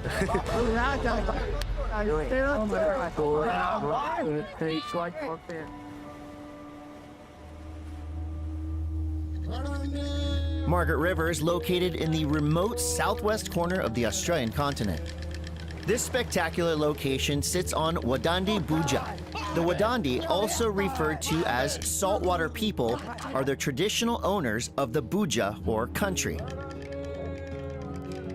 This place is really like no other place in the world. And one of the real special things is to watch the sunset over the ocean while the moon's coming up as well. Every time you come here, you feel energized by nature. What could you ask for? A beautiful day in the west, mate. When you get here, you feel a certain energy of this place. It's just really beautiful, you know, and there's no other place like it. Every time I come back, I'm like, forgot how incredible it is. All the little waves around and the people and the food. I love it here, the crisp water, the clean air. It's just everything feels fresh. The swells are coming from 6,000 miles away. There's nothing in the way between here and basically Antarctica below South America. The main break is definitely a powerful wave, and it calls for big, powerful turns. There's crazy wipeouts and there's crazy waves. When people surf big and they draw really beautiful lines, that's when you can really appreciate this wave. Kelly Slater taking off, pulling into the barrel. He's going to find his way out. Kelly Slater first competed at Margaret River in 1992. Got Kelly Slater here when it was a QS event, and it added so much profile to the event that it became a CT. This year, Kelly Slater returns to Margaret River 3 decades after his first go in the event. However, Kelly sits under the mid-season cut line and is at risk of falling off the championship tour. You really got to embrace these moments when Kelly's putting on the jersey at the CT level. If he wants to make the cut, he's got a really big job ahead of him.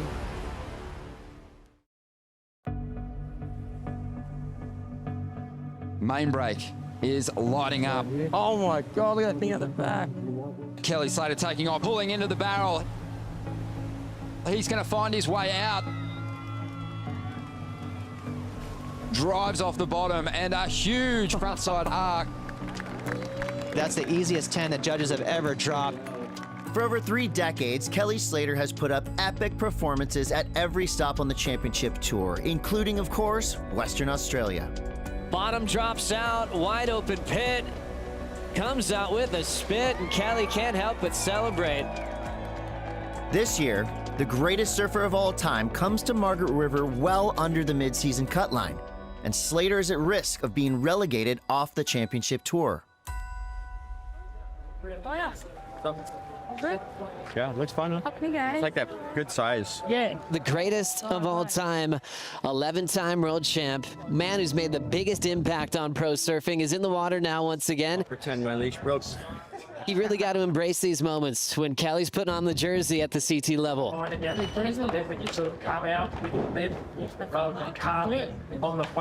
We just really never know what's going to happen. Obviously, if he wants to make the cut, he's got a really big job ahead of him. As we see Kelly. 52 years of age from Cocoa Beach, Florida. Laying into a big frontside carve. Deeper off the bottom, throwing that one right back into the pocket. Hey, solid. Still got it. Look good. Profit for the go. Kelly Slater pulling in under the hood, getting a nice view inside of main brake. Lays down a classic cutback. Slater looks inspired this morning. Kelly Slater flashed his magic en route to an elimination round win. The same turns that were winning Kelly world titles in '92 are still relevant now, and it was great to see him survive the elimination round. All right. Pretty good start. Occasionally I remember how to surf again. Now he finds himself in a must-win battle against the #1 ranked surfer on tour, Griffin Colapinto. Slater looking to get things going. Loses contact with the equipment and goes down. Doesn't extract any points out of that one. It'll be another throwaway score for the King. Well, Slater has been just chipping away at these insiders and finally makes one of those rotations stick, but not really able to put up the kind of numbers that'd shake up Griffin Colapinto. Griffin, he'll swing into it. Colapinto is going to respond to Kelly's opening rides and probably better his numbers. Yep. Well, he is. He's building pressure. You know, he's just been building on his numbers with every ride so far. And they're going to hug it out. There's a moment of surrender there from Kelly. Kelly Slater fails to make the mid-season cut and is relegated off the championship tour. This monumental moment is a time to celebrate the greatest surfer of all time. Kelly is in no way retiring from the sport. Slater is just shifting gears and preparing for the next chapter of his legendary career.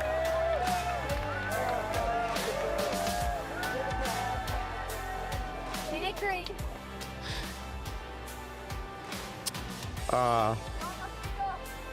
It's just so much emotion for so long, you know, so much dedication, and it's not all roses, you know, but it's been the best times of my life, and couldn't quite pull a miracle off this week, but you know, I pulled a few off over the years.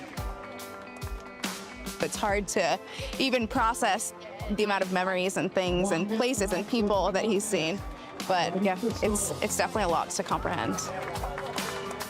Seeing what he's doing at his age is just, I think it's incredible. I think that surfing into my 50s might be my greatest accomplishment, you know? I was #1 in the world at 50 years old, so I look back on that and I have a big smile. It's crazy. He's given me and everyone on this tour so much, you know, like we make a living because of him, you know, like he took the sport so far, and it's pretty incredible. It's crazy. He's inspired so many generations just through and through. And so thank you, Kelly.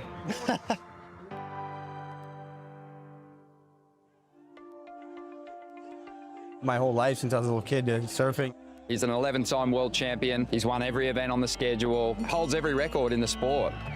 He's the superstar of the sport. He's our Michael Jordan. He was the greatest of all time. He'll never lose that title. He's taken sport of surfing to a whole new level.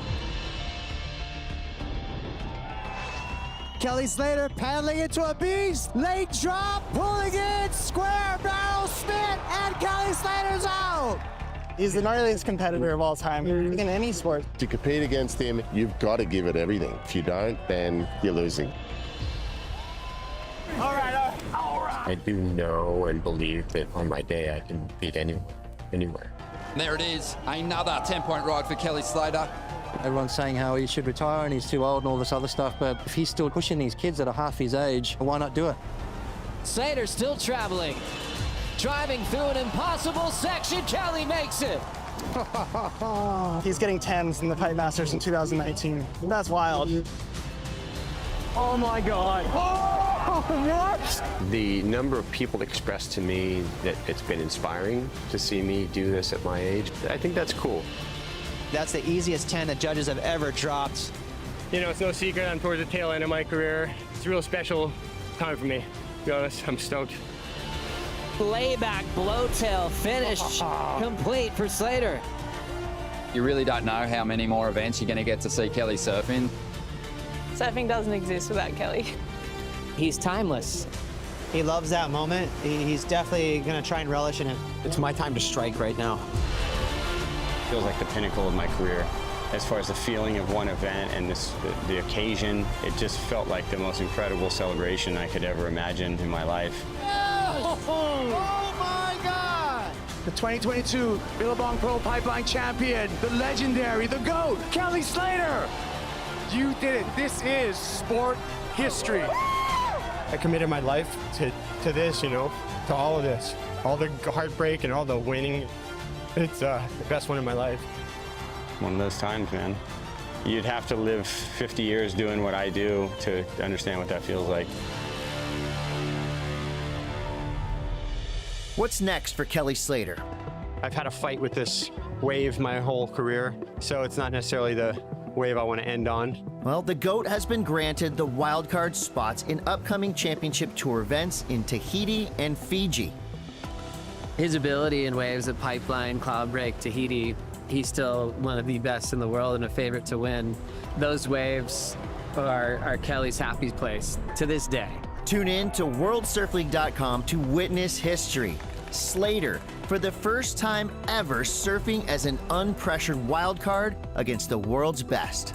With Cloudbreak finishing off the end of the year, you know, to me that'll really signify the end if I'm surfing there. 1, 2. Yeah, I don't know what to say. I'm a little emotional, so thank you guys for the support all these years, and love to all you guys.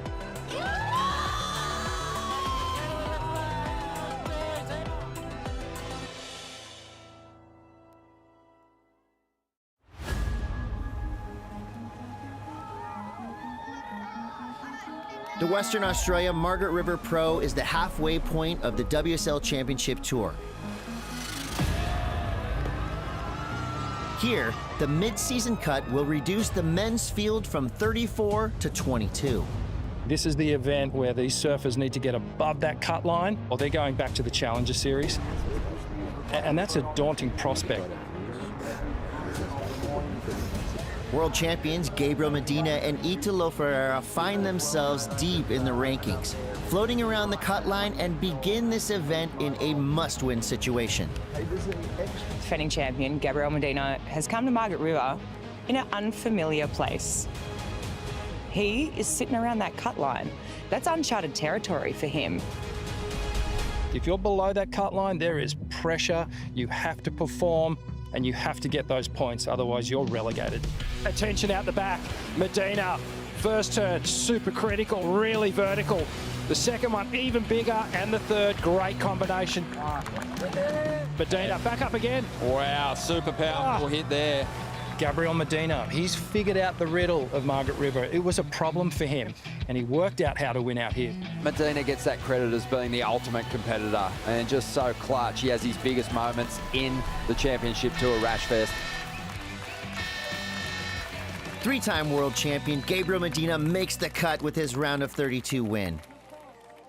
But now the pressure is on 2019 world champ Italo Ferreira. Looking to save his place or keep his fight alive to stay on tour here. So Italo Ferreira, he has struggled for rhythm the last couple of seasons. You get this feeling like he's starting to click into gear now. Pocket 8.5s and the lead for Ferreira with 7 minutes to go. He operates at such a high energy level. He likes to explode and stay busy and keep the rhythm of the heat going. The round of 32 continues. Here goes Italo, first ride for him, up into that first section. That explosive backhand on show, whipping into the pocket. Just a flowing turn. Oh, Italo! Oh, wow! He's fighting it, but he's somehow stuck this move. Oh. Italo is going to hang on for a victory here, and you can see how much it means to him. 0.6 of a point short.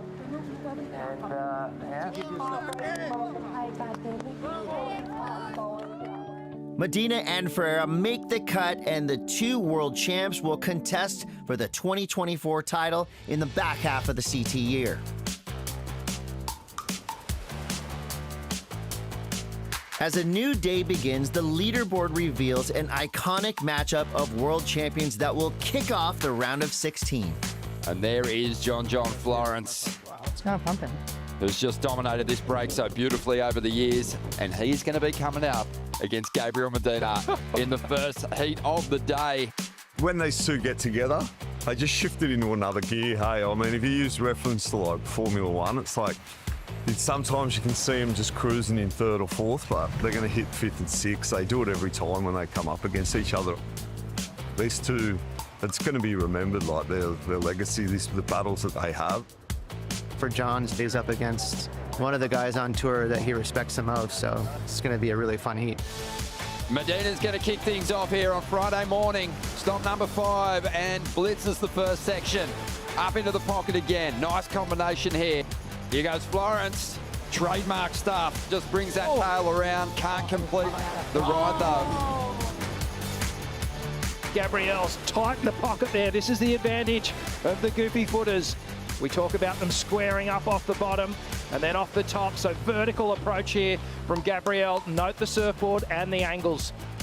And brings it all the way through to the inside. Just so connected on all these turns. John on the outside. This is live. He's had a couple of falls. Let's see if he can finish this one off. Big turn to get started. Up over the section there. Third hit in, hanging on for the finish. And he's going to get it. That's going to be a good number for Florence. Florence now, who hasn't had it going his way just yet. But this wave might help. After a 6.67 out of this one, needs more out of it to get the number. Nice, clean hit. And a rare celebration from Florence. And it's a 6.9. John Florence gets the win. John Florence survives a shaky start to the heat. Matching of a game is one of the main reasons why I do the story. You know, he's the most incredible competitive surfer, and we've had a lot of really cool matchups together. And so to get one win closer to evening it out between us, I think is pretty cool. Had a lot of fun competing against him. Tranquilo.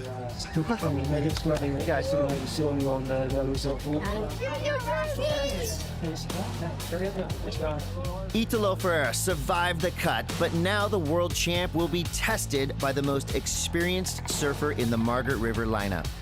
It's finals day, everyone. We're crowning our champions on the final day of the waiting period. Jack on his home break and main break, looking good, and whether he's at the box or laying down big turns on the open face. How about that one, Flick? Beautiful to watch, just textbook, just really putting that board all on rail. Last turn there, gets a bit of release on the fin. Yeah, easy work for Jack Robbo. As we've got Italo Ferreira, the goofy foot is finding a big section, comes down with a backhand hack and rides away. Holding under the hood on the takeoff, that's got to be Jack Robinson. The local boy can find barrels no matter where he is on this coastline or across this planet.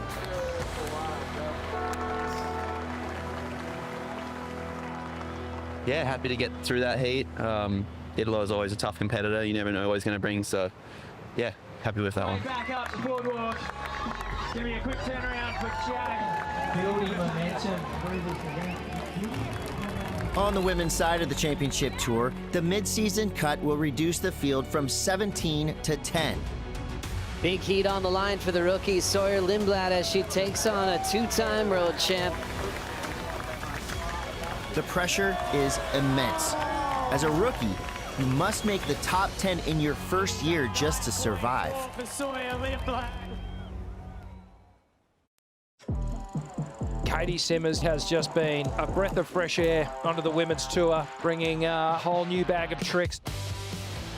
Caitlin Simmers, an 18-year-old phenom from Oceanside, California, has been the biggest story of the 2024 Championship Tour. Katie Simmers is your champion at Pipeline. Katie's just different, and always in her personality, the way she carries herself out of the water, and then in the water, she draws different lines to the other women on tour. She also has a slightly different style. She draws a lot of inspiration from skate, so you can definitely see that on the water. Cool little end section turn to stay on her feet. 15 seconds left in the final. Simmers turns the final and steals the bell off of Joanne DeFay.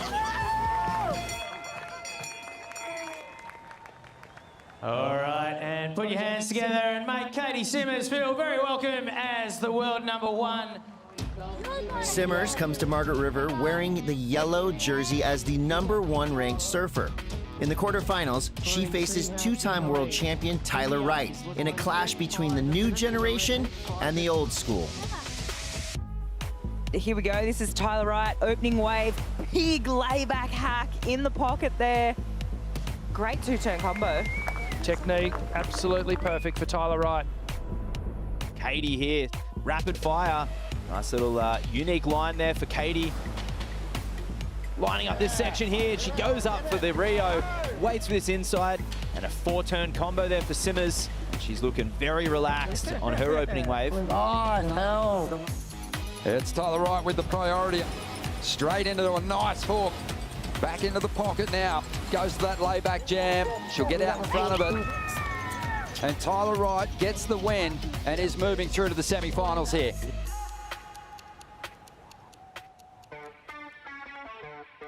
Sawyer Lindblad is another 18-year-old phenom from Southern California. Sawyer, a rookie this year, credits her dad and older brother as her biggest surfing influences.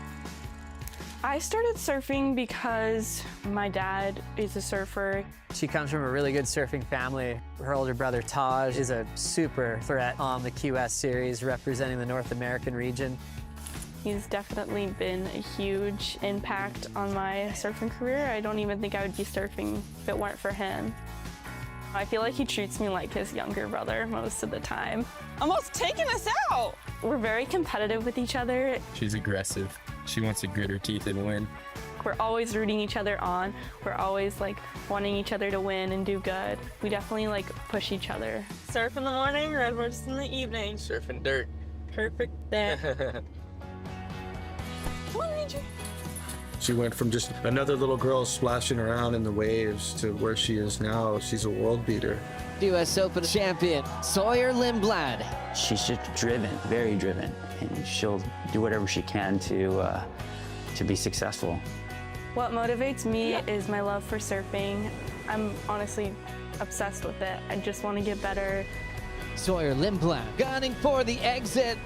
The rookie, you wouldn't know it. Now this rookie has got spark, she's got weapons. You're only a rookie once, so yeah, I just want to show more of my surfing to the world. I feel like I'm definitely an underdog and not many people know who I am or what I surf like. So yeah, this is a great opportunity for me to show what I'm made of. Sawyer came to Margaret River well below the mid-season cut line. She stormed through the early rounds, and now she faces Tyler Wright in the semifinals. Sawyer's CT season is on the line. If she makes the finals, she makes the cut. Big heat on the line for the rookie Sawyer Lindblad as she takes on a two-time world champ into some glassy water there. Wraps it in the pocket, hitting it higher off the lip. Great connection. Looking confident. Doesn't look like she's feeling the pressure of this must-win situation. Tyler stroking into this wave now. Overhead, and she just drills the first turn. Only good for one move. Here comes Lindblad, the rookie from San Clemente on the wind-up. Nice, clean backhand snap. And goes under the lip again with an air jump and controls it. It is a 9.4 for Sawyer Lindblad. That was massive. The highest wave score for the women's event so far. She needs to make this heat to make the cut. And she's put in the best performance all year right now. So sick. Go Sawyer. Sawyer goes absolutely loony and gets a 9-4 and moves to the final to make the cut. Then Sawyer, a rookie on tour, gets to feature in her first CT final.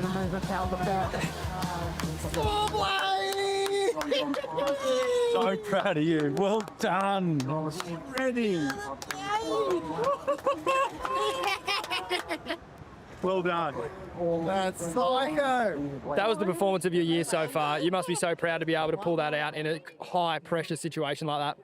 Yeah, it was crazy. I didn't even feel any nerves out there. I've never really surfed this wave this good, so I was just trying to be on the best waves, and I was so happy I got that 9. Finals day for the men kicks off in pumping 6 to 8 foot surf. Seth Moniz continues his strong run with a buzzer beater win over Jordy Smith. And that's a hell of a turn. Oh! No, stop. and the pepper. Everything was on the line, you know. My back was against the wall and I had to perform. However, Seth's magic run is ended by Jack Robinson, and the Margaret River native is back in the final, looking to defend his 2022 victory. Yeah, come on! I would love a final where there's heaps of waves and we just get to go at it. On the other side of the draw, wildcard George Pitar defeats Griffin Colapinto with one of the best barrel rides of the event. Deep in the tube, flying out is George Pitar. I'm just speechless. Going into a semi with John, I can't believe it. Pitar's stellar wildcard run concludes in the semifinals as John Florence flexes on the best surf main break wave in recent history. There's the Oh my God. And he's not done yet either. He's going to back this one up.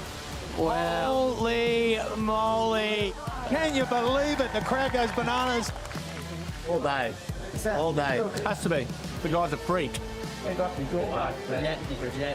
Vintage John Florence. That's a perfect 10 for John Florence. John approaches this wave with a unique carving power game that really, it's almost unmatched.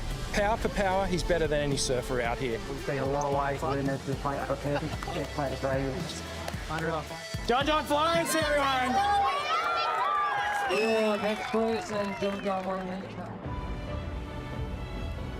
John Florence will face Jack Robinson at pumping main break for the final heat of the Margaret River Pro.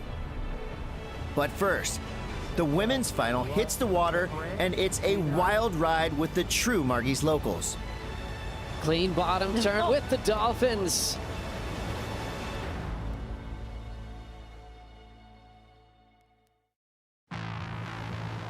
Gabrielle O'Brien is one of the most powerful surfers on the Women's Championship Tour. Raised on the island of Kauai, the Hawaiian excels in big, deep water surf. And Gabby has dominated the early rounds here at Margaret River with 4 commanding heat wins. Here comes Gabrielle O'Brien. Every time she lays that board over, you can see the power that she possesses. I obviously do better when the waves are a little bit bigger and have a little bit more meat on them, and I can just really push and give it my all. Big carve to get started. Great rail work, as to be expected. Gabrielle O'Brien, over the last couple of seasons, her surfing has improved exponentially. She moves so much water and she outpowers her competitors. She's really starting to reach her full potential now. Gabby Bryan hitting the lip really well. Looking solid, the power surfer on tour. Now, when I put on the jersey, I don't care about who's in my heat. I'm going to beat them. I want to smash them, and I'm going to do everything I can to do that. All in. Anyway, all in. Gabrielle O'Brien is into the final, and she happily celebrates this moment with a big smile. But don't let that laughing fool you. Gabby is a serious fighter and an extremely competitive woman who is committed to winning at surfing's highest level. I got into surfing because my dad is a surfer. It was something that he just picked up me and my siblings after school, and we just did it every day. And it was never really like a sport or anything. It was more a passion for us. It was just something that we did as a family and we all loved, and something we bonded over. Fitness and training play a huge part in my surfing. I do it almost as much as I surf. I have been boxing since I was 12 years old. I would say my competitive strengths are that I'm super competitive. I'm competitive in like everything that I do. It plays a huge role in being a competitive surfer. Outside of surfing, family and friends are one of the most important things to me. I spend most of my free time with them. Being home and being with them is one of my favorite things to do. We have chickens, 3 dogs, and 2 cats. And that's my rooster, Earl. I can pick him up. Gabrielle O'Brien, great looking turn, putting a lot of power into it. I love what I do. Growing up, it was never pushed on me to be a professional surfer. It wasn't something that I looked at as I had to do to be able to make a living. It was more, like I said, a passion. It was something I enjoyed so much and I wanted to do so badly. Gabby, two-time semifinalist out here at Sunset Beach with power surfing just like that. I just want to put on a show and surf really good and get results along the way. Win my first event would be amazing, so I have high goals for myself and I'm doing everything I can to achieve them.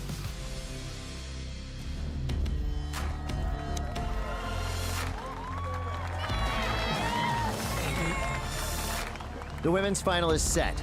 Gabrielle O'Brien versus Sawyer Lindblad. Neither surfer has ever won a championship tour event. We will have a first-time winner here at surfing's highest level. The rookie wants to get started here. Flows into a beautiful wrapping cutback. Nice patience, squaring up more vertically on the section and stays on her feet. Clean read from Sawyer, catching up to the open face is Gabby Bryan. Clean bottom turn with the Dolphins. Enjoying the ride in front of her. Belts it off the lip again. Two major moves with the magic of the local sea life. Another big two-turn combo from Sawyer, and she's getting busy, throwing absolute buckets there. That one had a bit more oomph to it. I feel like the timing was a bit better. 3:30 on the clock. Rolling into this one is Gabrielle O'Brien. Faded the takeoff, fits in a nice snap to start, chasing some clear water, late for the climb, but gets up there and pulls it off. 8.10. As we make it official, Gabrielle O'Brien has done it. She wins her first ever championship tour event, and it's the Western Australia Margaret River Pro.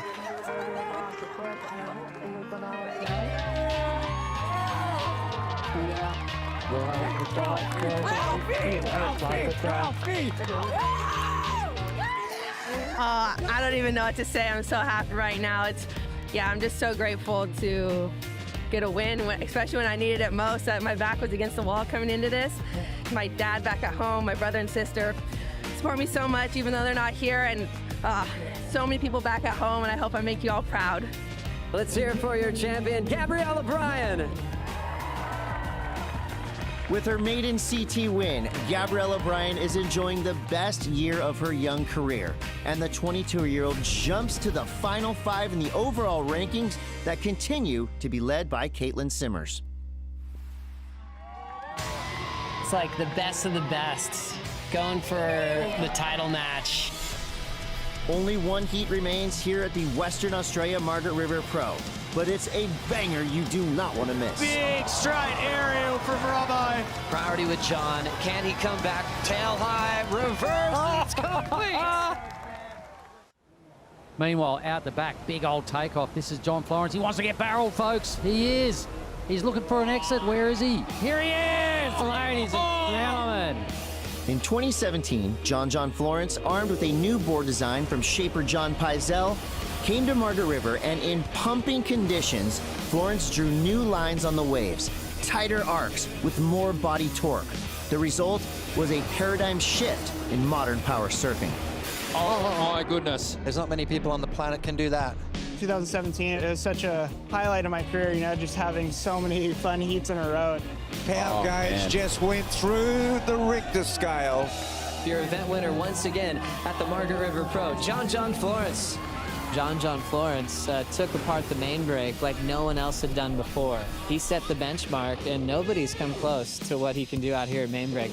Certain surfers that have romances with waves, and John has a romance with Margaret River. That's the turn that we love from John Florence. You know, that's the new level that you have to be at. It's sort of brought a new view on the wave, really. Yeah. Jack Robinson was raised in the waves around Margaret River. He is a longtime friend of John Florence, and his surfing at main break is directly influenced by John's 2017 performance. That's the type of surfing that you always, appreciate when you look to this wave. Huge layback from Jack. Jack Robinson is Western Australia's best hope for a world title. He's been this prodigy child for a long time, ever since he burst on the scene at about 12 years old. There is nobody that knows that piece of reef better than Jack Robinson. It's really, really special to be having an event in my home. Not all the guys on tour have an event at home. He won here in 2022. There you go. Jack Robinson has won the 2022 Margaret River Pro. And to do it in a final against John is just insane. Obviously he wants to defend this title, but that's a lot of pressure on his shoulders.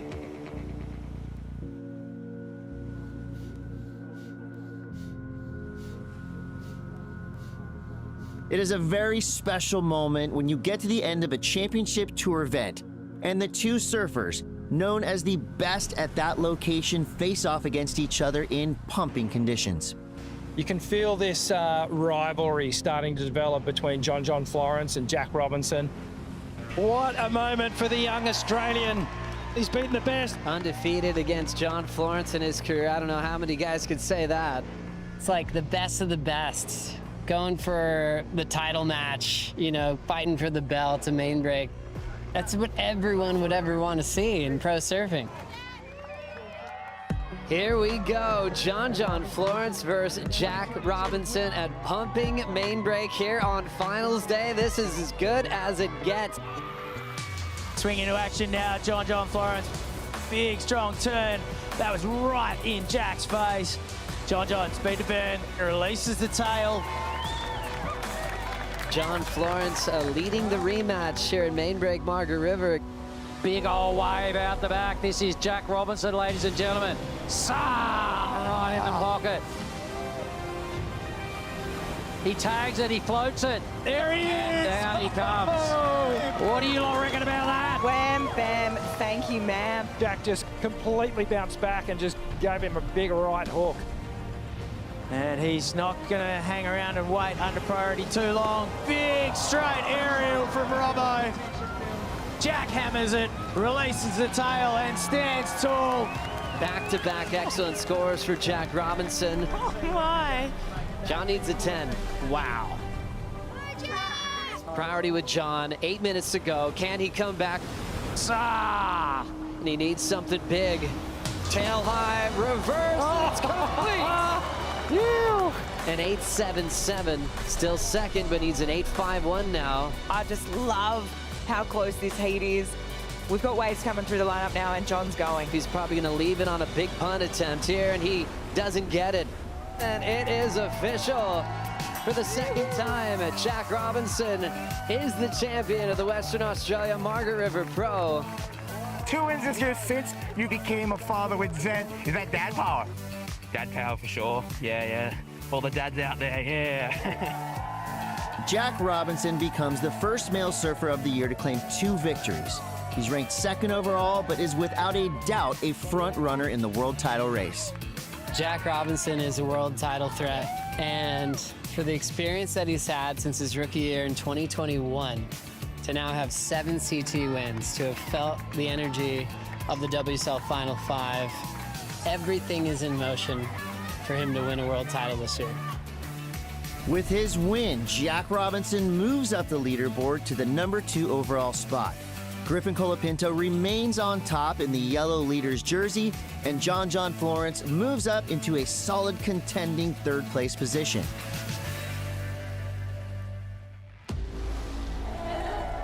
After 2 epic events, the Australian leg of the championship tour is over.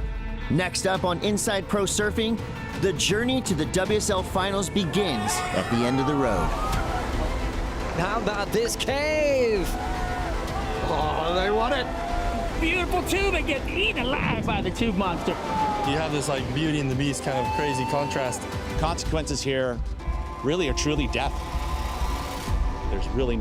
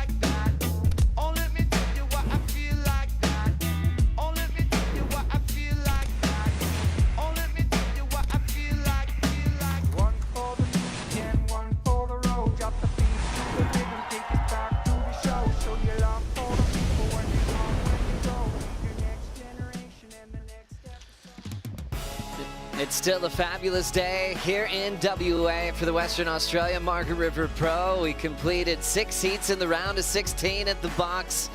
And now everyone's been working really hard to move everything back to out in front here at Surfers Point. You can see main break in the distance. Still a wonderful day, great conditions, still plenty of swell out there coming from the west-southwest. Thanks for being with us once again, and we are getting the contest back on to finish up the men's round of 16.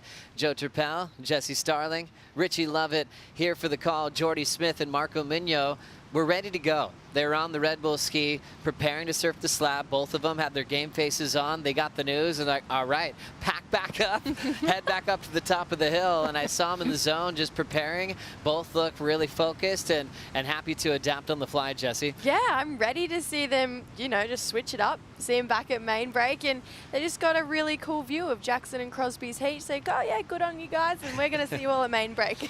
Yeah, really fun. Obviously, totally different discipline. The rail savants are back. And it's been the story of Jordy Smith having a stellar year and just a nice, easy, relaxing afternoon for Marco Miano. Just leaning back, looking at the sky, thanking his lucky stars for all the hard work he's put in to get here. I caught up with Marco's coach, Jason Aparicio, just moments ago. You know, coming off the celebration for Al Cleland last night, Rick, it was emotional. Stone and Wood had to restock the fridges. And, you know, when you look at Marco, I was wondering, hey, did he have a similar type of feeling after his rookie year? Jason said no. Jason was actually ready to be like, here we go, we've made the cut, but Marco's got bigger plans. That was always part of it to surf the whole year. And he said, no, he's actually after Rookie of the Year, and bigger than that, he's after a world title. Wow, forward thinker. And, you know, some might say ambitious for a somewhat of a rookie to be thinking about a world title, but why not, you know? If that's why he's on this tour, and that's his dream since he's been a little kid, obviously. So, you know, you got to dream it for it to become a reality. So hats off to him. And obviously, you know, he's really getting comfortable with the championship tour. But this is going to be a tough heat. Jordy is on fire this year. And with the switch back over to main break as well, kind of thinking that, you know, Jordy's really going to be laying into that big open face power carve, and it's served him so well up to this point. If I remember the Dawn Patrol correctly, Jesse Starling, a couple of Jordy mentions from you saw this coming a mile away. I did. I'm not going to lie, I did. Yeah, I'm just such a Jordy fan, and when you think of Margs, you always think of power surfing, and he's got to be one of the best power surfers one of the best surfers onto a full stop.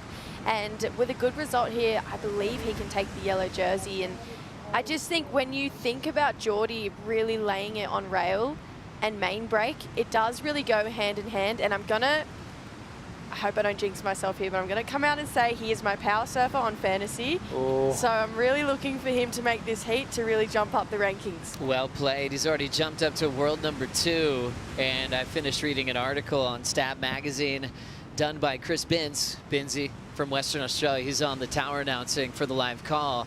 And he was breaking down Jordy Smith's performance this year, kind of saying, hey, he's already has more heat wins this year than he had the entire season in 2024. Wow. And he's serving with a 71% winning percentage. Last time he had that in the 70s was in 2010 when he did finish runner-up in the world title race. Wow, that's a long time ago. 15 years ago, actually. You know, so that just speaks to how resilient, talented Jordy is to still be, you know, challenging at the top of the ratings now. It's a reinvigorated Jordy Smith. You know, he had that win in El Salvador, and that really boosted his confidence.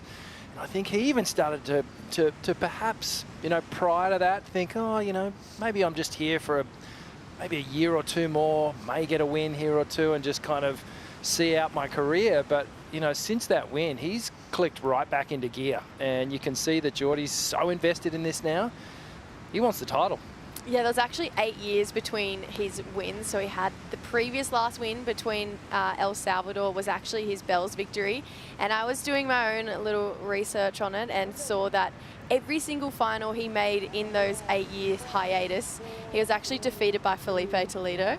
So I feel like he was trying to maybe redeem himself at some point, but just to get that that win in El Salvador definitely would have been a big tick in Jordy Smith's books. Really exciting as we just heard the horn sound. Great job to the crew behind the scenes. It is a big lift to change areas on the same day, and we all benefit from it. Jordy Smith versus Marco Migno. Jordy and Baron are the two names that can potentially take yellow into lower trestles. We'll keep you posted on that with the numbers. Jordy up to number 2 in the live rankings, losing some heavy names through a giant day of competition yesterday, pumping surf and main break. Ethan Ewing, Shock out. Jack Robinson out of the event. Felipe Toledo off the win at Burley, out of the contest. Yago Dora getting upset early, so just opening up that top 5 picture. Jordy's just still pushing forward on a year that could see him fight for a world title at Cloudbreak. He's always been in the world title hunt. Even before he qualified, he had that kind of reputation. He's called out that he'd win a world title in 3 years. He won, he was runner-up in the world that 3rd year. He got a lot of flack for being that cocky, but I love it. He was always saying how he felt, and he actually came really close. He broke his ribs that year. Or excuse me, that was the following year, 2011, when he busted his ribs. But he came so close. He knows the rib might have affected his role in 2011. But he was still in the top 5 for several seasons in these wonderful 18 years that he's been a part of the championship tour. Against a guy who's just building his reputation, Marco Migno, big part of the rookie class, sight set on Rookie of the Year. As we set up the new playground, Rick, for these two guys, top athletes in the game, what's an adjustment process like when you're thinking it's a tube shootout and now going off to overall performance down the beach? Yeah, it's back to turns. It's back to thinking about the equipment under your feet. You know, those, talking to Matty Bemrose this morning, and basically the surfers that he was working with, it was all about just on the shorty, maybe putting a slightly bigger fin in just so that they could knife in. That was so cupped out over at the box there. And now it's that longer line, that more drawn out turn that these surfers are going to be leaning into. So perhaps a equipment change, maybe an inch or 2 longer. And it's just it's a different paced heat too, you know. We were seeing these sets roll through the box. It was all intense and happening bang in that moment. I think there's the option here at Margaret River main break to kind of sneak around the lineup a little bit more. It's such a big playing field now compared to where we were, and you can actually take these insiders. We see Marco, he's going to take one of those waves right now. First wave here, switching back to main break here for the round of 16. Rookie Marco Migno representing France, living in Sayulita, Mexico. Couple of carves and a nice clean stylish finishing move, getting there nice and early, using a lot of the open face and then trimming left in the whitewater so he could avoid the rocks. Bigger wave for the big man, 6'3", just under 200 pounds. Jordy Smith lights up a clean, classic fading cutback. Out in front, lays the rail over. Mid-face bottom turn, and he's able to actually punch the end section this time. From where he was standing, being so sure-footed, he was able to actually connect with that whitewater to get a nice, clean finishing move. A guy who's had the most starts out here in Margaret River compared to the rest of the field. In 11 previous starts, he's made the quarters 7 times, runner-up in the final 2021, starting with Marco's wave. Jesse. Love this approach here from Marco. Beautiful carve to start this one off. He really accelerated through that turn, comes back around and does it again.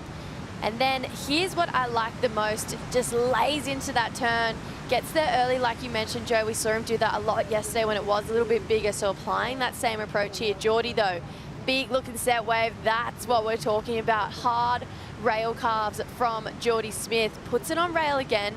Love how he can attack the foam today and just bounce off that whitewash. Yesterday it was too hard, there was too much water coming at it, but Jordy today showing that with that power, it can happen, but look at that first carve. So much water coming off of his surfboard here. Comes back around and does it again. He's just so good when you think about how much power you need to surf this wave. Comes and just attacks that finish section there for Jordy Smith. I really liked that wave. 3-turn combination from both of the surfers, but Jordy, to me, feels like he put a lot more power into it. Great breakdown, Jesse. Jordy and Marco getting on the board, and Smith already wrapping around the buoy, jumping off the Red Bull ski. What a year it's been for Jordy Smith, the oldest guy on the championship tour. We've been loving every performance so far this year, AJ.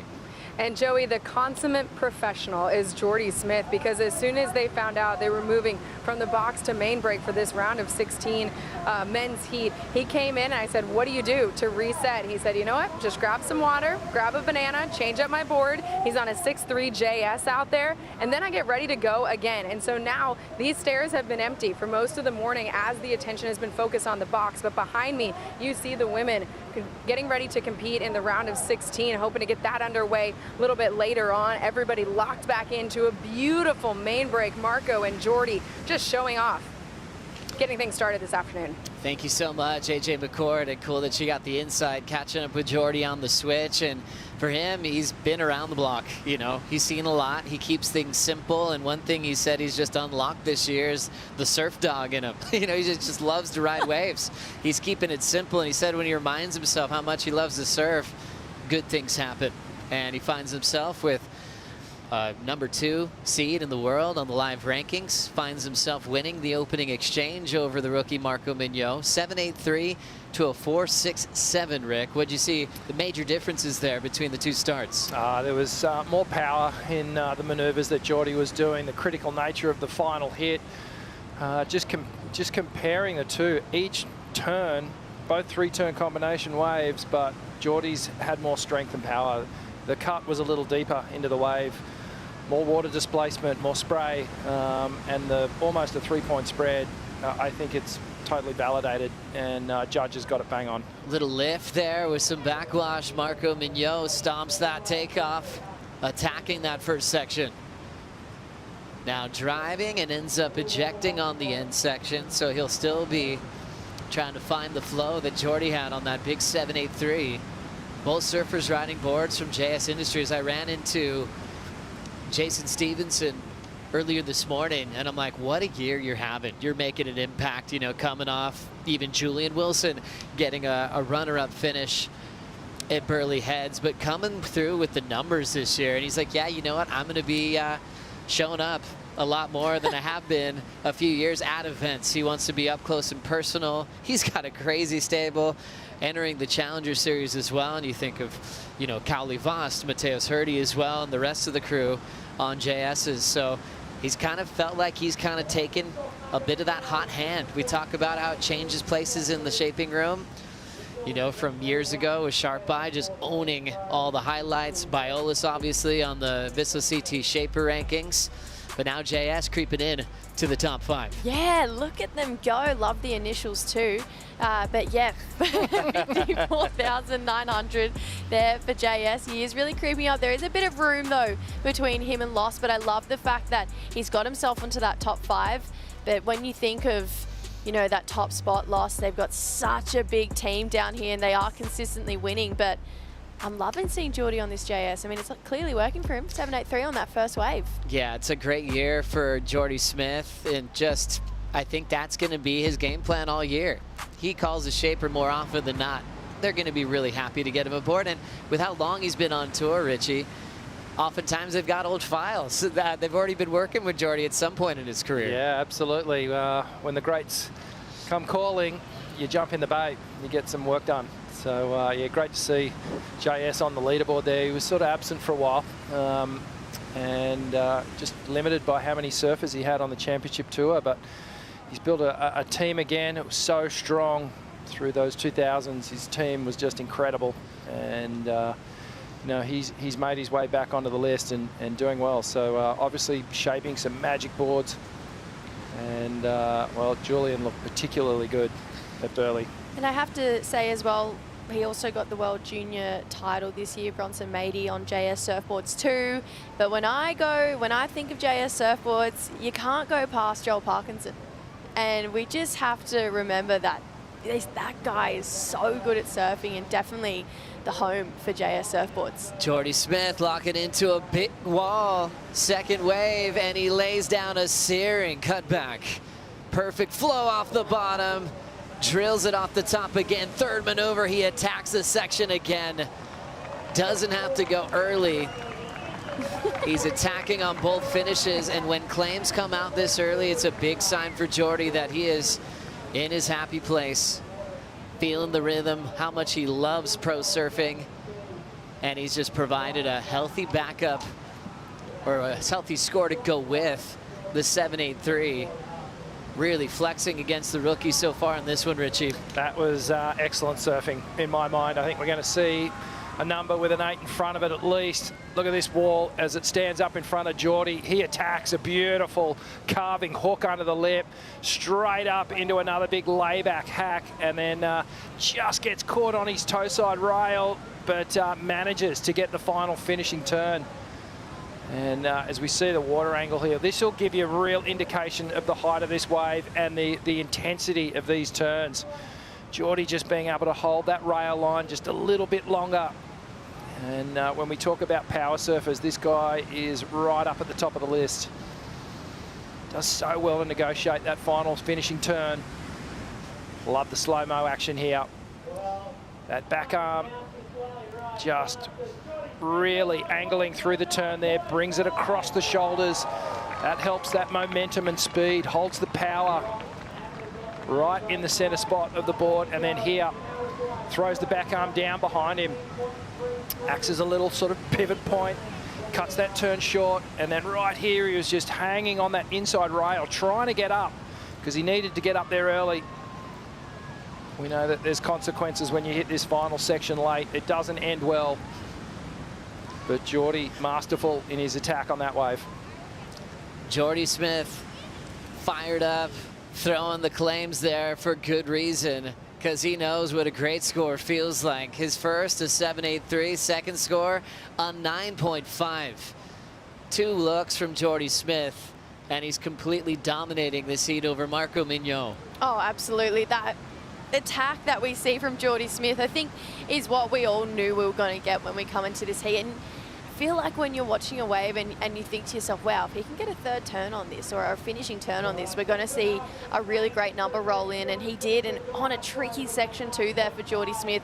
9.5 and a 7.83 in the first 12 minutes of this heat. We still have 22.5 minutes to go. Bring on whatever Jordy Smith can give to us in the next just over 20 minutes. Absolutely brilliant. 9.5, best wave of the contest.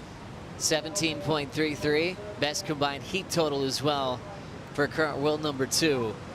A guy who's finaled here in the past. Jordy says he's always loved this venue, and it's shown multiple times showing up into the final series. Quarters are better. And now it'll be interesting to see how Marco takes on the back end. Being in a severe combination, we know his goals of being Rookie of the Year. He wants to win events. He wants to win the title. And now we'll see how he handles this challenge. You can forget about the waves he's ridden and start trying to break it free of the combination, Rich. 8-8. He needs excellent scores now if he wants to get out of this heat. And this is good, though. It's good when we see these the rookies getting pushed to the limit. And we're going to see him rise to the occasion, hopefully. Wave choice is going to be the #1 thing now. He needs to find one of those waves. Jordy's had the 2 best waves of the heat so far. There'll be more. There'll be other opportunities for Marco. But, yeah, if he takes off on anything under an 8, it really is pointless. Marco, representing Sayulita, Mexico, was preparing for the slab around the corner. Was catching up with Kale Carranza, legend from Sayulita. And he says, yeah, there's some slabs around there that he was able to surf. He said, Kale said back in his day, they didn't surf him too much. These days, the modern crew's all over it. Not as crazy as the box, but enough to get your heart pumping. Oftentimes, they would make the long trek down to where Al Cleland Jr.'s from, down to Pasquales to really feel some heavy water. And Kale remembers taking Marco along with Diego Cadena down to a couple of great waves to get him nice and barreled and prepared for the world at a young age. So Marco was ready for everything. Loves the challenge of the box, but back to main break as he's switching gears, and I'm sure he's got a good game plan on how he's going to answer back. Yeah, definitely, and I love that story about going and trying to find some heavy water and some bigger barrels, and you see that time and time again happen these days. I think about Alyssa Spencer. She spends a lot of time in Mexico trying to get barreled. I know she did a lot of prep work there before she headed over to pipe, so she could be more comfortable with her technique in the barrel. A lot of people, I mentioned it earlier, actually head to the south coast of Australia on the Challenger Series. Thinking about Oscar Berry, he spent a lot of time down there trying to get ready just in case he has to surf pipelines. So more often than not, you see people put in the time in heavier water waves, just like Mexico, like Marco did, so that when they can come to this and potentially surf areas like the box, they're ready and they're prepared, and they can still back their ability just as much as they can anywhere else in the world. Plan for the afternoon is to finish round of 16 for the men, so we'll see Al Cleland Jr., Imai Devalt up next. Al's been prepped for a long time, had the great celebration yesterday, emotional one for Al, knowing that he's made the midseason cut. Loves to rock out to music. Surprised he's using headphones. Usually he's got that little portable speaker in his hand, and he kind of shares his tunes with whoever might be in the area. It's a, well, I don't know whether that's a little bit rude or whether he's just or bringing whether he the just vibe likes up. to make his presence felt, maybe. But nonetheless, he is just such a character. We love Al, and really, you know, what you see is exactly what you get with this guy, and I love that his personality transfers perfectly to how he approaches the wave and how he surfs. It's no nonsense, it's raw, it's powerful, and yeah, it keeps you guessing a little bit too. Oh, it sure does. He's got Imai Devalt. Just a quick update. That's the last conversation as far as the midseason cut's concerned on the men's side. Imai has to win the event to take that last spot, which is currently held by Alejo Muniz. Alejo out of the event early. Is just standing by to see how Imai goes in this event. He's been unbelievable in fine rhythm, taking out an event favorite in Jack Robinson, so he's fired up off that momentum coming into this round of 16 clash. Yeah, I've said it time and time again, I'm really invested in this story of Imai and whether or not he can get there and get the job done. And I think he said something in his last post-heat interview that has really stuck with me. He said, I'm surfing every heat like it's my last, and I am just going to have to keep pushing and keep surfing. And I think he's really taken the pressure off himself. Instead of trying to surf to make the cut, he's been trying to surf to put on a show and show the world how good Imai Devalt is at surfing. And he's so far risen to every challenge come his way. Now he's got to get over a pretty big hurdle of Al Cleland. So let's see what that heat number 8 brings in the round of 16. These are all the big names that have made the cut that will not only surf the rest of this year, but they're already qualified for 2026 with that unbelievable news that was released recently about the brand new tour heading into next season. Everything starts at Bells. All roads lead to Pipeline. Pipeline's not worth your normal contest points at 10,000. It's worth 15,000 points, and no elimination round for next year. So this crew gets to compete for spots at Cloudbreak in the Lexus WSL Finals. Crosby, the latest addition in that sudden death match with Jackson Buntrick. That was intense. Was so rad. That was one of those heats where everyone was just invested in it, and it was going to be a real bummer for whoever lost, because both those guys put on such a good show. You know, Cros, I guess, you know, having had the injury and was a bit of a victim of missing events, you know, and that's why he was down in that position.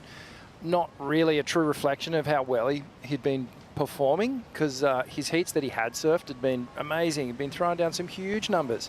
But yeah, just missing those few events. And I guess, you know, when you look at potentially who can get wildcards into next year, it was like, I'm not going to leave this to chance. I'm just going to get the work done. He got it done.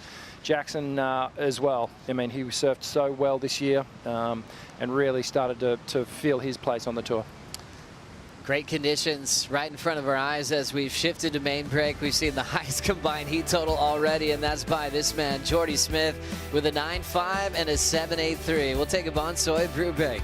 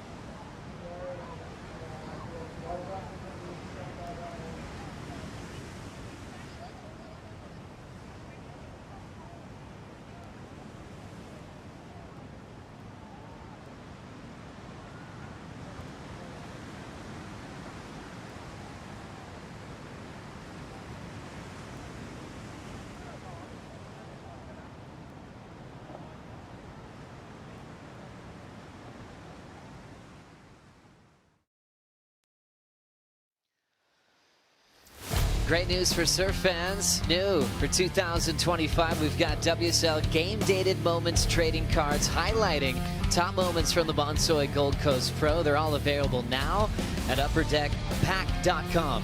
The latest release includes cards commemorating Betty Lou's maiden CT victory, Felipe Toledo's breakthrough win, and Julian's sensational showing in his first tour event in nearly 4 years. All 3 cards will be available for purchase until Friday at 3 p.m. Eastern Time.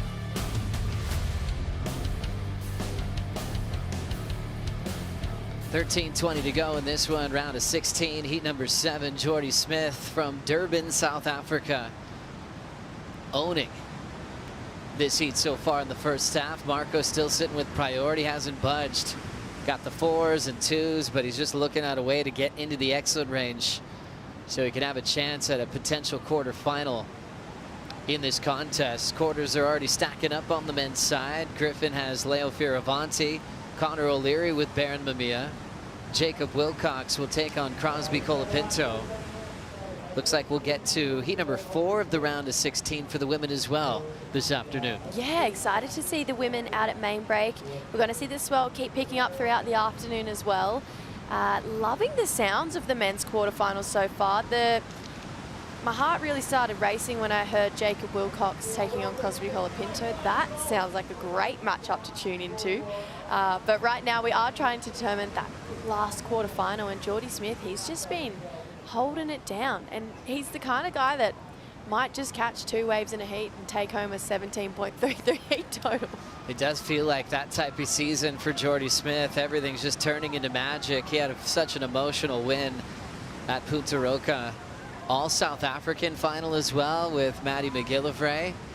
And it was even more meaningful because Jordy got to win a contest on a board shaped by his dad, which was always something that he wanted to do. He called his dad. I said, Jordy, how was the conversation with your father, Graham Smith, G-Force? And he's like, it wasn't really words, just tears. You know, it meant so much to both of them. Special, strong connection with that father-son relationship. Jordy growing up in a shaping bay, learning about equipment. And, you know, just like Richie Lovett, when you talk about waves, you're excited. When you talk about boards, you're just excited. It's all part of it, you know. And, you know, Jordy's just like you, Rick. Yeah, most surfers are board geeks, but have a look at this.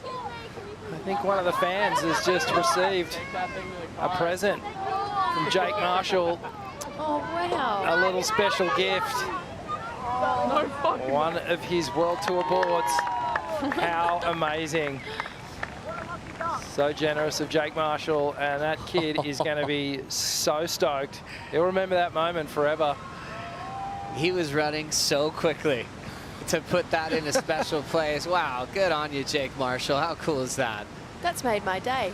Yeah. That's really cool. Jake's in a special place, having a great year as we watch this. Time for Marco to get involved in this one. Nice wall. Ends up missing that first section, and he's got to get out of there. He knows it. He doesn't need a 4 right now or a 3. So after a little misread on the opener, might as well step out. Yeah, I'd say so. You know, when you think of the score he needs to at least break combination, it is a 7.33. And thinking back to Jordy's 7.83, that does have to have a special kind of moment at the start of the wave to go, oh, okay, maybe it can go there. And I just think he knew after getting to that section a little bit late, and the body language spoke volumes there for Marco, but just under 10 minutes. See if he can still break this combination. Marco paddling back out. You have to try to punch as deep as he can underneath a wall of whitewater like that as we break it down. What happened on this one, Rick? Yeah, just you can see he was struggling to get out on the face here. It was kind of a triple pump off the bottom, and then just didn't really connect with that first opening turn. And it's going to take something special. That opening maneuver is going to be so important if he wants to unlock an excellent score. The wave didn't look too bad from the start, but still a bit of bump on the face too. I think it was the first wave of the set. But pressure starting to build with just on 9 minutes to go. If he wants to turn this heat and do it in 2 waves, which we know he does have to do that in 2 waves. Needs to get back out there, wrestle priority off Jordy somehow, and find 2 excellent scores. Cool to see Jake giving away that sled. I actually talked to him right after that heat he had with Baron.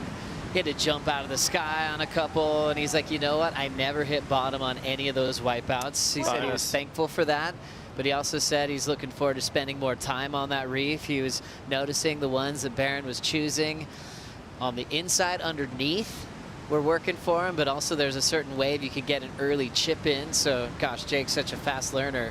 He's already preparing for the next time he's out on the box. But he's enjoying his time on tour. He was right next to Griffin Colapinto. And Reynolds Hayes was bringing up all these old amateur memories from the two of them. And things got heated with those two when they were younger. I'd forgot about some of those clashes. You know, they'd paddle each other out of the area. In six-man heats, they'd forget about the other heat. It didn't even exist. And at the end of that, they're like, wow, no one's pushed me further than you in my career.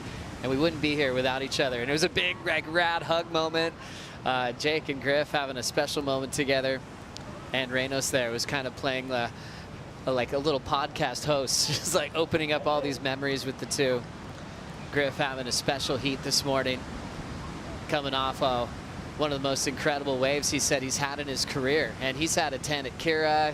He's had a lot of crazy ones. He's like, that wave in the box might stand out as my favorite wave so far in what's been an unbelievable career. Yeah, I think that wave left a lot of us really speechless. None of us are really quite sure how or what happened when we were watching that wave, because so many of us thought, oh, wow, that would have been sick if he had made it out. And then this entire new wave of spit came through, and then out pops Griffin Colapinto and just left all of us scratching our heads going, hey, how does that work? But yeah, that is definitely one for the books for myself, so I'm not surprised it is for Griffin Colapinto too.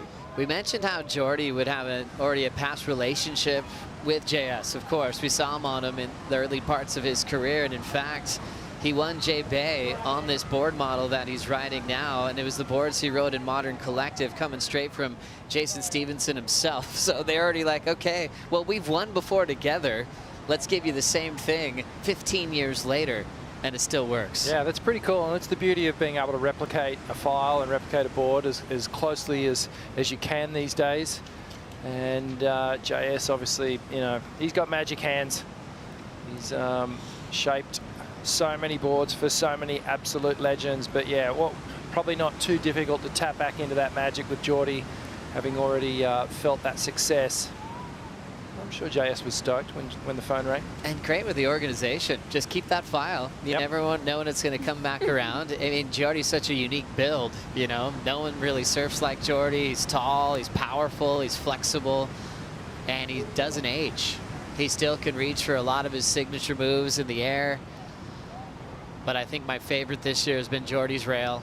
Just never fails, never gets old. That's timeless. Absolutely timeless. One of the smoothest styles on the tour as well. Flow, which is part of the judging criteria. He definitely ticks that box. And got to surf with so many greats in those early years. Had a hard time with Taj Burrow. They had so many meetings. Taj remains undefeated over Jordy. He was like 7 times, sometimes finals on the Goldie. Wow. But Jordy's had everybody. Kelly, Mick, Parco. Got to be on tour with the great Andy Irons as well. All that experience paying off here in his 18th year on tour. Current world number 2. Thinking about this one with 5 minutes on the clock. Smith does commit. Big wall. Big section well overhead and lays it all over. And I am so happy he took that wave for us. One section, but you can just tell how much fun he's having here at Main Break. So much grunt in that turn. And you said it, Joe, it's that power game, that rail game that gets us all kind of emotionally invested and grunting and oohing and ahhing. Will we see a, oh no, not quite. It just had a really good line on it that way for Jordy. Just the one section. He absolutely destroyed it.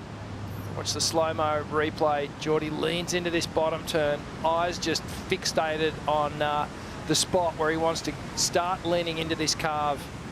Gets on that heel side rail. Look at the angle of the board. It is dead set hanging on its side. And then he just powers through it. Levels out the board again. But that is power surfing personified right there. Oh, it's just beautiful to watch. Anytime Jordy's up on his feet, you know that something magical is going to happen. And yeah, he's got himself just a pretty solid score for just the one turn. Actually, I think a lot of us would take a 6-point ride for one turn, but Jordy, I feel like I saw really big shades of John in that one, and I feel like John would also draw off some of Jordy's previous event maneuvers as well, but he's looking great in this so far, taking away this first wave. He really kicked us off strong here, 783 with a really nice rail carve in this one for Jordy Smith. Came back around and then showed us that this end section could be hit today, belted the foam there, and yeah, came out in front of that avalanche of water there. Great to see this angle of Jordy Smith. 9.5, best single score of the day, of the event. Yeah, just Jordy really controlling the heat from start to finish, concentrating on wave choice and placement of maneuvers spot on. And Jordy just showing us some emotion there too, just letting us know that he is well and truly invested, as we saw someone just bail out then. And if Paisel won't shape him a ghost, maybe he doesn't need one. You know, there was a whole story with Jordy wanting a ghost. Paisel's probably going to text in a second, but it was the whole idea was John was like, hey, I'm committed to John in the title race. He's all in. It's like, what if they have a heat together and then I'm helping the other guy? That was his whole perspective on that. He loves Jordy. So Jordy still knew that. He had his buddy Damon Farrenfort order one for him anyway. I don't think he ended up using it in competition, if I'm right on that, but gosh, he's doing so well on this version of his golden child from JS. A 6-on-1 maneuver. Still has Marco in a heavy combination, and that might have been part of the reason why he went on that one maneuver wave. He was like, I'm having fun surfing, it's pumping. Let's lay that rail over one more time. Oh, absolutely, and I'm grateful for it. I absolutely loved watching that turn from Jordy Smith, and although this has been a bit of a hard heat for Marco, I definitely do think if he can get the opportunity with a nice clean open face, exactly like what we've seen Jordy do, and just showcase, you know, that hard power surfing that Marco has, or maybe do something we haven't seen in a few days, which I know is tricky out there, but he's got a great air game as well. So Marco, he's got 90 seconds to go, so you think it's pretty much impossible to try and get 17.33, but I always thought to myself, if I ever found myself in combination, it's always a good feeling to get out of it and just get a solid score on the board and be like, okay, it looks a bit better not to be comboed, and just get like almost a bit of a self wave there for Marco. So I hope he can find one with 60 seconds to go, because we all know how incredible of a surfer he is, and right now he's just moved up and he currently is leading that Rookie of the Year ranking, so he's taking a big goal for himself, just getting a 9th place here at Margs. 50 seconds on the clock. Jordy Smith in 11 past starts here at Margaret River. He's made the quarters 7 times. Let's call it 8 times now in his career, with a big win over Marco Miano. He'll be challenged by either Al Cleland Jr. or Imai Kalani Devalt in the next one. The two having a nice chat. A nice moment for Jordy to get to know the rookie a bit better. Marco will be now getting on some flights and heading to Southern California, where the tour continues at Lower Trestles, the venue that has been the world title showdown the last few seasons. That skate park where you're expecting Marco to probably do a couple of full roats, a couple of big blowtail reverses. Can't wait to see what he's going to have for us then. But congrats to Jordy, adding a big stat to this event with the highest combined heat total, highest single score of a 9.5, and moving on towards finals day. Al Cleland Jr. and Imai Kalani Devalt are now paddling into position. It will be a big heat for the rest of the season. Imai needs to not only win this heat against Al, needs to win the event to take Alejo Muniz out of that last spot in the mid-season cut. Let's hope we get a few more big power hooks like this right after this break.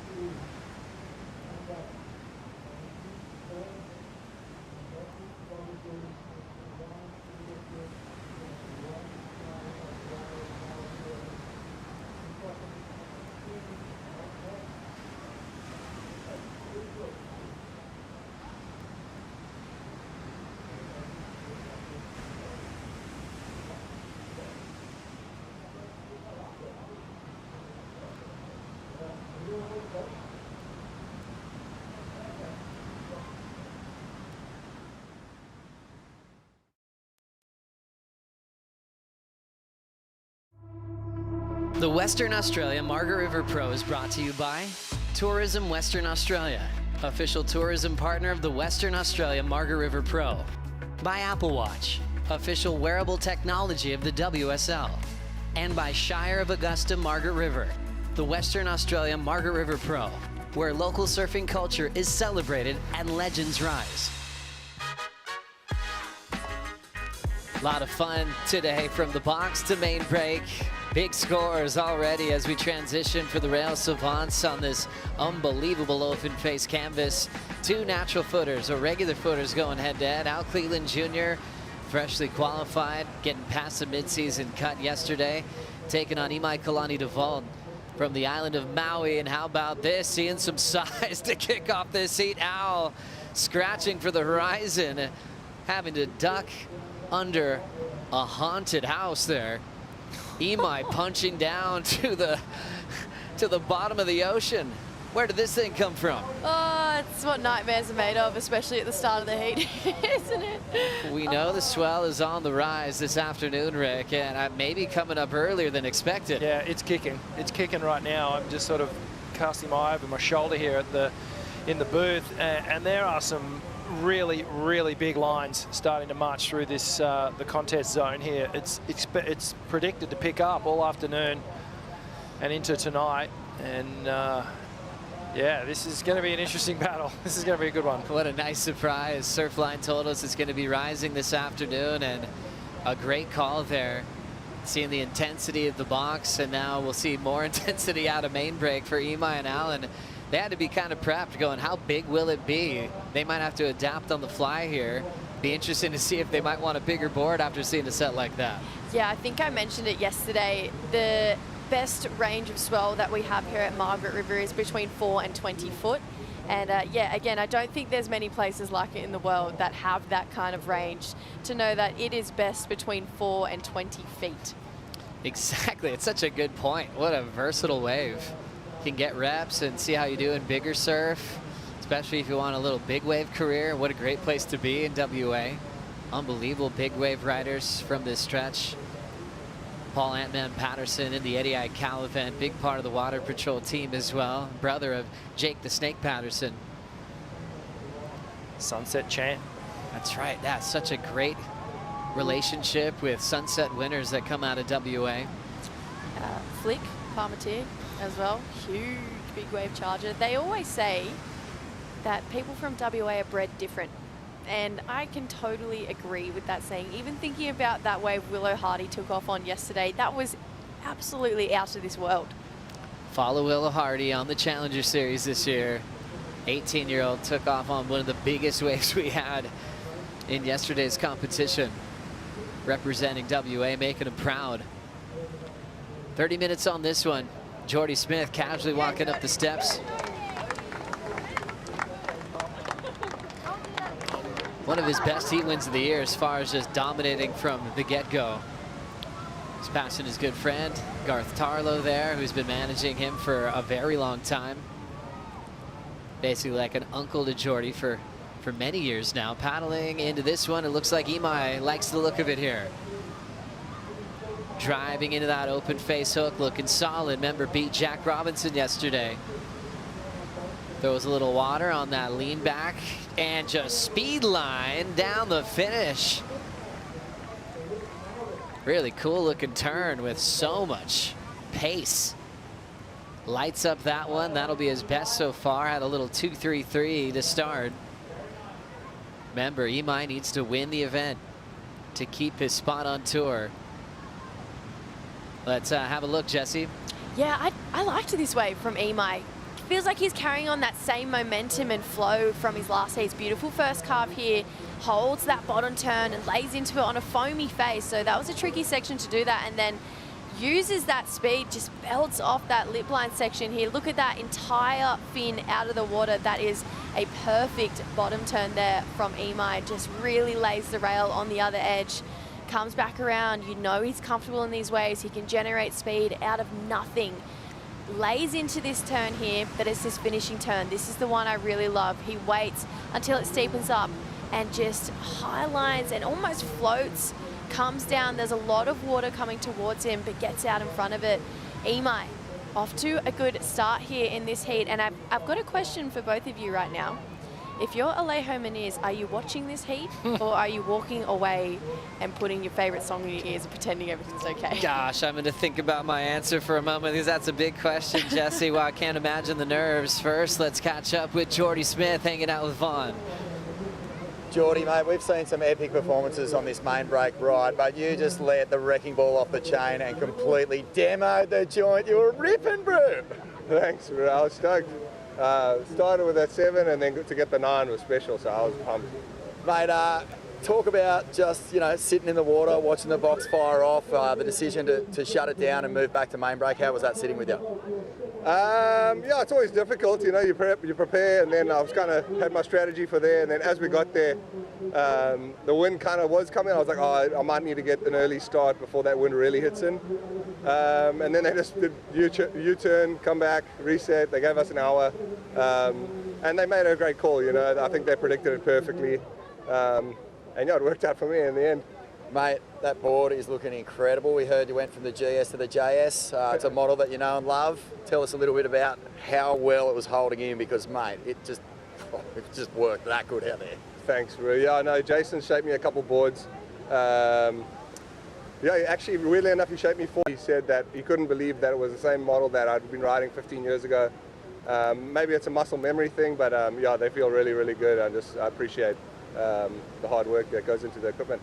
That's sick, mate. And you said something funny before we came live then about after you got your 2 scores, just drop an anchor miles and miles out the back so you didn't have to cop any roll-throughs. Oh, 100%. I've been checking the boys all day, and then I know that Swell's on its way. It's just when it shows up. And I think even Marco got caught inside a couple times. And yeah, after those scores, it was like, bro, I'm not sitting inside there to go crayfish diving. Give me the anchor, I'm out the back, bro. Mate, that was a really magic performance, man. Congratulations. Thanks very much. We all enjoyed that. The crowd was going nuts when you got that 9. Oh, thanks, bro. I really appreciate it. Well done, Vaughn. Well done, Jordy Smith. Oh, he's just having so much fun on an old faithful. A file that JS kept back from years ago when Jordy won J-Bay. Remember when he went back-to-back 2010, 2011? That's how long ago he was riding that old file in those great modern collective movies done by Kai Neville. And he brought that vintage Jordy Smith back for us here at 37 years of age. Think about world title runs coming at, you know, the latter part of your career when you're in the 30s is pretty rare. You know, Mick got his 3rd world title. He's still in his early 30s. Aki won his title in 99, early 30s. We're talking 32, 33. Kelly always has the records when it comes to longevity. His 11th world title, he was 39. So Jordy, 37. Pretty close to that if he goes all the way this year. God, I would love to see him go all the way this year. I really would. That would be a great end to this year. And I think he's in that form where I wouldn't be surprised if he did. He's just looking so relaxed. And I actually think that's working in his favor. I think he's switched on but relaxed at the same time. And I'm loving it. Rolling in now, Al Cleland Jr. sets up pace on off the bottom. Little setup turn, just being patient for a better part of the wall.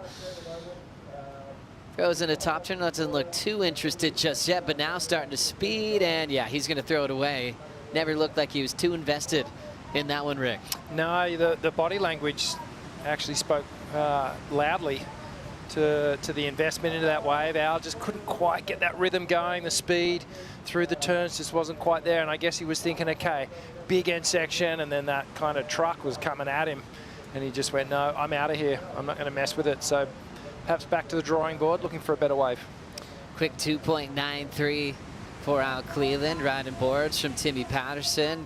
The range of 5.9.5 up to 6.2 roundtails, and then more pintails on the bigger boards. Made a bunch before El Salvador. The team back in San Clemente rushed even more for him. As we take a look at this wave again, Jesse. Yeah, Al getting his heat underway, a little slow start to that first one.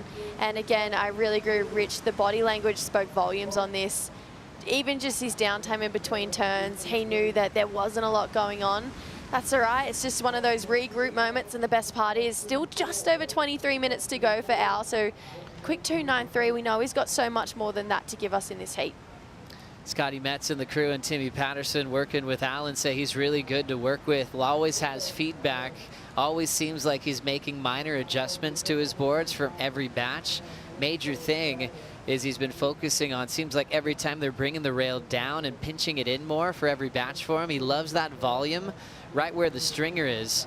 And then it's nice pulled down rail. He likes that feeling, rail to rail surfing, laying it over.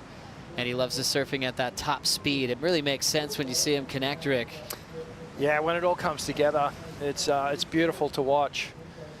Yeah, just that lower rail just allows you to sink it into the wave face a little bit easier. It doesn't want to jump out, especially when you're going through those longer carves. And back to Jesse's question, what do you do if you're Alejo Muniz? I mean, we've talked about this a lot, even through the years when Pipe was the closer and someone's waiting to see if they've qualified for the tour. I remember one year, Mitch Colburn was in the balance of that, and he had to leave. You know, and he's like, you know what? Every time I go to the store, everywhere I go, people are reminding me of the situation, and it was just too much.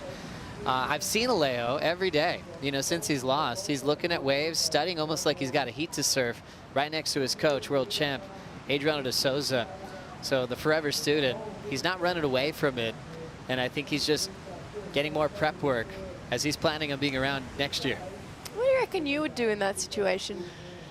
Wow, it'd be an emotional wreck, probably. Yeah, same. I think I would go eat ice cream. You'd probably just try to get your mind on something else. Yeah. Exactly.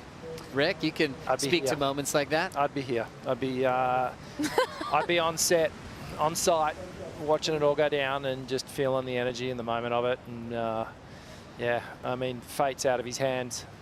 What will be will be. And it's going to take a monster effort from Imai to actually knock him off the tour. You know, it's not impossible, but he's got a big mountain to climb. He's got to win the event. The door's not completely shut, and he's got his toe in it, maybe. Just trying to force it open. I caught up with Kuyo Young, who's really good friends with both these guys. Kuyo, a great surfer from Hawaii, and he's a great filmmaker as well. Great producer, great surfing mind, coach.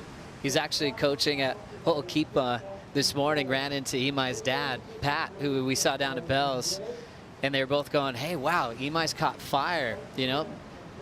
Better late than never, and just really loving the form. They both were mentioning how good it was to get past Jack Robinson and what that will do to Imai's confidence. Kuyo being close to both of them, he's like, it's hard to pick a winner here. You know, he obviously wants to see Imai make the tour because he knows how talented he is, but he loves what both have been bringing to the top 34 this season. Always getting that support from home, and all eyes are on Imai and his road to qualification, especially his dad. Obviously a huge fan of his son. Yeah, and I actually do think it's always harder sometimes when you are the family watching, because you out of anyone knows how good they are and what their potential is. And I do imagine that, you know, Imai and his family, there would have been so many phone calls, be like, just keep going, mate. You know, you just got to keep surfing your heats, trying to surf yourself out of this rut. I referred to Imai's year a little bit similar to what some gymnastics go through called the twisties, where you just can't figure out what's going wrong. And it's nothing to do with his surfing. And so for Imai's dad and family to watch what he's doing here at Margaret's, they must be so proud of him. And just to see him in his form, it'd be a great feeling for them. He's freed up. Look at him go now. The Maui boy just pacing down the line. First turn, a nice searing cutback. Pushing out in front, wants to improve on a 2.33 here to make it count. Nice pace, eyeing up the end section. Always the trickiest finishing move ever, probably on tour. Running out of water, trying to find a place to put that CI surfboard. He'll be incomplete. But a couple of good looks down the stretch for Devalt to try to improve his lead and make that priority use useful and count with 18:45 to go, Rick. Yeah, it's not a bad little backup wave. Two good turns, and Imai's definitely unlocked something here at Margaret River. It's to me, it's an attitude change, because the surfing has always been there. As we watch this wave, nice opening carve. You can see he's accelerating through the turn, and a bit of a sleepy cutback here. More of a readjustment, getting prepped for this final maneuver here. Now it's, okay, how soon do I hit it? Which line do I take? He really didn't have too many more options there. He just had to hit that oncoming foam section, unfortunately. Yeah, that convergence of whitewater just swamped him. But he even said in his post-heat interview yesterday, he goes, I wish I'd surf like this all year. You know, I've eliminated the pressure of the cut because I almost feel like, well, you know, if I don't make it, whatever, at least I've tried. So if he can qualify, if he can get the win here and make the tour next year and then bring that performance, which he's showing here, then he's going to find himself climbing up the ratings. Gosh, the mental psychology that goes with winning on this tour. Good call, Rick. Like he mentioned, he said he felt pressure from day one about the cut. Some, like Cole Hauschman, said he didn't feel it because, oh, wait, it's extended till 7. But for Imai, he's been cut before, and he felt it from day one. And his surfing, he felt wasn't as loose and radical as he wanted it to be. And once he released the whole idea of let's see how this goes, he found his flow again. That mindset's actually related to confidence. You know, if you have the self-confidence and belief, and I'm not saying that Imai doesn't have it, but maybe just amongst this pack of surfers on the tour, they are so good. And I felt it when I got on the tour. I was like, I don't belong here. You know, like you have to earn that sense of belonging, and you have to convince yourself that you can beat anyone on the tour. And until you do have that mindset, you're always going to struggle to get the wins. Great call. Richie Lovett surfing in over 100 CT events for so many years on tour, watching bigger sets come through. Jordy was joking about seeing some bombs come in his heat. It'll be increasing through the rest of the day today. Oh, look at the power in that wave. And you can see just the speed of these waves. They look like they're breaking slower because they're getting so big now. But that whitewash there looks like, no, they look like rapids there. So much power in it. And it's changing quickly. One of the toughest heats you gotta handle is when the ocean's just considerably lifting set by set. A lot more energy pouring into main break now in this last heat of the round of 16. At the moment, it's Imai Devalt in the lead. He's got to win the whole contest to get the last spot on tour. Al Cleland's got priority. Let's see if he can make a comeback. We'll take a Bonsoy brew break.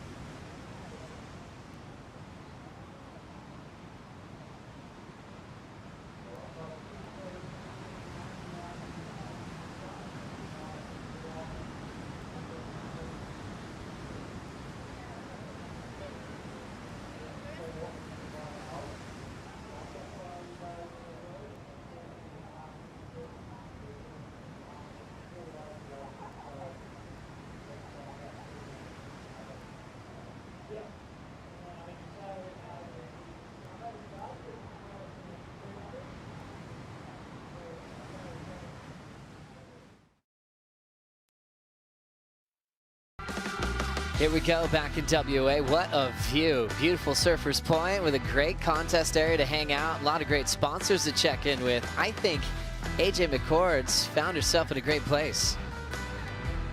We are up here at the Yeti activation, and you have to come check this out if you're coming down to check out the contest, because they have some West is Best, some Margaret River inspired engravings here on their Yeti bottles. And what's really cool is if you buy one of these, not only do you get a custom engraving, but you know that your money is going to a good cause, because a percentage of the product sale actually goes to the Margaret River Nature Conservation Region. And so we've been enjoying the beautiful nature and all of the biodiversity in this area. Yeti doing their part to make sure that this place stays as beautiful as it is. The West stays the best. So if you're coming down to the contest, gotta come down here, get yourself a brand new Yeti, custom engraving, and do some good for the region. Well done, AJ. That's a great place. I'm going to head there very soon, actually sooner than I thought originally, because we just got the message in from the event staff that this will actually be the last heat of today. So event will be off also tomorrow, and we'll get an update for the next few days. We've got some weather heading to the west now. So after some serious meetings and some hard work moving venues in the middle of the day, we will have the men's quarterfinals set, and the women's round of 16 will be off for the day. And we'll see what's in store for us in the rest of the waiting period. Oh, I'm excited. Look at that. That's what a waiting period's for. Got to make use of it. For us tomorrow, Joe. Yeah. Maybe a little bit of the local produce and vino. Yeah, it's a great call, Rick. W.A. Rick, that's him. That's his voice, actually, that he goes into when late A happens here. Yes, the little sparkle in his eye just then as well.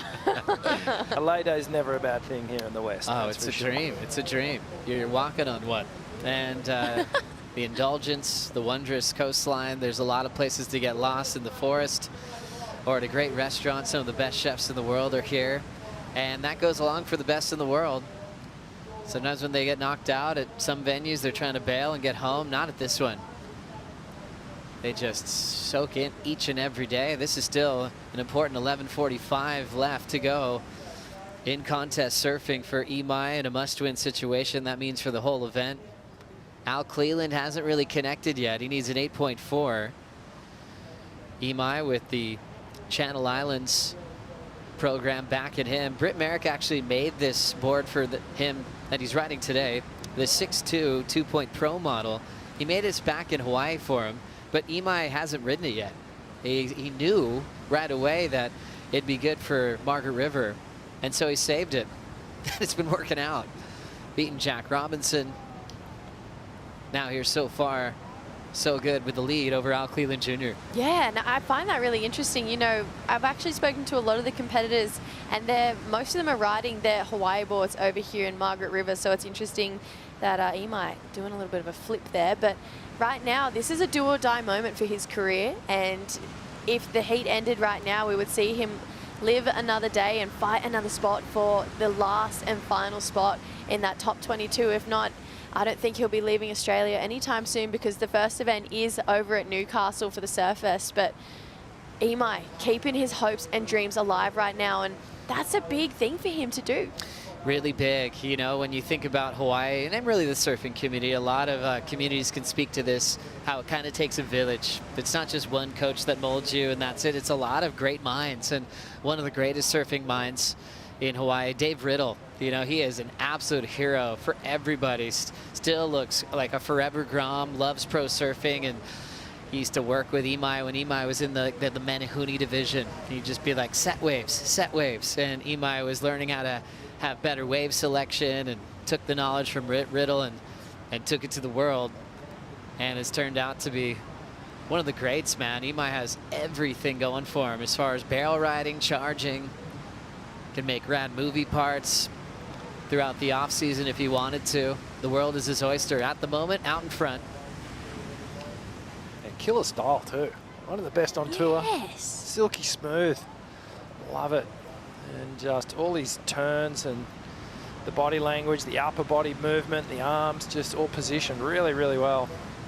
Aesthetically, really easy on the eye. It's a big island, Maui. I mean, just to get around and surf the different corners, known for its wind, known for its big waves, known for slabs, known for really everything, Honolulu Bay and beyond. So you get used to trying to figure out what spots you can surf. They all have their secrets, but they produce world-class surfers. A lot in that kind of underground story, but a lot that have traveled here for many years to Margaret River, like Olamana Elio Graham, who's made the final. Dusty Payne getting a huge win out here. The guys from the Hana side too, like Hank Gaskell, Deja O'Connell. Oh man, another great surfer, Kevin Sullivan, who is related to Poncho. 8:35 to go here. Paddling. And catching up to this one is Imai, getting him in late. Winding up, classic little layback jab.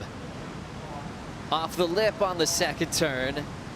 And now a big closeout finish and an airdrop. Imai stomps it clean. No such thing as pressure for a guy like Imai. It's fueling him at the moment. So that was under priority there, and Al's going to hear this score over the beach announcers, and he's going to start going, what just happened there? So I've let Imai go under priority on that wave. Imai had to scratch into that, but that thing just held up and allowed him to do 3 really strong turns. He's going to put even more pressure on Al Cleland Jr. You can see the late drop. It almost set him up perfectly to come around this section, just jams it in the pocket. Connects with that second turn, and then right here, just a beautiful lip gliding projection floater off the lip. Slow-mo tells the story, Jess. Yeah, Imai just really pushing hard off the tail here. Love that work. And I thought he was going to get hung up for a second, but uses that force of the wave, comes back around, belts it right off the top of the lip, uses this speed now to generate for what is a massive end turn off the lip, down, airdrops out of it.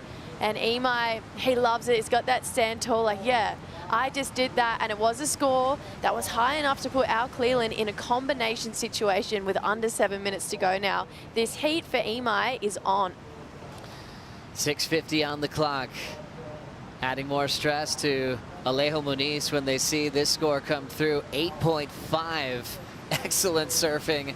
One of his best numbers he's had on the championship tour when he needs it the most.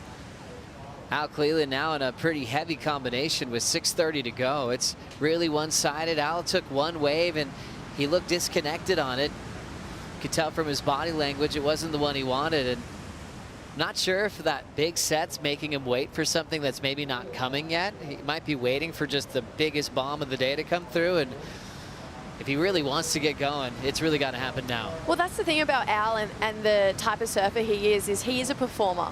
He is an entertainer. He really does want to get the crowd up on their feet cheering. And so maybe he's waiting for that moment and that chance to be able to do that. He is that big character that we're talking about. And Rick said it so beautifully. His personality translates to his surfing, and that is because he is an entertainer. So I agree, maybe he's sitting and waiting, hoping for one big showcase moment, but right now it's put him in a bad position because he's in a combination situation, and Imai is making the most of his drop and weight attitude.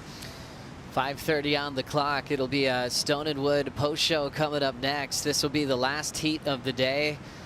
So much drama in the event. We got to move to the box first time in a long time. Been since 2019 since we ran out there. One spot left to officialize the midseason cut on the men's side. It's either up to Imai or Alejo to have that spot. We'll break that all down. Or on such a gorgeous day, we're just enjoying being in this region. The WSL likes to acknowledge that the Wadandi people are the traditional owners of the Margaret River region, and always want to thank them for welcoming us to their Abuja, or their country. We pay our respects to the Wadandi community and their elders past and present. The World Surf League is so committed to the ongoing learning about local history, the culture, the language of Wadandi Abuja, the saltwater people's country. They've asked us to walk together softly on country, respect the ocean and the waterways. And we wish to also extend this acknowledgement and respect to other First Nations people who join us here in person or on the broadcast all around the world. We learned so much from Zach Wallich Webb, also his father, Uncle Wayne Waniji Webb, teach us so much here. Beautiful opening ceremony. And they're always, teaching us to practice. Learn the language. It's okay if you don't have the perfect accent or delivery, and just keep learning more and more. And we love it. 4 minutes on the clock here. Al's got priority. We'll go into a GWM recap while we wait. Imai almost surfing all alone at the moment. Yeah, it really has been the Imai show in this heat. Loved this first wave that we got from Imai. This was a 6.33, really hit that section off the end. 6.83, sorry, but then this is the 8.5 that really left us all hanging. Yeah, so this was the one that he snuck under priority. Beautiful surfing here, pretty much almost like stop. Went around a corner on that first turn, connects to the second, and then beautiful strong finish to that ride, and Al clearly frustrated now, just trying to figure out how this heat has unraveled and gotten away from him. 3 minutes 20 on the clock. It is really looking dire now, just running out of time to get 2 waves. Near impossible now. And just seeing 2 heats at main break after the switch that were both one-sided. You know, first for Jordy Smith having a big combination win over Marco Miano, and now Imai having Al Cleland comboed. We had Al just so focused, had some music, but whatever he had planned, it just hasn't really worked out for him. Imai might sneak another wave under priority. Deep off the bottom, wide open on the wrapping turn. And it'll just be one maneuver for Imai.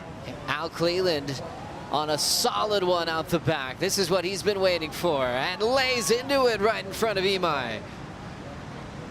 Now starting to rush this section. It's a big one, going for a huge one off the roof.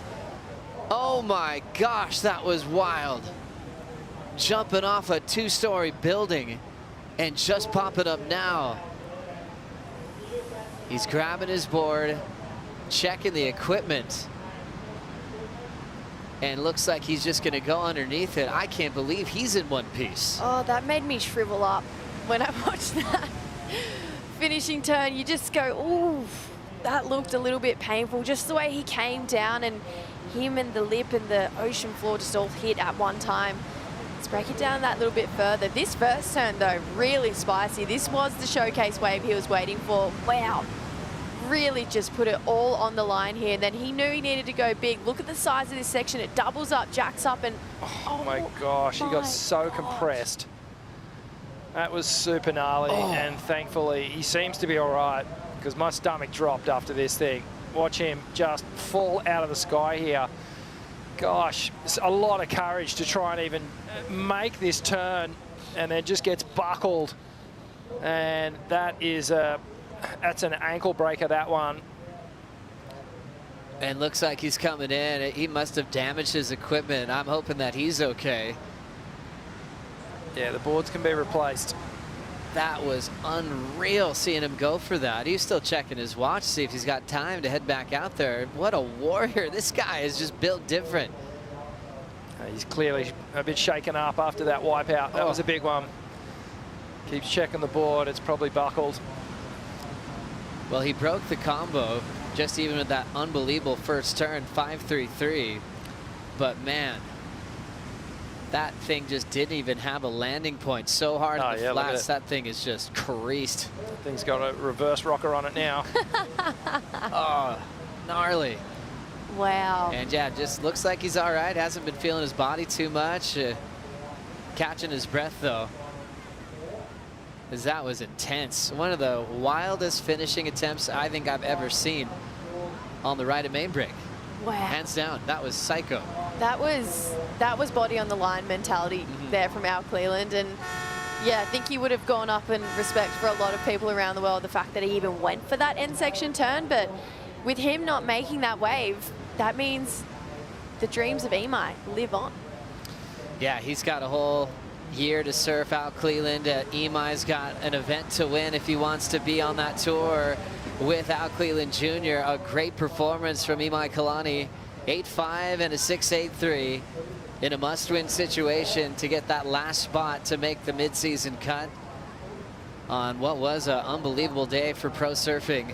Running at the box, finishing the last 2 heats of the round of 16 at main break, and calling the rest of the day off to prepare for what could be a finals day call.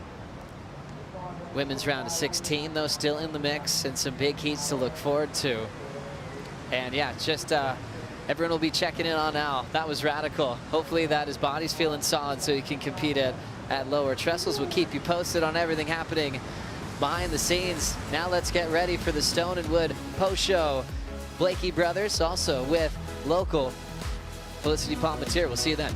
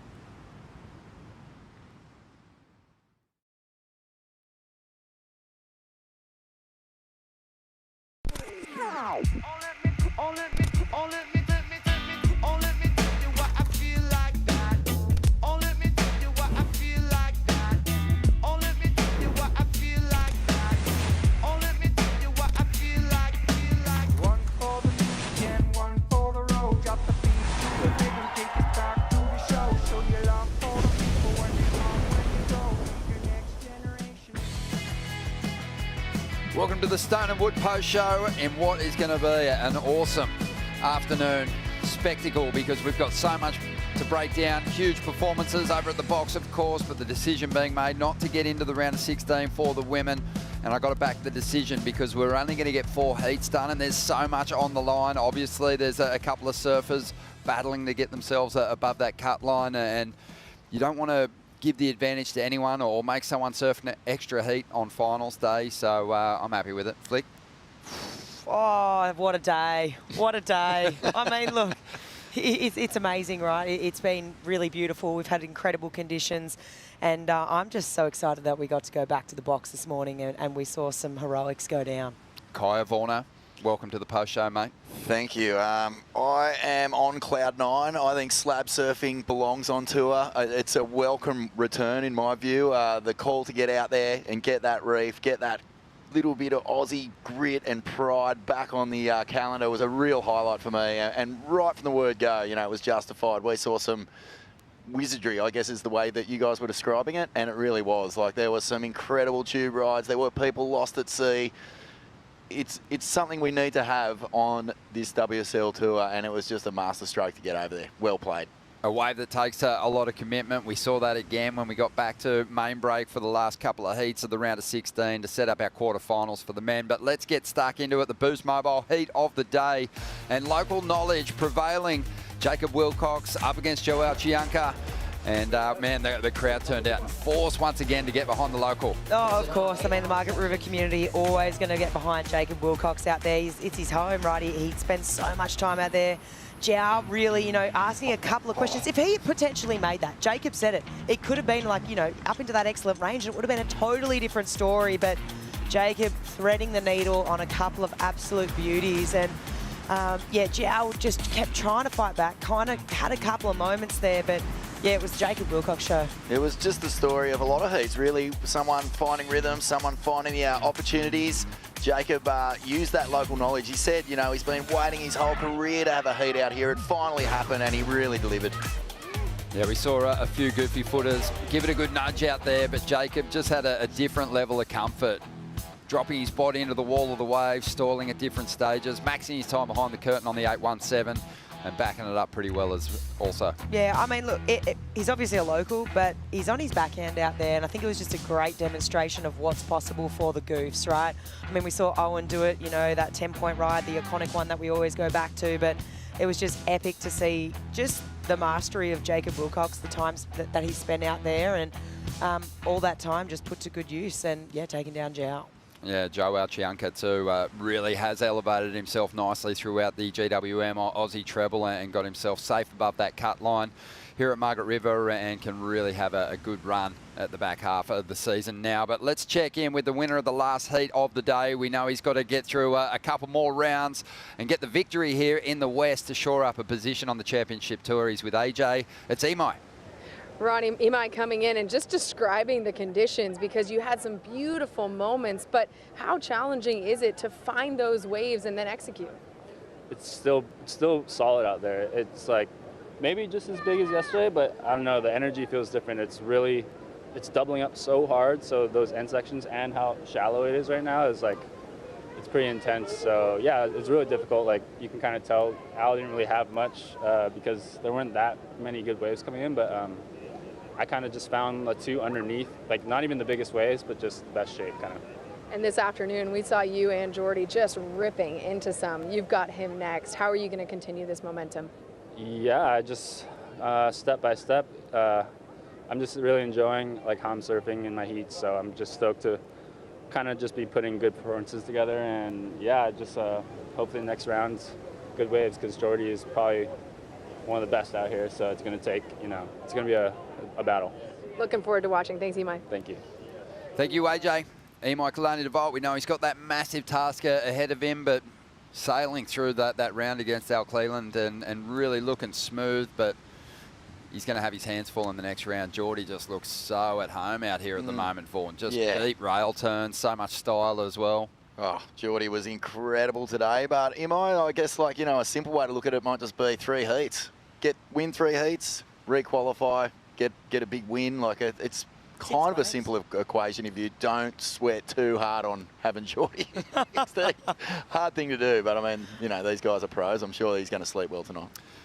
We had an unbelievable finish to the day. Cleland, he had an important heat win, the round of 32. That was to jump up above that cut line, solidify a place on the CT for the rest of the year and also into 2026. This afternoon, though, he gave us one of the most committed end section hits that we've seen. Amazing that he went for it. Just what he's doing here, Al, just with so much speed, so much aggression. Are you absolutely kidding? That lip is so thick, so meaty, just goodbye ankles, goodbye knees. That was my first reaction. I couldn't believe what I witnessed, that he actually went for it. It was crazy. Yeah, he buckled his board, but mate, the heaviest thing was, like, how often do you see a wipeout where you dead set hold your breath? Oh. Like, we saw some out the box today that were like, you go, oh my goodness, this is heavy, but that was #1 wipeout of the day for sure. Yeah, I think too, everyone in Al's camp would have been thinking, you just solidified your place on the championship tour, and you know, going for a turn like that, there's a chance that you won't be surfing again this year. So it was good to see that the board buckled and his legs didn't, and he climbed up on the ski. He looks to be okay, but yeah, Al's got a lot to celebrate this week. It was a huge event for him when the pressure was on. And I think also we saw the response from him yesterday when he first got out of the water. He didn't even know that heat was going to decide his fate for the back half of the year, and it's just unlocked so much potential for him to show us what he's really made of, because there's so many waves in this back half of the tour that just fit into his wheelhouse, his strengths. You know, he's got all the explosive new school moves for a wave like Trestles. He's got, you know, plenty of ticker when it comes to big Pacific reefs, so it's going to be fun to watch him. Most definitely. We got so much work done yesterday in working out who's going to be campaigning through the back half of the year and into 2026, but we only had a few more spots or a few more surfers chasing that dream, and 2 of them met in the round of 16, and it was an intense one between Jackson Bunch and Crosby Colapinto, surfing against one another head-to-head for the first time, and out the box, no less. Oh, man, I mean, this thing was crazy. It was literally, it was sudden death, right? I mean, whoever loses this is relegated to the Challenger Series, and I mean, wow, for Jackson, who probably his first surf was this free surf this morning. I'm not sure if he caught a wave, so you're trying to figure it out in a heat. Not an easy task, but it was a small scoring heat. Cros actually ended up finding this one, converted to about a 4-5, I think it was. But yeah, I mean, there was some serious efforts. Even this one from Crosby just gets clipped there at the end. It fell down the trapdoor with that ledge. But you can just see, I mean, emotion from both ends, right? Obviously, Tommy Witts, Crosby, you know, super emotional about getting through. But then on the other hand of that, you've got Jackson, unfortunately, relegated to the Challenger Series. So super highs and super lows, and to have it all go down at the box is pretty hectic. Yeah, I think Tommy, you can see he had some hair in that shot. It was gone by the time he got back to this land, because he has done a lot of stressing out in the past couple of weeks. Yeah. But his charges have delivered. He's done a wonderful job, you know, keeping them focused on what they have to do. And for Crosby, after his performance against Ethan Ewing, you were just going, wow, this guy's on, but he had to win. He had to win ugly in that one, really. He's so good out there. But he got the job done, and congratulations to him. Yeah, he was over the moon. Big result for him after missing the first 2 events due to that broken elbow at the start of the season. So it's been a remarkable turnaround to his year, and he'll get his opportunity on finals day, taking on the local boy Jacob Wilcox. As we have a look here at the finals bracket, what matchups, Vaughan, are you loving? Well, first of all, that list of names is just so cool to see. It really looks like a fresh list coming into this event, but I love the Jacob Wilcox, Crosby Colapinto battle. That's going to be really fun, but also, you know, I live just up the road from Connor O'Leary, and after what Baron Mamiya did today, that's going to be a real heavyweight clash as well. Yeah, it's huge. And Jordy Smith moving closer, Flick, to that #1 position. I think if he can crack the semis, he'll overtake Italo.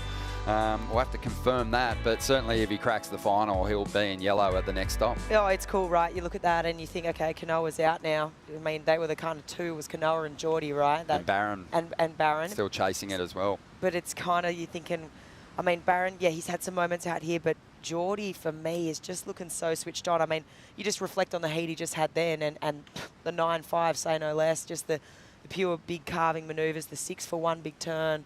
He's going to be hard to stop. Yeah, it reminds me of El Salvador, just his pace through the event too. It still looks like Jordy's got a bit more to give, but just the way he covers these big open faces and does it without being affected by the lumps and the bumps out there. The texture never really seems to take away that smooth approach from him. Yeah, he came in like a wrecking ball. I could see him just swinging on that thing as he with a Big racket wrecking and a weddy ball. on.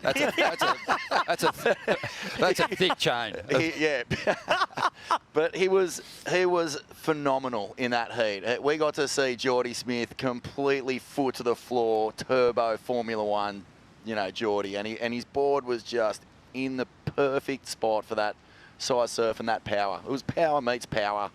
Swinging around out there, it was great. There's only one spot left up for grabs when we talk about that cut, and it's nervous times for Alejo Munez with Emai moving one heat closer, but Crosby Colapinto pushing ahead of Matty McGilvray today, knocking him back to the Challenger Series. Just a crucial heat win for him, and couldn't have been more nervous for his fans and his big bro Griffin, who were watching on, and man, he just took a long time to really shut that heat down.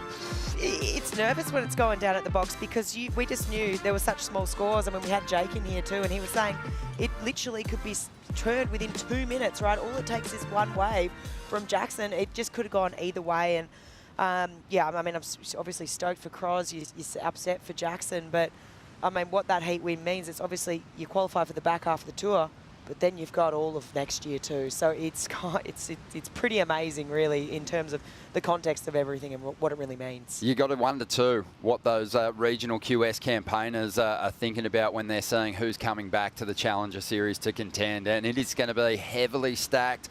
And so people that have had real success on the Challenger Series and broken through for event wins will be back there when we get to Newcastle for Stop 1, June 3rd.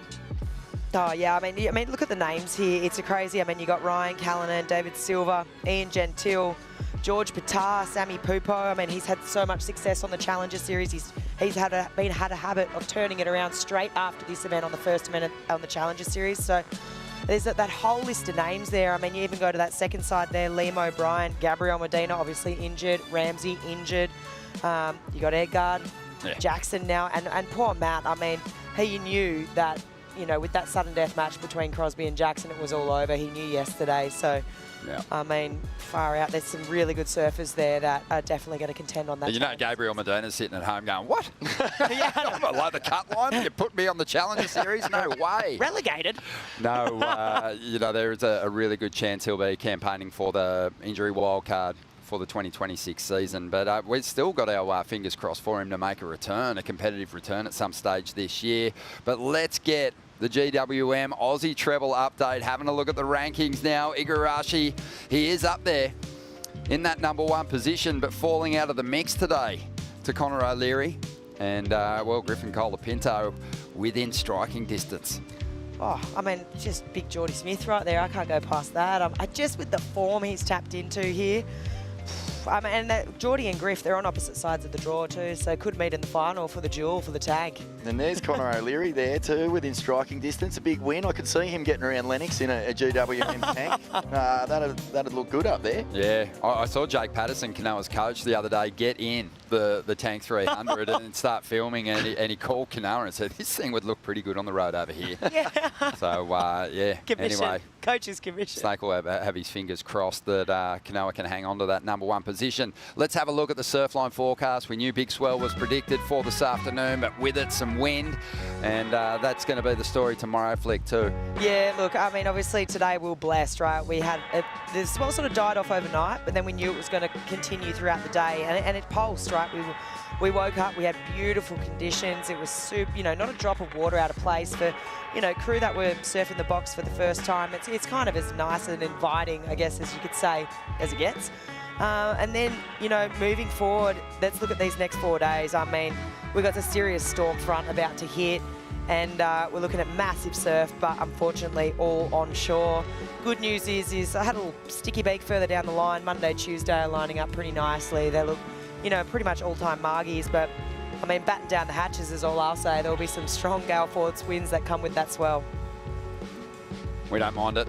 Extending the trip over here to the West Vaughan, no issue for us. Having a wonderful time, thanks Ron, and really looking forward to the event kicking back in though, because these hydrolite heats to watch are absolute bangers. Yeah, they're huge. We've spoke about it on the men's side. Things have gotten compressed at the top end with some big names falling out. It's been the same story through the last couple of events on the women's tour as well. There's less space in that final five conversation, and knocking on the door of the final five are competitors like Luana Silva, Erin Brooks, who will face off in a great heat. Two surfers showing great form. Oh, great form, both of them, but such a contrast, right? Obviously the goofy, the reg, but in their type of surfing and the way they approach the wave as well, so different. You know, Lulu, she's obviously got the long, beautiful, drawn-out lines, the carving manoeuvres, and then Erin is just, for me, the difference is the backhand and being able to go vertical. So that's going to be a great heat to watch.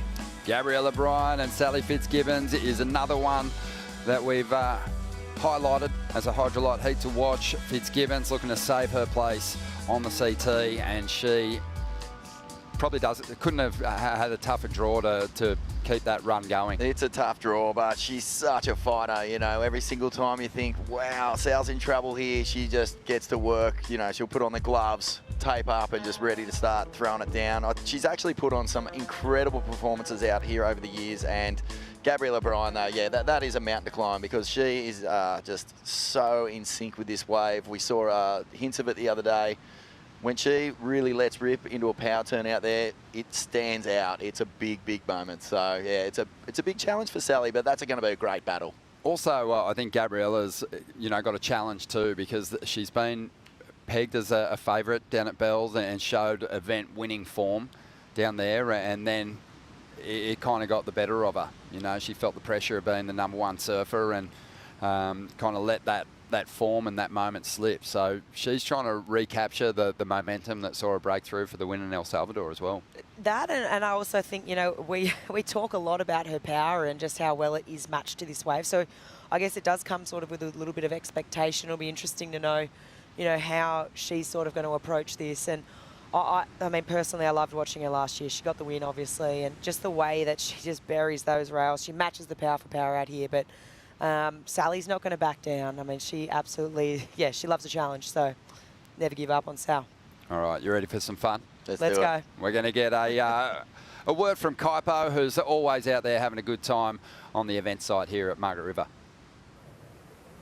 Hey, F-A-T-B-O-Y, that's Fat Boy Bikes, and we got them right here. There's a scrambler. Check this out, full suspension on this bugger. We got 2-person seat, pegs to pack your partner, surfboard racks, deluxe scrambler. You could have one. All you gotta do, scan the QR code. You are entered to win a Fat Boy Scrambler with all the accessories for you. And like I said, a friend, this is a 2-person seat. Remember, Fat Boy, you know the rules. Yeah, Kipes. Yeah, get down there and scan that QR code, and if you don't win, you can always just ride side saddle behind Kaipo around the beautiful tracks here. The Cape to Cape track. It'd be nice on a Fat Boy flick. Oh, it would eat it up. Well, so many highlights that we want to dive into, and we're going to get stuck into them now. It's time for the BioGland Daily Dose, and let's kick it off with some unbelievable clutch performances. Crosby Colapinto in the battle for survival with Jackson Bunch, who really did give us some great performances through the opening stages of the season, but Crosby had the advantage, having some time in this lineup. Oh, yeah, he got it done, Cros. I mean, it wasn't a heat that either of these guys wanted to surf, but look at the relief from Tommy Whitaker and Crosby, and he's really feeling it. Griff was on the shore with all the crew to welcome him back to the beach. It was a massive effort. A Mamiya masterclass. Luke Egan in his ear, getting him tuned up for what was one of the best performances we saw this morning. Yeah, it was amazing, right? Baron's so incredible. Everyone's trying to, find the time. He has all the time in the world. It's actually crazy. It's like he's surfing in slow-mo when you watch him. The entry, the speed, it was wizardry. Super cool customer, as is this man, using his local knowledge. Jacob Wilcox getting the edge on Joao Chianka. Just parking it in this big old cone. It just spits into the channel, a big old bath, you could say. That's what they were calling it in the competitors area. But yeah, he's taken this opportunity at the box, his first heat ever out there, to go deeper than he's ever been in the Margaret River Pro. Coming in at number 2, Jordy achieving excellence this afternoon on main break. The big man throwing down some of the hugest carves that we've seen throughout the event. Yeah, this was cool, the 9.5. I mean, Jordy's so adaptable, right? He was basically had his ratio on ready to go to the box. They say, hang on a sec, we're going to actually hold for a bit and we're going out the main break. And it's the veteran experience and just being able to adapt like that and ploughing his way through to the draw and on his way to potentially taking that yellow jersey. Yeah, that's huge. Longest serving member on the championship tour, Jordy, and Griffin Colapinto just reigniting the form that's seen him finish in the top 5 the last couple of years. This wave was remarkable, Vaughan, a 9-pointer. One of the best we've seen. Look at that. You don't see tail willies like that unless Kaipo's doing them on Fat Boys through the contest area. This was as good as you'll ever see. Somehow finds an exit. It is the biggest glitch cone I've seen at this event. And where are these Colapintos going to go without the stress of the cut, without all that pressure on their shoulders? Like, they could seriously open up and do major damage through the back half of the season. Yeah, they've rallied big time, pulled their socks up, gone to work, and got themselves above that cut line in a couple of events. A few for Griff, obviously, but, it's been tough for Crosby. Really missing those first 2 events. After finishing 10th last year, getting that Rookie of the Year honour, his seed was getting worse until he got back, and it didn't take him long to achieve a semi-final result. So it's been pretty remarkable to save himself. Oh, it's been incredible. He's had 5 events, everyone else has had 7, and he's still managed to make the cut. I mean, you have to draw some sort of inspiration from that himself as well, to be like, hang on a sec, like, what happens when I get a full year, which he will next year, and yeah, to surf stress-free for the rest of the year as well. It's going to be good.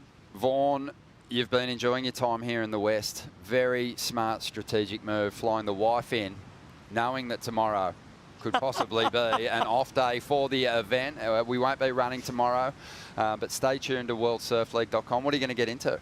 Mate, I'm just basically going to indulge in all the best things that the West has to offer, and that is culinary experiences, as Kaipo calls them. And yeah, the great wine, the great scenery, the nature. I'm taking Alicante and we're going out and we're going to experience this joint for real. Here's the ultimate guide to everything that is I think great. we've locked Flick in, actually. Yeah, you have locked me in. You've locked me right on in. I'm coming. Perfect. We're looking forward to it, but tomorrow will be an off day, but stay tuned to worldsurfleague.com for all the latest news. But we're going to leave you with some amazing highlights, and we look forward to bringing the finals action to you right here at stop number 7, the Margaret River Western Australia Pro.